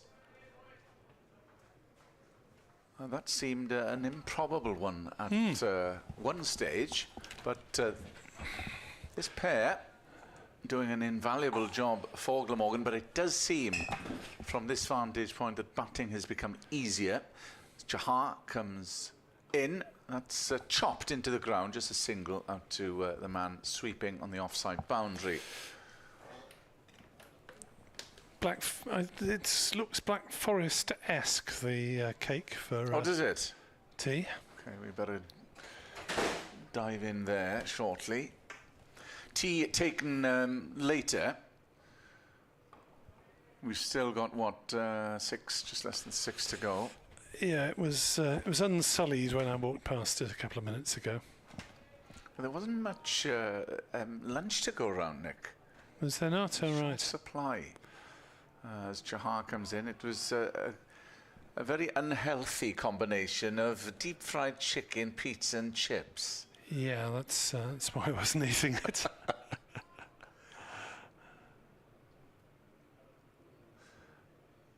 In is Jahar. It was a very American theme. Oh, okay. Line with the World Cup, is it? Exactly, yeah. Scotland playing tonight, of course. Yeah, a bit too late for me, I'm afraid. I think it's 11 o'clock kick-off. Are they in Boston, I think, this evening? Well, I did watch the first half of Canada's game last night. They stuffed Qatar 6-0. Yeah, a couple of red cards and a Canadian with a broken leg. Yeah, that was unfortunate as Jahar comes in, bowls, that's chopped into the ground. They may, thought they may have had 2. They thought about it, but thought otherwise. Yeah, I thought Cook may not quite have got the pitch of that one. It's a very square drive wide the wicket.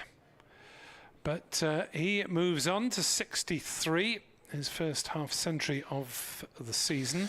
Yeah, the hosts, the other hosts, USA, playing this evening at 8 against Australia. Scotland, Morocco, who played well against Brazil for their draw in their first game, and Brazil playing Haiti at 1:30. I definitely won't be watching that. Dan Lawrence then from this Cathedral Road end into his 7th over. He's been economical without getting in the wicket column as yet, and that one seemed to turn a bit as Cook lunged forward without making any real contact. I may watch the Scotland game. Of course, once you're invested in the first half, yeah. That's the problem. Crane watches on as Cook defends another ball from Dan Lawrence. You wonder whether Lawrence is going to bowl much more. He's done a useful job in holding up an end, but maybe Surrey needs to be a bit more ambitious than that. As short leg is brought in, and Lawrence bowls to Cook, and he presses forward and defends back to the bowler. There's almost a pause halfway through the delivery, isn't there? It's a little bit of a clockwork wind-up. As Lawrence bowls, that one went through a bit more smoothly, and Crane pushes it away on the offside. Cook pushes away. Crane wanted a single. Cook rightly sent him back. Reminds me of the ball that Robert Croft used to stop halfway through the delivery to confuse the batter. Lawrence in. Bowls down leg side, flicked away off something by Chris Cook. 2 runs, and that brings up the century partnership between these two for the 7th wicket. Much needed by Glamorgan. Cook has 65 of them, There was some bat in that one. Crane has 31 and Glamorgan back to somewhere nearer respectability. Surrey still ahead in the game, but Glamorgan with a decent fight back. Lawrence in, balls, and Cook pushes forward defensively. No run, end of the Lawrence over, 179 for 6, and still 4 overs to come before tea, which will be about 4:10 evening session at 4:30 therefore, and well, we won't finish before 6:30, possibly 6:40, 6:45-ish. Grey clouds to the left of us. Jokers to the right. Stuck in the middle, etc. But I don't think there's any threat of rain. It is murkier to the left as Chahar continues to Crane, who leaves that one outside off stump. Nice bit of bounce there.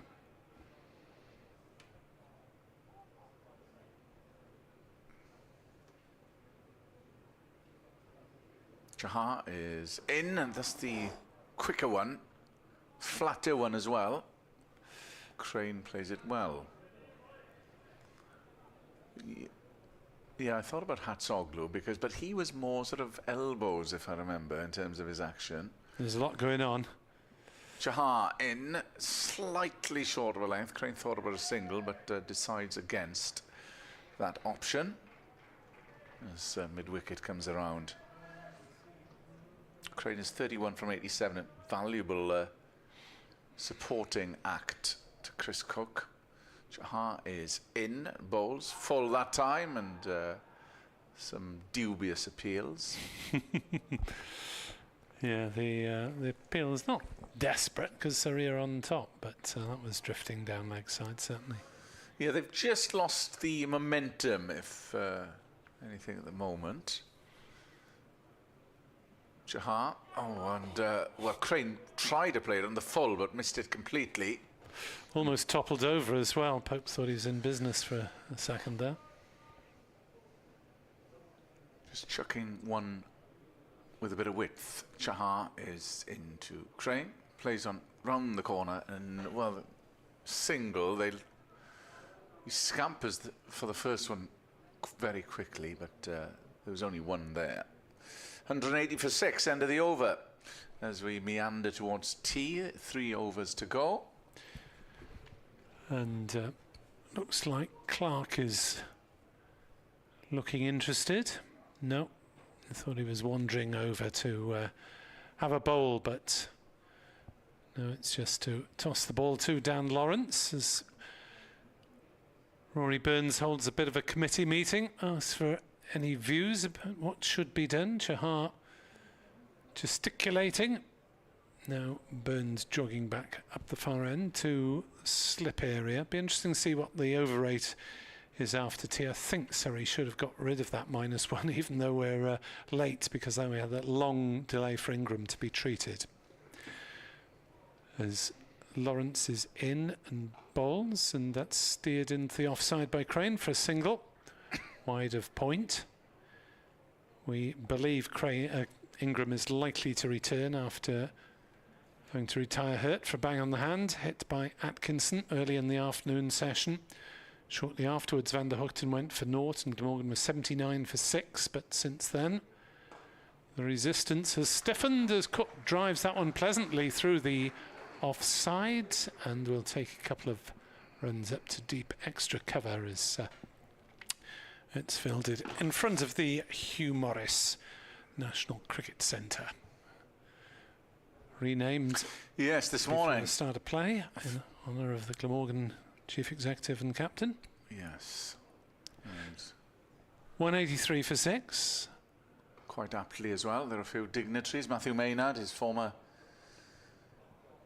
colleague, of course, was present. As that was a dot ball. Cook remains on strike. Lawrence bowls. and that one is flicked up over short leg. Was it off the pad or bat? Umpire does not signal, so that was off glove or bat past short leg.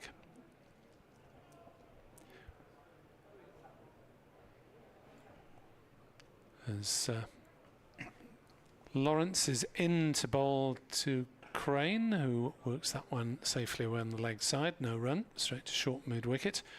Edward Bevan informs us that it's been raining in God's country all afternoon. Trebanos, 40 minutes or so to the west of us. Hopefully it's moved away now. Hopefully not to Sapphire Gardens, says Edward.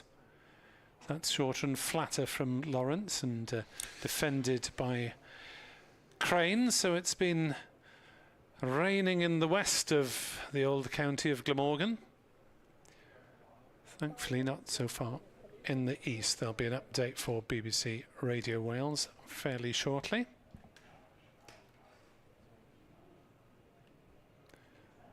And we have 2 overs to go until the tea interval, so we're getting there rather more quickly than I thought.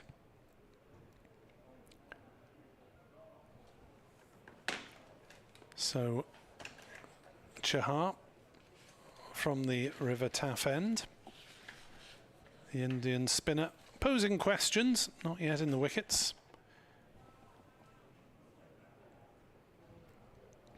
As Chahar is in to bowl and Cook pushes forward, no run.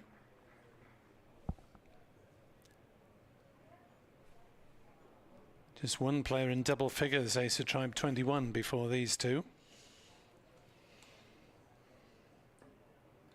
Chahar bowls and no shot played, and Pope can't take it quickly, and Crane calls Cook through for a bye. Bit of unexpected bounce that Pope couldn't deal with on that occasion. Popped off a full length. Next delivery from Chahar is driven by Crane on the offside, straight up to mid-off, and there's no run.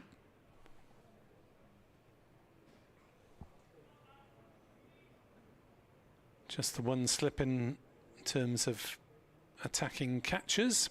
Covers quite close as Crane pushes forward.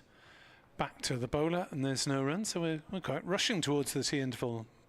Be a bit before 10 past at this rate.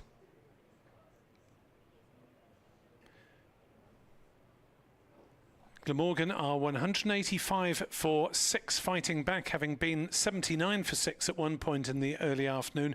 That thanks to Chris Cook, who's on 68 not out. Mason Crane on 34 not out. They've now put on 107. Colin Ingram retired hurt. We think he's likely to get back into the action after a blow in the hand. Sean Abbott, Gus Atkinson and Jordan Clark with 2 wickets each for Surrey. Glamorgan a couple of moments before tea, 186 for 6. Another single taken off the last ball of Chahar's over. And Kenneth will describe the last over before the tea interval. Well, Glamorgan will be more than happy with the outcome in the second session. As you mentioned, Nick, at one point they were 79 for 6 after they lost both Sean Dixon and Tim van der Hoogten, as well as the temporary departure of Colin Ingram. Cook is on 69 facing Lawrence, who comes in from the Cathedral Road end. He's well forward and there's no run. Crane has been solid as well, as they put on 108 for this wicket. Invaluable contributions from both. Lawrence coming in and bowls short, and that's cut on the offside, just a single though. Point is running after it, but deep cover, extra cover comes in. Yeah, Atkinson's bowled 15, Abbott's bowled 15, so you would have thought they wouldn't want to give them more than another 5 each in the day. So Glamorgan, if they survive presumably a blast from those two, whether they will be used with the older ball or wait for the new ball, if any. Lawrence with his unconventional action coming in, bowls, and that's played on the leg side. But it's a dot ball as it's fielded by Dom Sibley, another one of the internationals.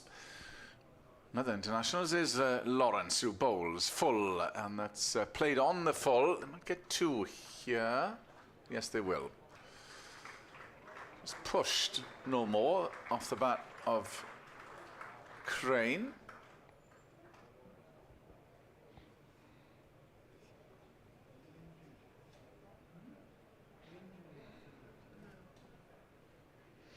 Slightly murkier here, but I just looked at the forecast. I don't think we're going to see rain at Cardiff.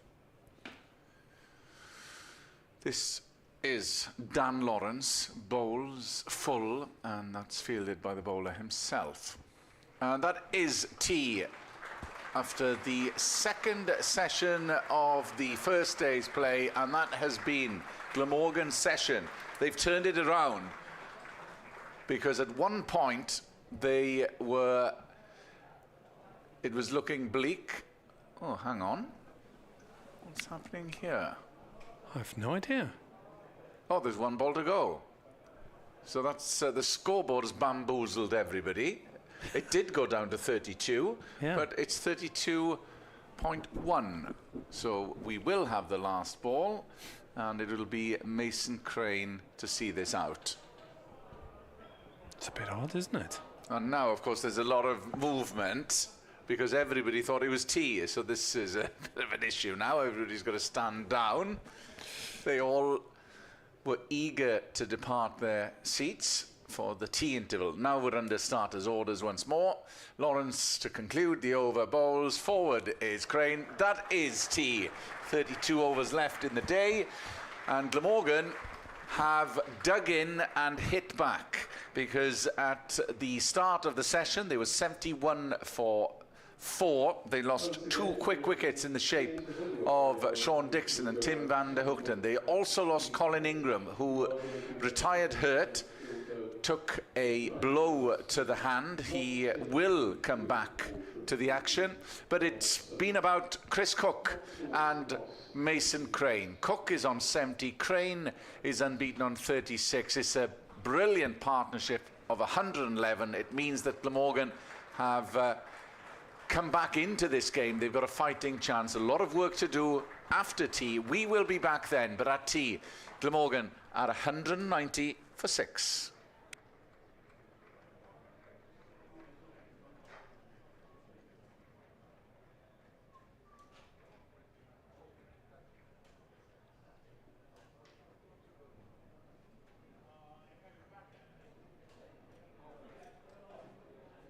I've also got some less than tea time scores even from the other games which are taking place around the country today. We'll start first of all with an update from the Kia Oval, where in their second innings, New Zealand are 97 for 2, so they're leading England by 197 runs.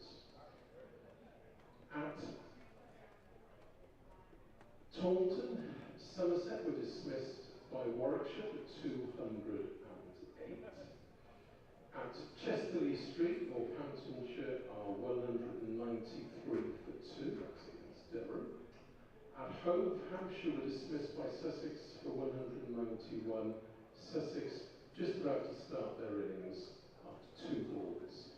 They're 0 for 0. At Chelmsford, Notts are 20 for 1 in reply to Essex's first innings total of 184. Tea time at Worcestershire, Gloucestershire 173 for 4. At Grace Road in Leicester, Yorkshire were dismissed by Leicestershire for 185, and Leicester are now 12 without loss.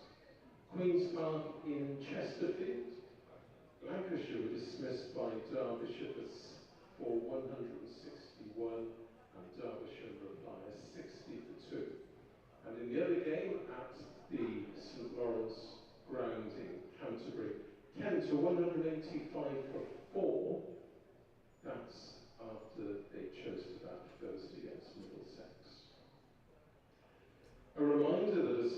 refreshments are concerned, a full range of food and drink can be purchased in the Pyramid Lounge, which is situated on the ground floor of the Thatcher's Pavilion. There's a 10% discount for Glamorgan members on all food sales.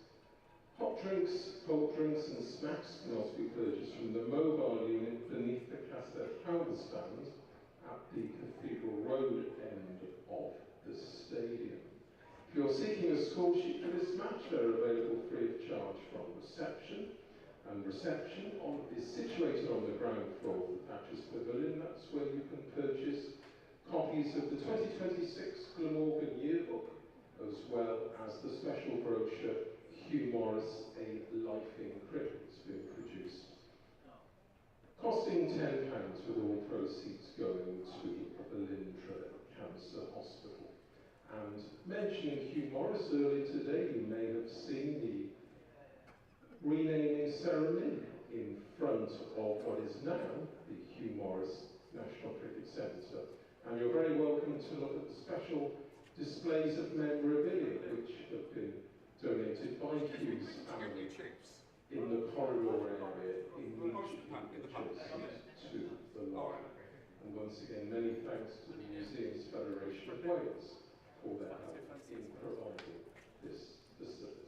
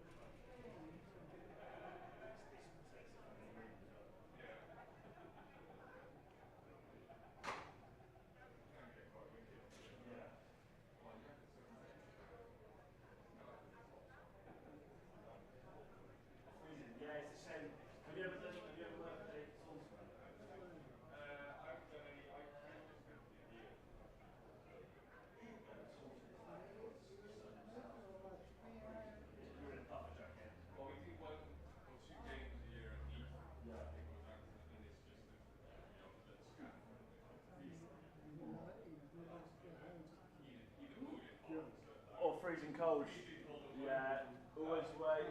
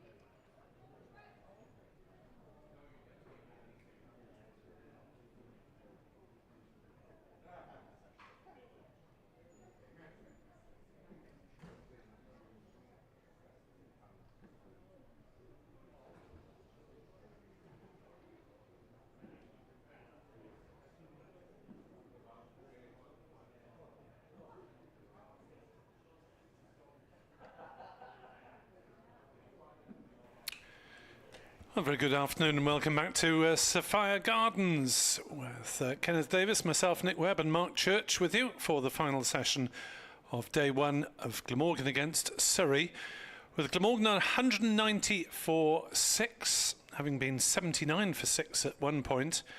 2 wickets apiece for Sean Abbott, for England's Gus Atkinson and for Jordan Clark. But then Chris Cook 70 not out and Mason Crane 36 not out, leading fight back. And it appears likely that Colin Ingram is to return as well, having retired hurt on 23. So during the interval, the light levels have dipped considerably, and I'm surprised that the floodlights aren't on. And to resume the bowling for Surrey at the River End, Rahul Chahar. So sticking with the spin of Chahar for the moment, we've got 16 overs to go before the new ball is available, and we'll see which of Surrey's quicks they use before the new ball, or whether they wait until the new ball to use the threatening trio of Atkinson, Clark and Abbott, who took 2 wickets apiece earlier on. Chahar in then to start the evening session, to Cook, who pushes forward and plays it out on the offside. No run. Yeah, there's no bright light whatsoever now, just to the right towards Cardiff Bay. Chahar in, bowls to Cook, who steers it through the offside and wanders through for a single. They have a deep point stationed in the form of Curran. Tomorrow and Sunday, very good. Monday is the weather warning. That's when the What, for heat? Oh, yeah, okay. heat wave starts. And Tuesday. Chahar is in to bowl, driven by Crane to deepish mid-off. Thought for a moment about a single, decided it wasn't there. But it looks as if we're good throughout next week then. As Crane drives into the offside, no run. Duncan Evans on the email wondering where the sensible batting was last week. Yeah, at we home. mentioned that, yeah. Well, you saw that firsthand, Nick. Yes, Glamorgan were completely under the cosh, partly due to conditions. As that's down the leg side, Crane makes no contact through to Pope. But they were outplayed by Sussex, all right. The conditions might have been worth 100 or 150 difference. Chahar bowls, Crane drives, but it's fielded at point by Thomas, and there's no run. Just a single off the over then, Glamorgan 191 for 6. And yes, Sussex were the better side with bat and ball, and if you lose by an innings and nearly 100, you can't really complain too much again about the toss. Still going with spin, slightly surprised with this? Yeah, I'd have put one of the fast bowlers on in this period of play, I think. And then you still have 2 left for the new ball. But I think Surrey have not kept the pressure on. I mean, Chahar's bowled reasonably well, 0 for 30 off 11 overs. Lawrence has been economical as well. But yeah, a bit more pressure needed from Surrey. In is Lawrence, fullish, and it's played firmly by Cook. It's cut off by mid-wicket.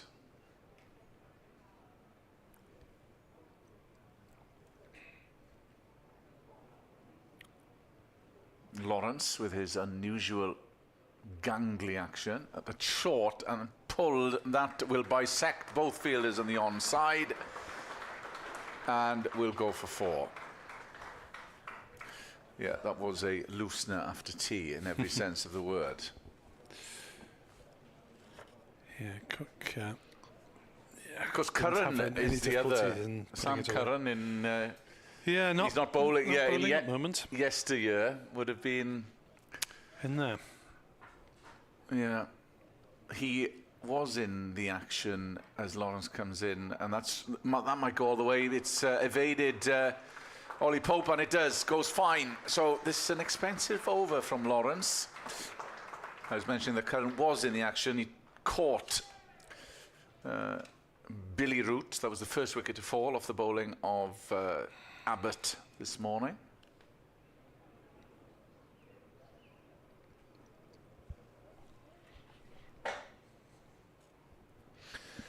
Eight off the over as Lawrence comes in, slightly short of a length, but there is no run.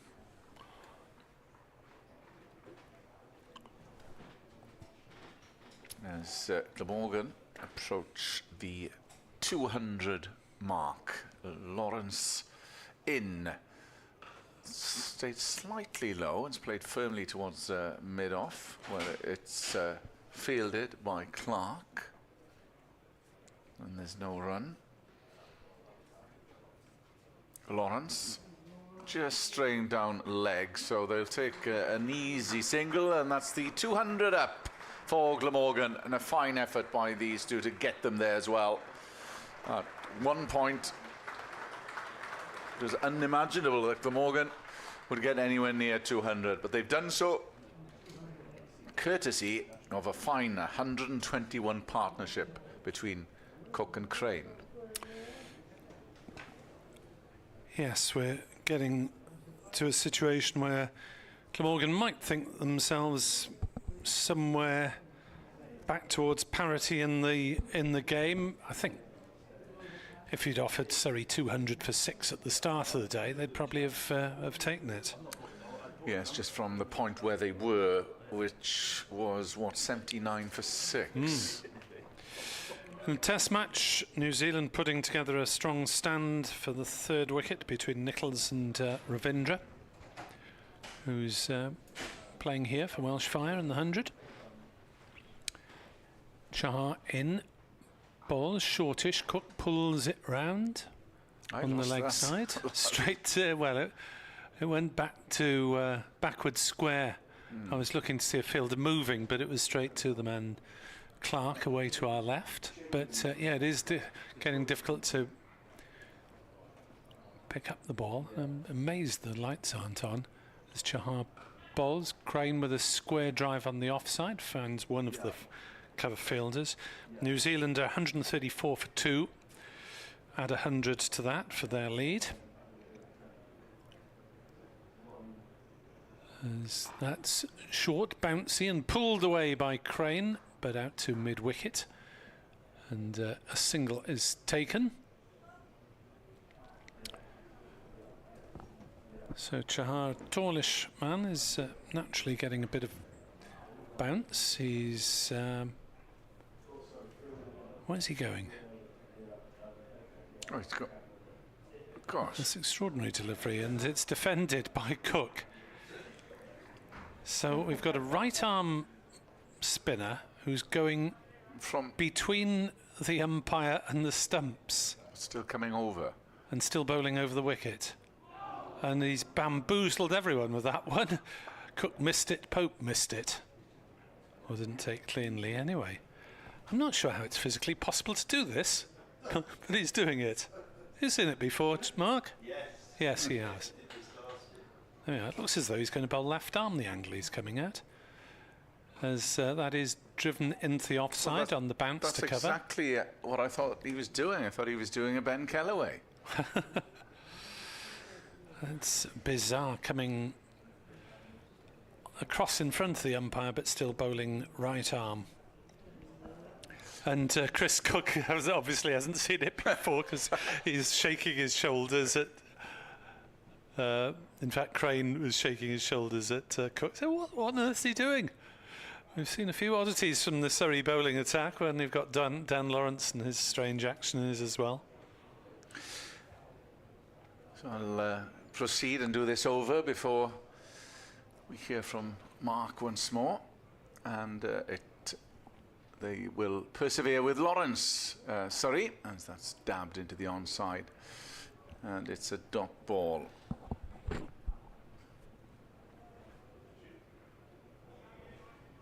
Short leg in place. There is a leg slip as well. It's played on the onside, just as far as mid-wicket. There's no run. 202 for 6. Surrey will be eager to get their hands on The new ball, Lawrence, full that time, just dabbed into the offside. Another dot ball. When do we do that? No, still 12 overs, yeah, to go. 6th wicket fell in the 32nd over. They wouldn't have dreamt of having to use the new ball at that point. Lawrence in to Crane, who it's a decent shot. It should be cut off, but they'll run 2. They may get back for a 3rd. No, they won't. As deep cover comes around. Yeah, Crane's lent nicely into those offside drives on several occasions. Not off maybe the full meat of the bat, but getting them away quite nicely. Penultimate ball of the over by Dan Lawrence, and that will evade short legs so they can get through for an easy single. Crane moves to 40 off 111, but he's provided a great foil for Chris Cook, who's on 81. Yeah, faced virtually the same number of balls. Cook's got double the number of runs. Last ball of the over for Dan Lawrence, 0 for 34. Here he comes. Big stride forward by Chris Cook. End of the over. So Glamorgan in some control at the moment. And at a 205 for 6, it'll be Mark Church. But first of all, Nick Webb. Thank you very much indeed, Kenneth. We'll be back in half an hour or so. Other international cricket today, Australia beat Bangladesh by 7 runs in a high-scoring T20 in Bangladesh. And the Women's T20 World Cup, tonight's game is New Zealand against Ireland at Southampton. And coverage of that on the BBC Sport website. Here comes Chahar baffling us all, but not Mason Crane, who plays the first ball of the over. Point. I remember him doing this last year and us trying to work out how his back allows him to actually come over the wicket from basically coming around the wicket. As that's outside off, Crane drives but finds the fielder at point. Because he comes in between the umpire and the stumps. Now, if you're coming on that angle, you'd expect him to go wide of the crease, but he's bowling tight to the stumps. As Crane drives into the offside. Oh, he's pierced the cover field. 2 infielders, but Crane has found the gap and timed that one very sweetly indeed. And he moves up to 44 and the total 209 for 6 with the lights on the scoreboard shining out brightly. And why the floodlights aren't on, I'm baffled. Yes, it is very gloomy out there. I just went and stood outside and it is gloomy. 209 for 6. Chahar in, bowls, and that's steered away on the offside for no runs. Thomas the fielder at backward point. There's a slip, backward point, deep point, 2 cover fielders and a mid-off as Crane defends on the offside. Not quite sure of the rationale between those, behind having those 2 cover fielders. One is sort of catching, the other a little bit behind. Tried to get a bit of protection through that extra cover, but have the catcher as well. As that's pulled away on the leg side by Crane, but it'll picked up at deep mid-wicket, single, 210 for 6. I was looking at the record 7th wicket partnership for Glamorgan against Surrey. And of course I was thinking, is it an 8th wicket partnership? Because obviously Ingram went off retired hurt, but I suppose this officially is the 7th wicket partnership. It's 171 by Llewellyn and Nash in 1976. Mike Llewellyn, Malcolm Nash. Yes, indeed. So still a bit of a way to go on that front. Yeah. So it will be Dan Lawrence to continue this partnership now, worth 131. And here the lights are on. Now you can see the difference straight away. As soon as those lights come on, you can see the difference. Shows how gloomy it was. As in over the wicket comes Dan Lawrence, tosses this one up, driven by Crane. Beautiful shot. Straight down the ground for 4. It's a lovely shot from Mason Crane. There's no turn there for Dan Lawrence. He's trying to give that one a bit of air, and it's just checked straight down the ground by Crane for 4. He's on to 49 here, Mason Crane's played very well. From 118 deliveries, Cook's on 81. But you can almost, well, you can now see the shadows of the players as soon as those lights came on. As in comes Lawrence and Crane is forward. Quietly plays this one into the leg side, which is when the umpires get a bit twitchy. Yeah, I was going to say, would they keep them on with fast bowlers bowling? Well, I don't know. As soon as those lights were switched on, you saw how gloomy it had been, and there is the shadow of the players now, the star shadow. There's the 50 for Mason Crane, just onto the back foot, pushes it away out towards the sweeper on the cover boundary rope. That's Sean Abbott out there. So very well played, Mason Crane. 50 from 120 deliveries. He got his head down when he first came out to join Cook against the Surrey Quicks. And he's just opened up a touch since the tea break with some lovely shots. Cook waits for Lawrence, he's forward. Plays this one back up the pitch and there's no run. Just the 5 boundaries for Mason Crane in that knock, 120 balls as you say. And just the 5th time that he's passed 50 in his career. It's in again, over the wicket. Lawrence quicker this time. Cook is forward, that goes straight down into the turf and up again. Thomas does the fielding. And 3 of those 5 occasions have been this season. Yep. Well, he's obviously worked on his batting. In again, over the wicket goes Lawrence. This is tucked by Cook into the leg side.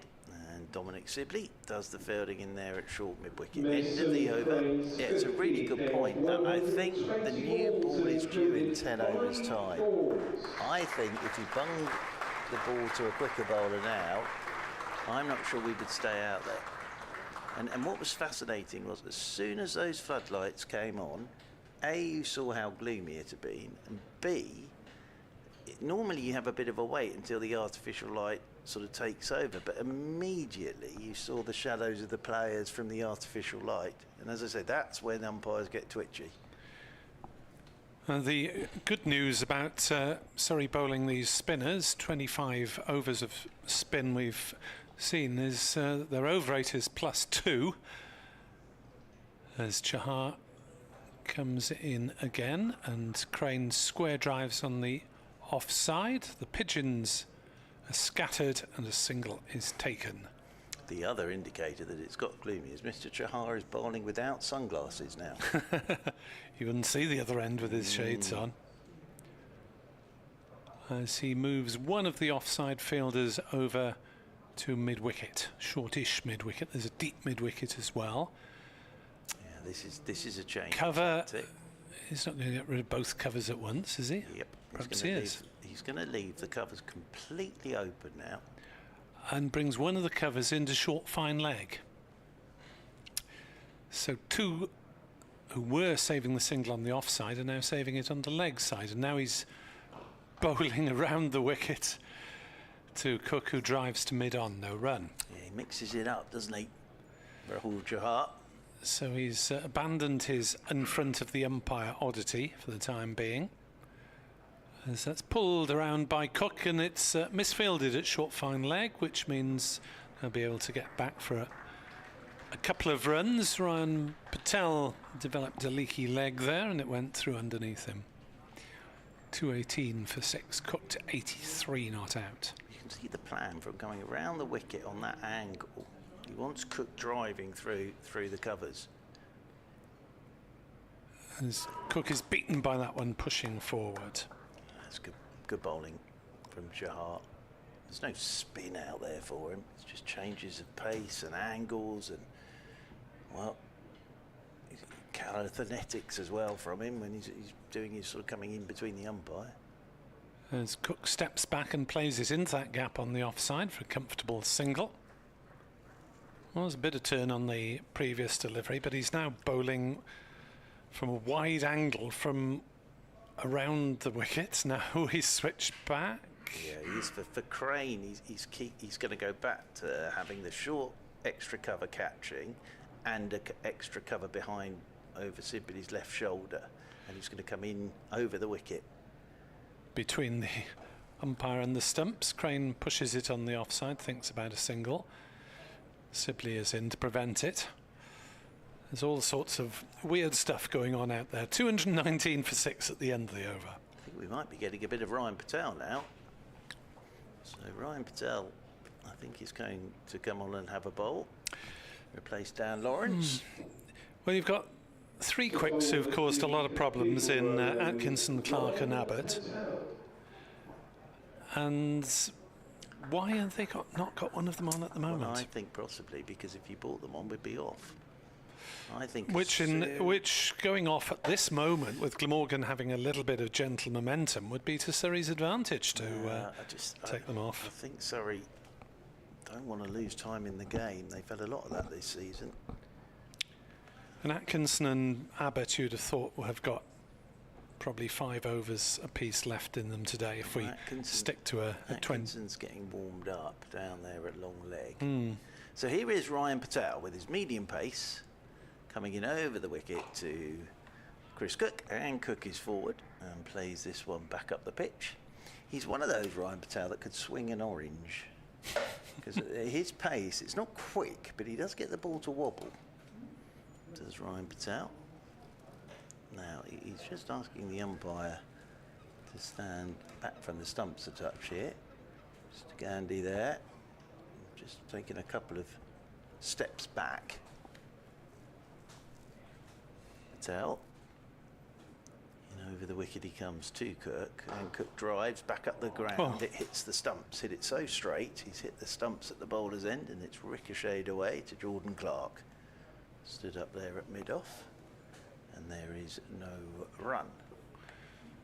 Little bit of shape, but a good looking shot from Cook. Yeah, dead straight, no touch on the ball from Patel. Might have gone for 4 if it had gone past the stumps. I think it would have done. As Patel bustles in once again. Over the wicket he goes to Cook, who's driving out towards Abbott, sweeping on the cover boundary road. They'll pick up a single. We saw Dan Lawrence this season hit one so hard that it went through the stumps at the bowler's end and still went for 4. So he absolutely smashed it back. I can't remember who it was against, and it went through the stumps, demolished them, and still went down to the boundary rope for 4. Crane on to strike to Patel, and Crane just works this one into the leg side wristily. Take a single out there to Sam Curran at deep mid-wicket. Still getting himself back to bowling fitness is Sam Curran. Yeah, do you know what the injury is? I think it was a general wear and tear jockey on his calf, so that's why he didn't go to the IPL. So just playing as a batter at the moment. Over the wicket again comes Ryan Patel, and Cook's driving straight up the ground. Oh, and the dive from Jordan Clark. It gets underneath Jordan Clark, and it's away for 4. So Cook will move on to 85. Jordan Clark will be disappointed with that. Dived away to his right, but the ball got underneath him. Cook won't mind though, because that takes him on to 85. Not a replay that Jordan Clark will want to see again there. As in over the wicket comes Patel, and in behind this goes Cook. Plays it very quietly into the leg side. So Cook on to 85, the partnership 146. Ingram still to come back, and Glamorgan 225 for 6, having won the toss this morning, batted, and after lunch, well, it's obvious with the partnership of 146, they were in all sorts of bother. Ingram had just gone off with his finger, but Cook and Crane have done a terrific job here. They really have. They play very sensibly. Both got their heads down. Just manoeuvring Glamorgan back to, well, let's be honest, if you win the toss and bat first, 300 minimum is what you're looking for. So they're sort of creeping towards that now. As Chahar bowls, that's wide outside off stump, and Crane flat bats it away to deep point for a single. 226 for 6. Crane to 53. lights really allowing play to continue. Will we get to the point where they take over from the natural light, which is a philosophical distinction? Chahar bowls, Cook drives gently up to mid-on, no run. What is all that? That sort of description of the artificial light taking over from the natural light. It's almost biblical, isn't it, in its description?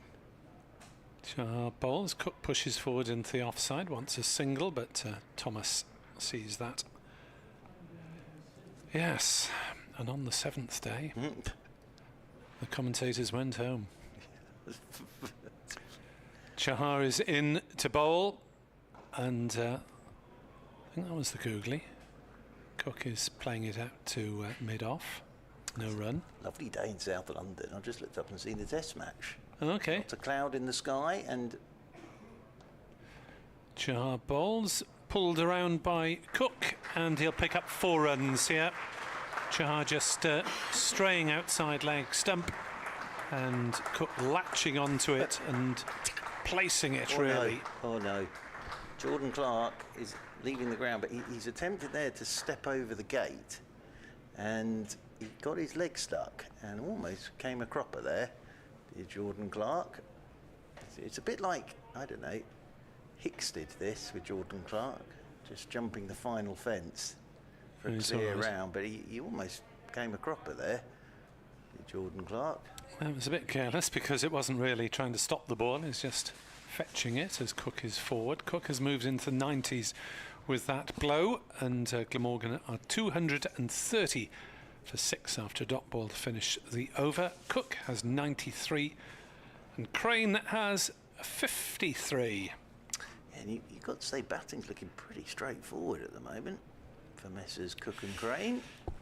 Yeah, Surrey possibly minus a frontline bowler in this well, they've gone selection. Lots of bits and pieces bowlers. They've gone in. They've made the decision to go in with 3 seamers, Chahar, and then, as we've seen, a bit of Dan Lawrence and a bit of Adam Thomas, because they did have James Taylor in the squad and Reece Topley, so they could have gone in with 4 seamers and a spinner. Here is Ryan Patel. He's coming in over the wicket. To Mason Crane's dropped him. That's your chance. Caught and bowl chance. Drill back at Ryan Patel.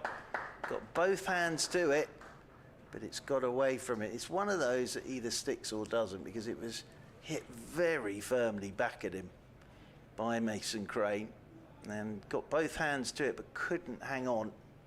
Ryan Patel. Oh, it looked as though he'd got it, didn't it? He's almost trying to bring it into the chest. I think it's probably hit him on that sort of fleshy part of the thumb. As he's over the wicket once again, Patel, and Crane gets up on his toes, just turns this one into the leg side. Thomas, apologies, simply comes across to do the fielding. So I think tomorrow we're getting the sun here in Cardiff. Okay. From what I'm hearing, and then a heat wave which seems to have already arrived in London, getting here sort of Monday, Tuesday. How long it lasts for, we'll wait to see. The last one was about 3 days, wasn't it? The summer heat wave, well, spring heat wave it was. As in over the wicket again goes Patel. This is cut by Crane, down towards third man. Up comes Jordan Clark to do the fielding, and they will pick up a single. Crane moves on to 53. Cook comes back onto strike on 93. But it's warm. That's the good thing. It is warm. It's just quite humid and cloudy here in Cardiff. Saw the sun this morning and a bit of this afternoon. Patel is in, goes wider of the crease here to Cook. Cook's forward, punches this one off the front foot, straight back up the ground. Rory Burns does the fielding and there's no run.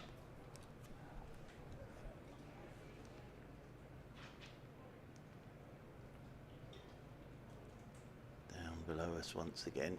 Ryan Patel wanders up to have a little chat with his captain. As forward goes Cook, pushes this one out towards cover point, and there is no run. See Andy Gorvin, who was in the squad for this game is playing for his club side St Fagans tomorrow, yes. along with fellow Glamorgan staffer Callum Nichols. Excellent. Lovely ground, St Fagans. As in over the wicket. Always Patel inside edge from Cook. Tried to run that down to third man. Could have easily come back onto his stumps. But he gets away with it and picks up a couple of runs, but his heart would have been in his mouth there for a second. He's on to 95, so good over that from Ryan Patel. A caught and bowled chance, and then the inside edge there. Those four gentlemen I'm seeing again on the live stream, all with a seat between them. Well, you can't occupy the next seat. That's against cricket protocol, isn't it? Well, it's somewhere to put your bag as well. Yes. Stretch your legs. Yeah, absolutely. Got to be done. 233 for 6. There's 15,000 seats here, give or take, so we might as well use a few of them. Where's Jahar going now? He's bowling some conventional right arm over by the look of it. To Chris Cook on 93 not out, as that is chopped away in the offside, fielded by Thomas at backward point. Glamorgan is also possibly the only club where the media officer plays top-class club cricket on. That's very good, isn't it? As Crane drives to mid-off, no run. Bhavya Doshi, one of Glamorgan's media people, will be playing alongside staffers Gorvin and Nichols tomorrow. As that's played away on the offside, Crane will take a single out to deep cover. 233 for 6, 234 for 6. Oh, Cook's on 95 here.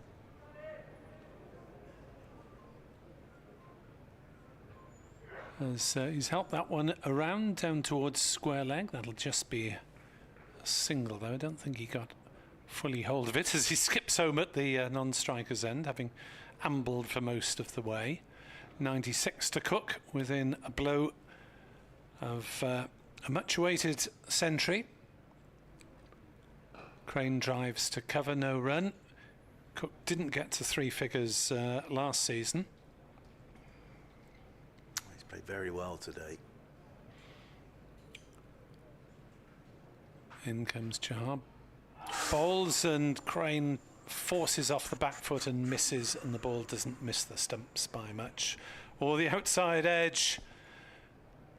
Nervous moment by Mason Crane on 55. 235 for 6. Glamorgan. Cook on 96 not out. And on strike. So can he get to a much needed century, both from the team and his personal point of view? Patel to carry on bowling.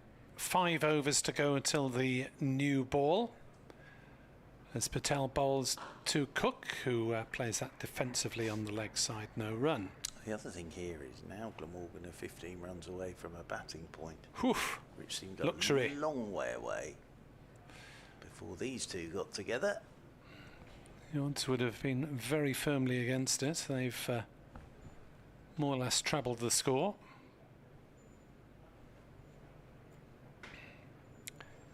As Patel is in to bowl, Cook is forward, pushing firmly but largely defensively on the offside, and it's intercepted at cover, and there is no run. One thing what's been impressive is they've done the hard work. So tough at the start, both got their heads down, and then it has got easier. So they're getting their rewards for all their hard work. It usually does by midway through the day, doesn't it? Patel bowls, Cook jabs that one to backward point, and there's no run. Well, the nervous 90s kick in for the 40-year-old Cook. Is he 40 now? Yeah, just turned 40. Is he? Doesn't look it, I know. No, I know. God, I wish I'd look like that at 40. That's pulled away on the leg side, but will be picked up at deep mid wicket by Curran amid the pigeons. Well, it's interesting, isn't it? Because you could say to Cook, you could do this in singles, but when you're in this position, all you want is one that you can get to the boundary rope. Yeah, you'd thought he would have had the patience to see it there in singles. If necessary, Patel into Crane, who cuts down to third man for a single, to 37 for 6. Yeah, turned 40 last month. High score of 84 last season. He has 14 first-class centuries to his credit, as well as 3 in List A and 1 in T20, memorably. Patel bowls and Cook drives. Thought I'd gone through him for a minute. Got it off a very... Well, he's playing straight, but he's got a single out to mid-wicket to move on to 98, 238 for 6. Yeah, it was a good job he was playing straight, because that was thick inside edge into the leg side. The pigeons were momentarily disturbed, but they found a fertile little piece of an old strip, I think, away to our right, where presumably whatever seedy goodies are fairly close to the surface. Yes, they're having their afternoon tea, I think, at the moment. Oh, the pigeons. Oh, he's on 98 here, Mr. Webb. Chahar bowling to Cook. 98 not out, having led this Glamorgan revival. Chahar in from the River Taff end. Cook hits it hard on the offside, but will pick out Curran once more and moves on to 99. Well, the other thing with the floodlights on is Mr. Chahar's earrings are glinting brightly. Chahar into Crane, who works it on the leg side, and that's fielded by Ollie Pope at mid-wicket, believe it or not. The keeper chasing after it. There's no one close in on that leg side. So Cook back on strike on 99 not out. So far, a chanceless innings. Second 50 has been slower than the first, but the innings of an experienced cricketer so far. Chahar in. Bowls to Cook, who pushes forward and defends. The third ball of the over, back to the bowler.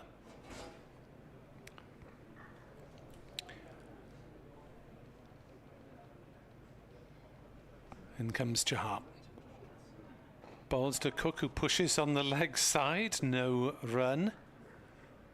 That one might have had him thinking twice, maybe the googly. Chahar in. Bowls to Cook on 99. Pushes forward, back to the bowler. No run. He's willing to wait. Well, yes, it is. He deserves 100 here. Played very well, but he's bound to be a bit nervous.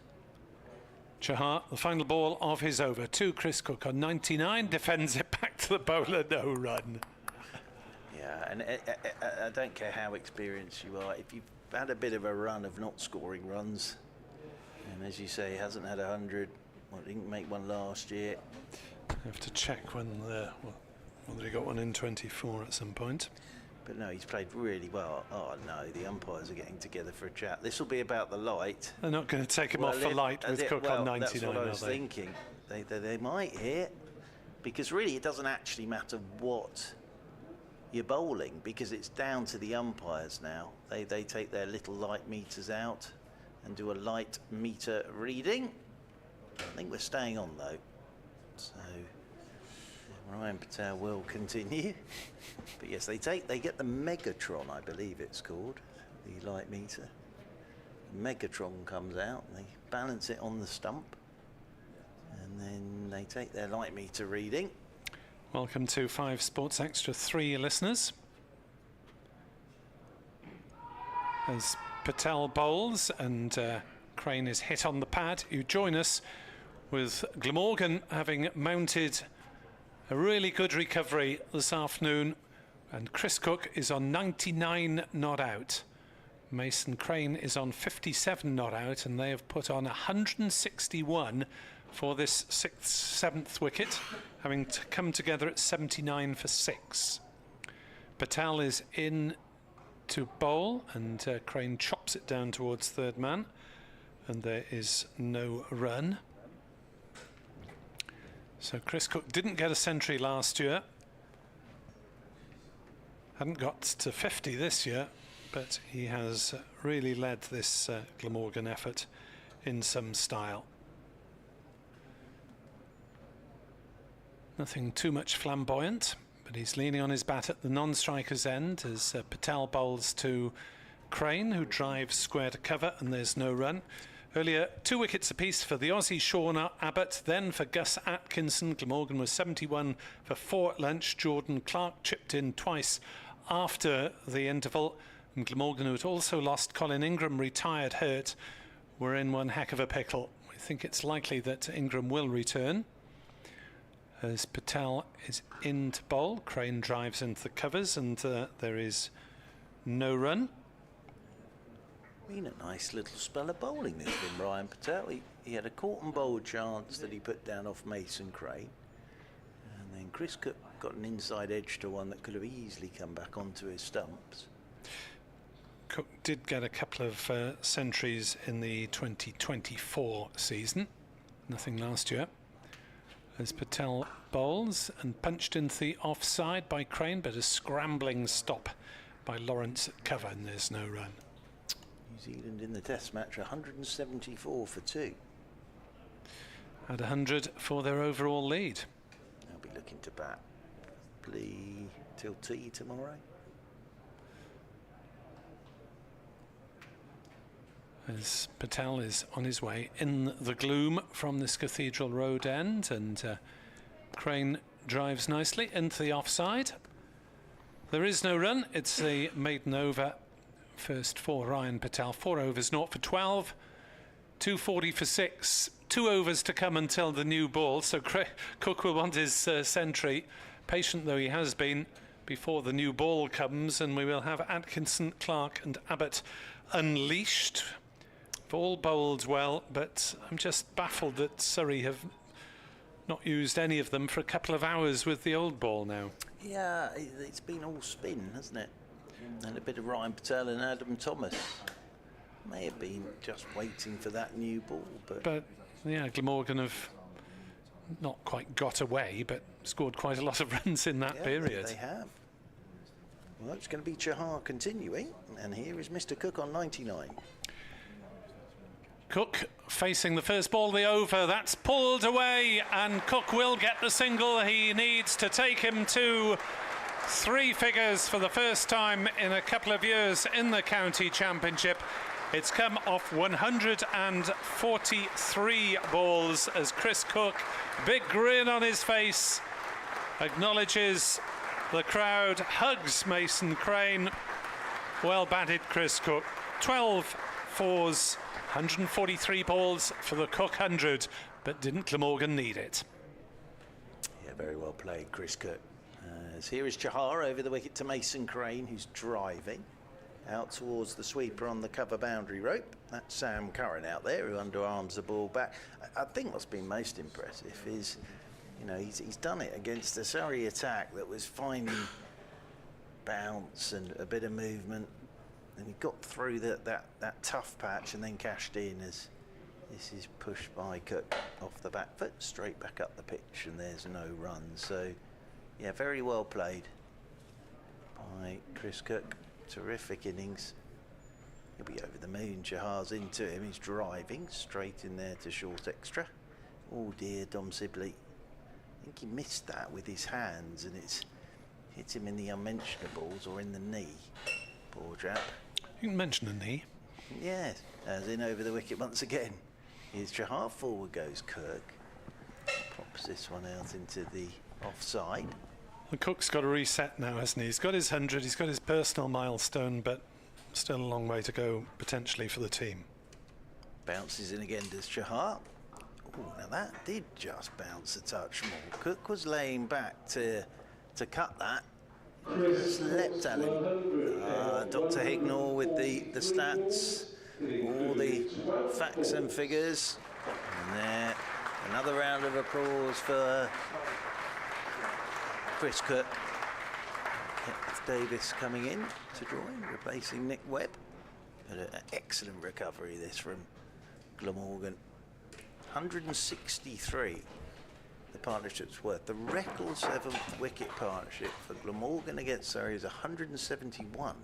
Wow. So they're not too far off that now. Patel comes in from the Cathedral Road end. We had that over where there was the, well, I say tough caught and bowl chance. He had most on it on the rebound. Yeah, it flew back into the at bread basket and out. Yeah, flew back at him, but just couldn't hang on. And then there was the inside edge from cooking that over as well that went past his stumps. Floodlights, as we mentioned on, as Patel comes in, slightly short of a length. And the trouble is, looking at the forecast, it's not getting any better in terms of how murky it's likely to be in the next hour or so. Yeah, I'll be amazed if we get through all these overs. They've called for the new ball now. So umpire White has got the new ball in his pocket. But it's going to be very different when Atkinson's piling in at you. And well, that's the point, isn't it? As Patel comes in, bowls full, and that's play to mid-wicket, and there's no run. 242 for 6. Cook with a brilliant century off 147, ably supported by Mason Crane. So we have a minimum left of 16. However, as Mark alluded to it, if you were a betting man, you wouldn't see us getting through at the moment. Patel in, bowls full, and it's cut off at short extra. It's one thing, as you mentioned, fending off medium paces. Yes. Well, you can look yourself on the front foot, but with these quicker bowlers coming back, and they know what's coming, Cook and Crane, but it will just be, is the light good enough? In comes Patel to Crane, who dabs that down to third man, and they take an easy single. Because Atkinson's bowled quick today. He's been genuinely sharp deliveries. Yeah. Well, there were a few deliveries. The one that struck Tribe on the helmet. There was one where Carlson was in trouble, if you remember, a few times. Well, I went down to have a watch outside and just to listen to the sound of it hitting Pope's gloves, and he was thumping Pope's gloves. Patel coming in. That's a cut. They may get two. No, they won't. It's hurled back in by the third man. Just the last few overs, there's been a conflab between umpires. They'll have another one now. Well, Rory Burns will want to know what's going on here as well.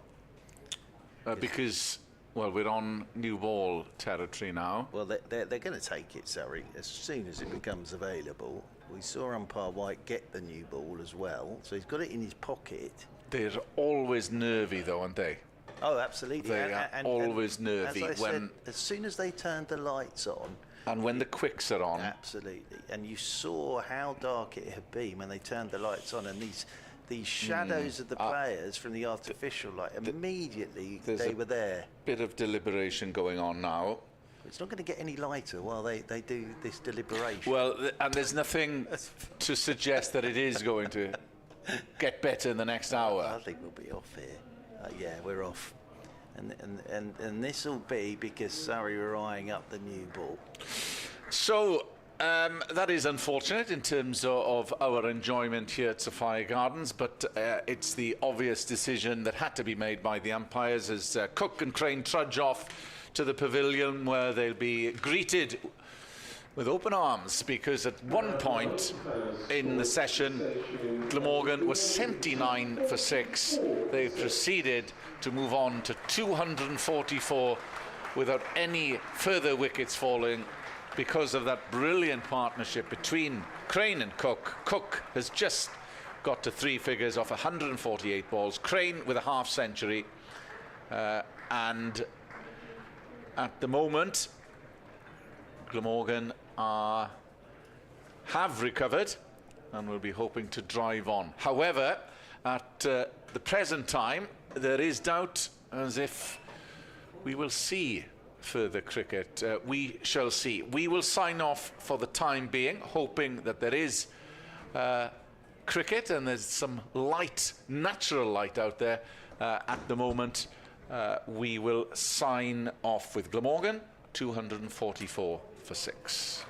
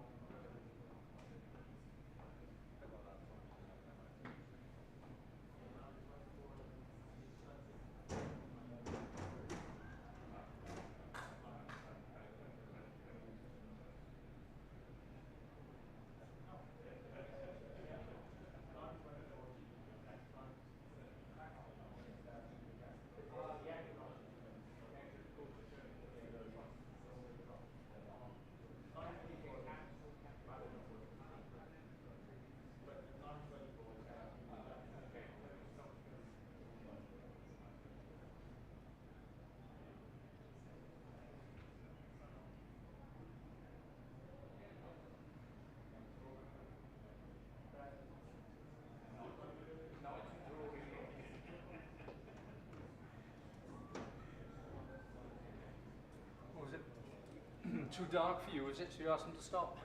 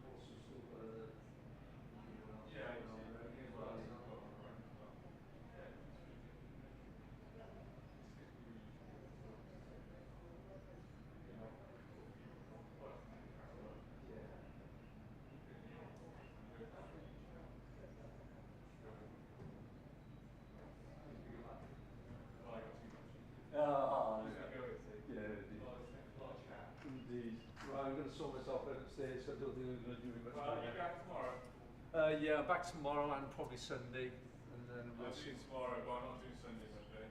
Yeah, okay. I'll just do the first 2 days. I'll see you tomorrow then. Yeah, alright. Alright.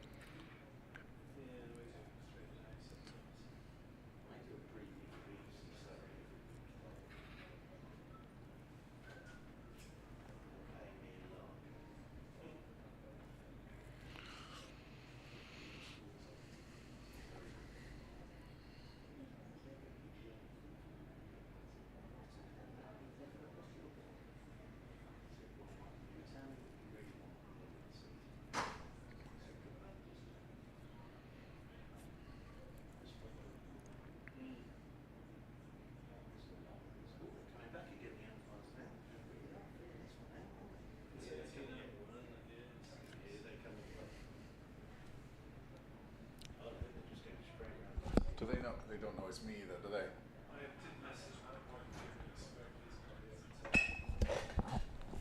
Answer to any male name, let's see. I was done softly this year. It is, yes. Doing problem? Okay. Okay, dim probs.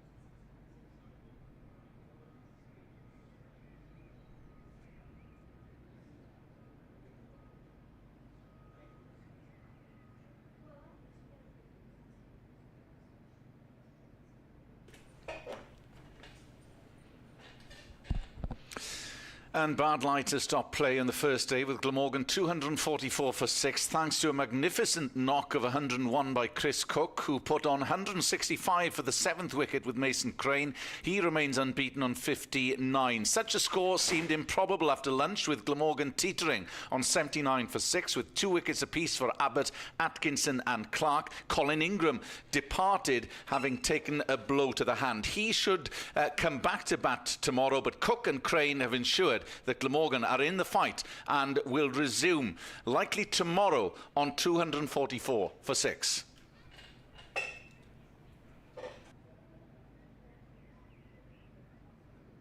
Thank you.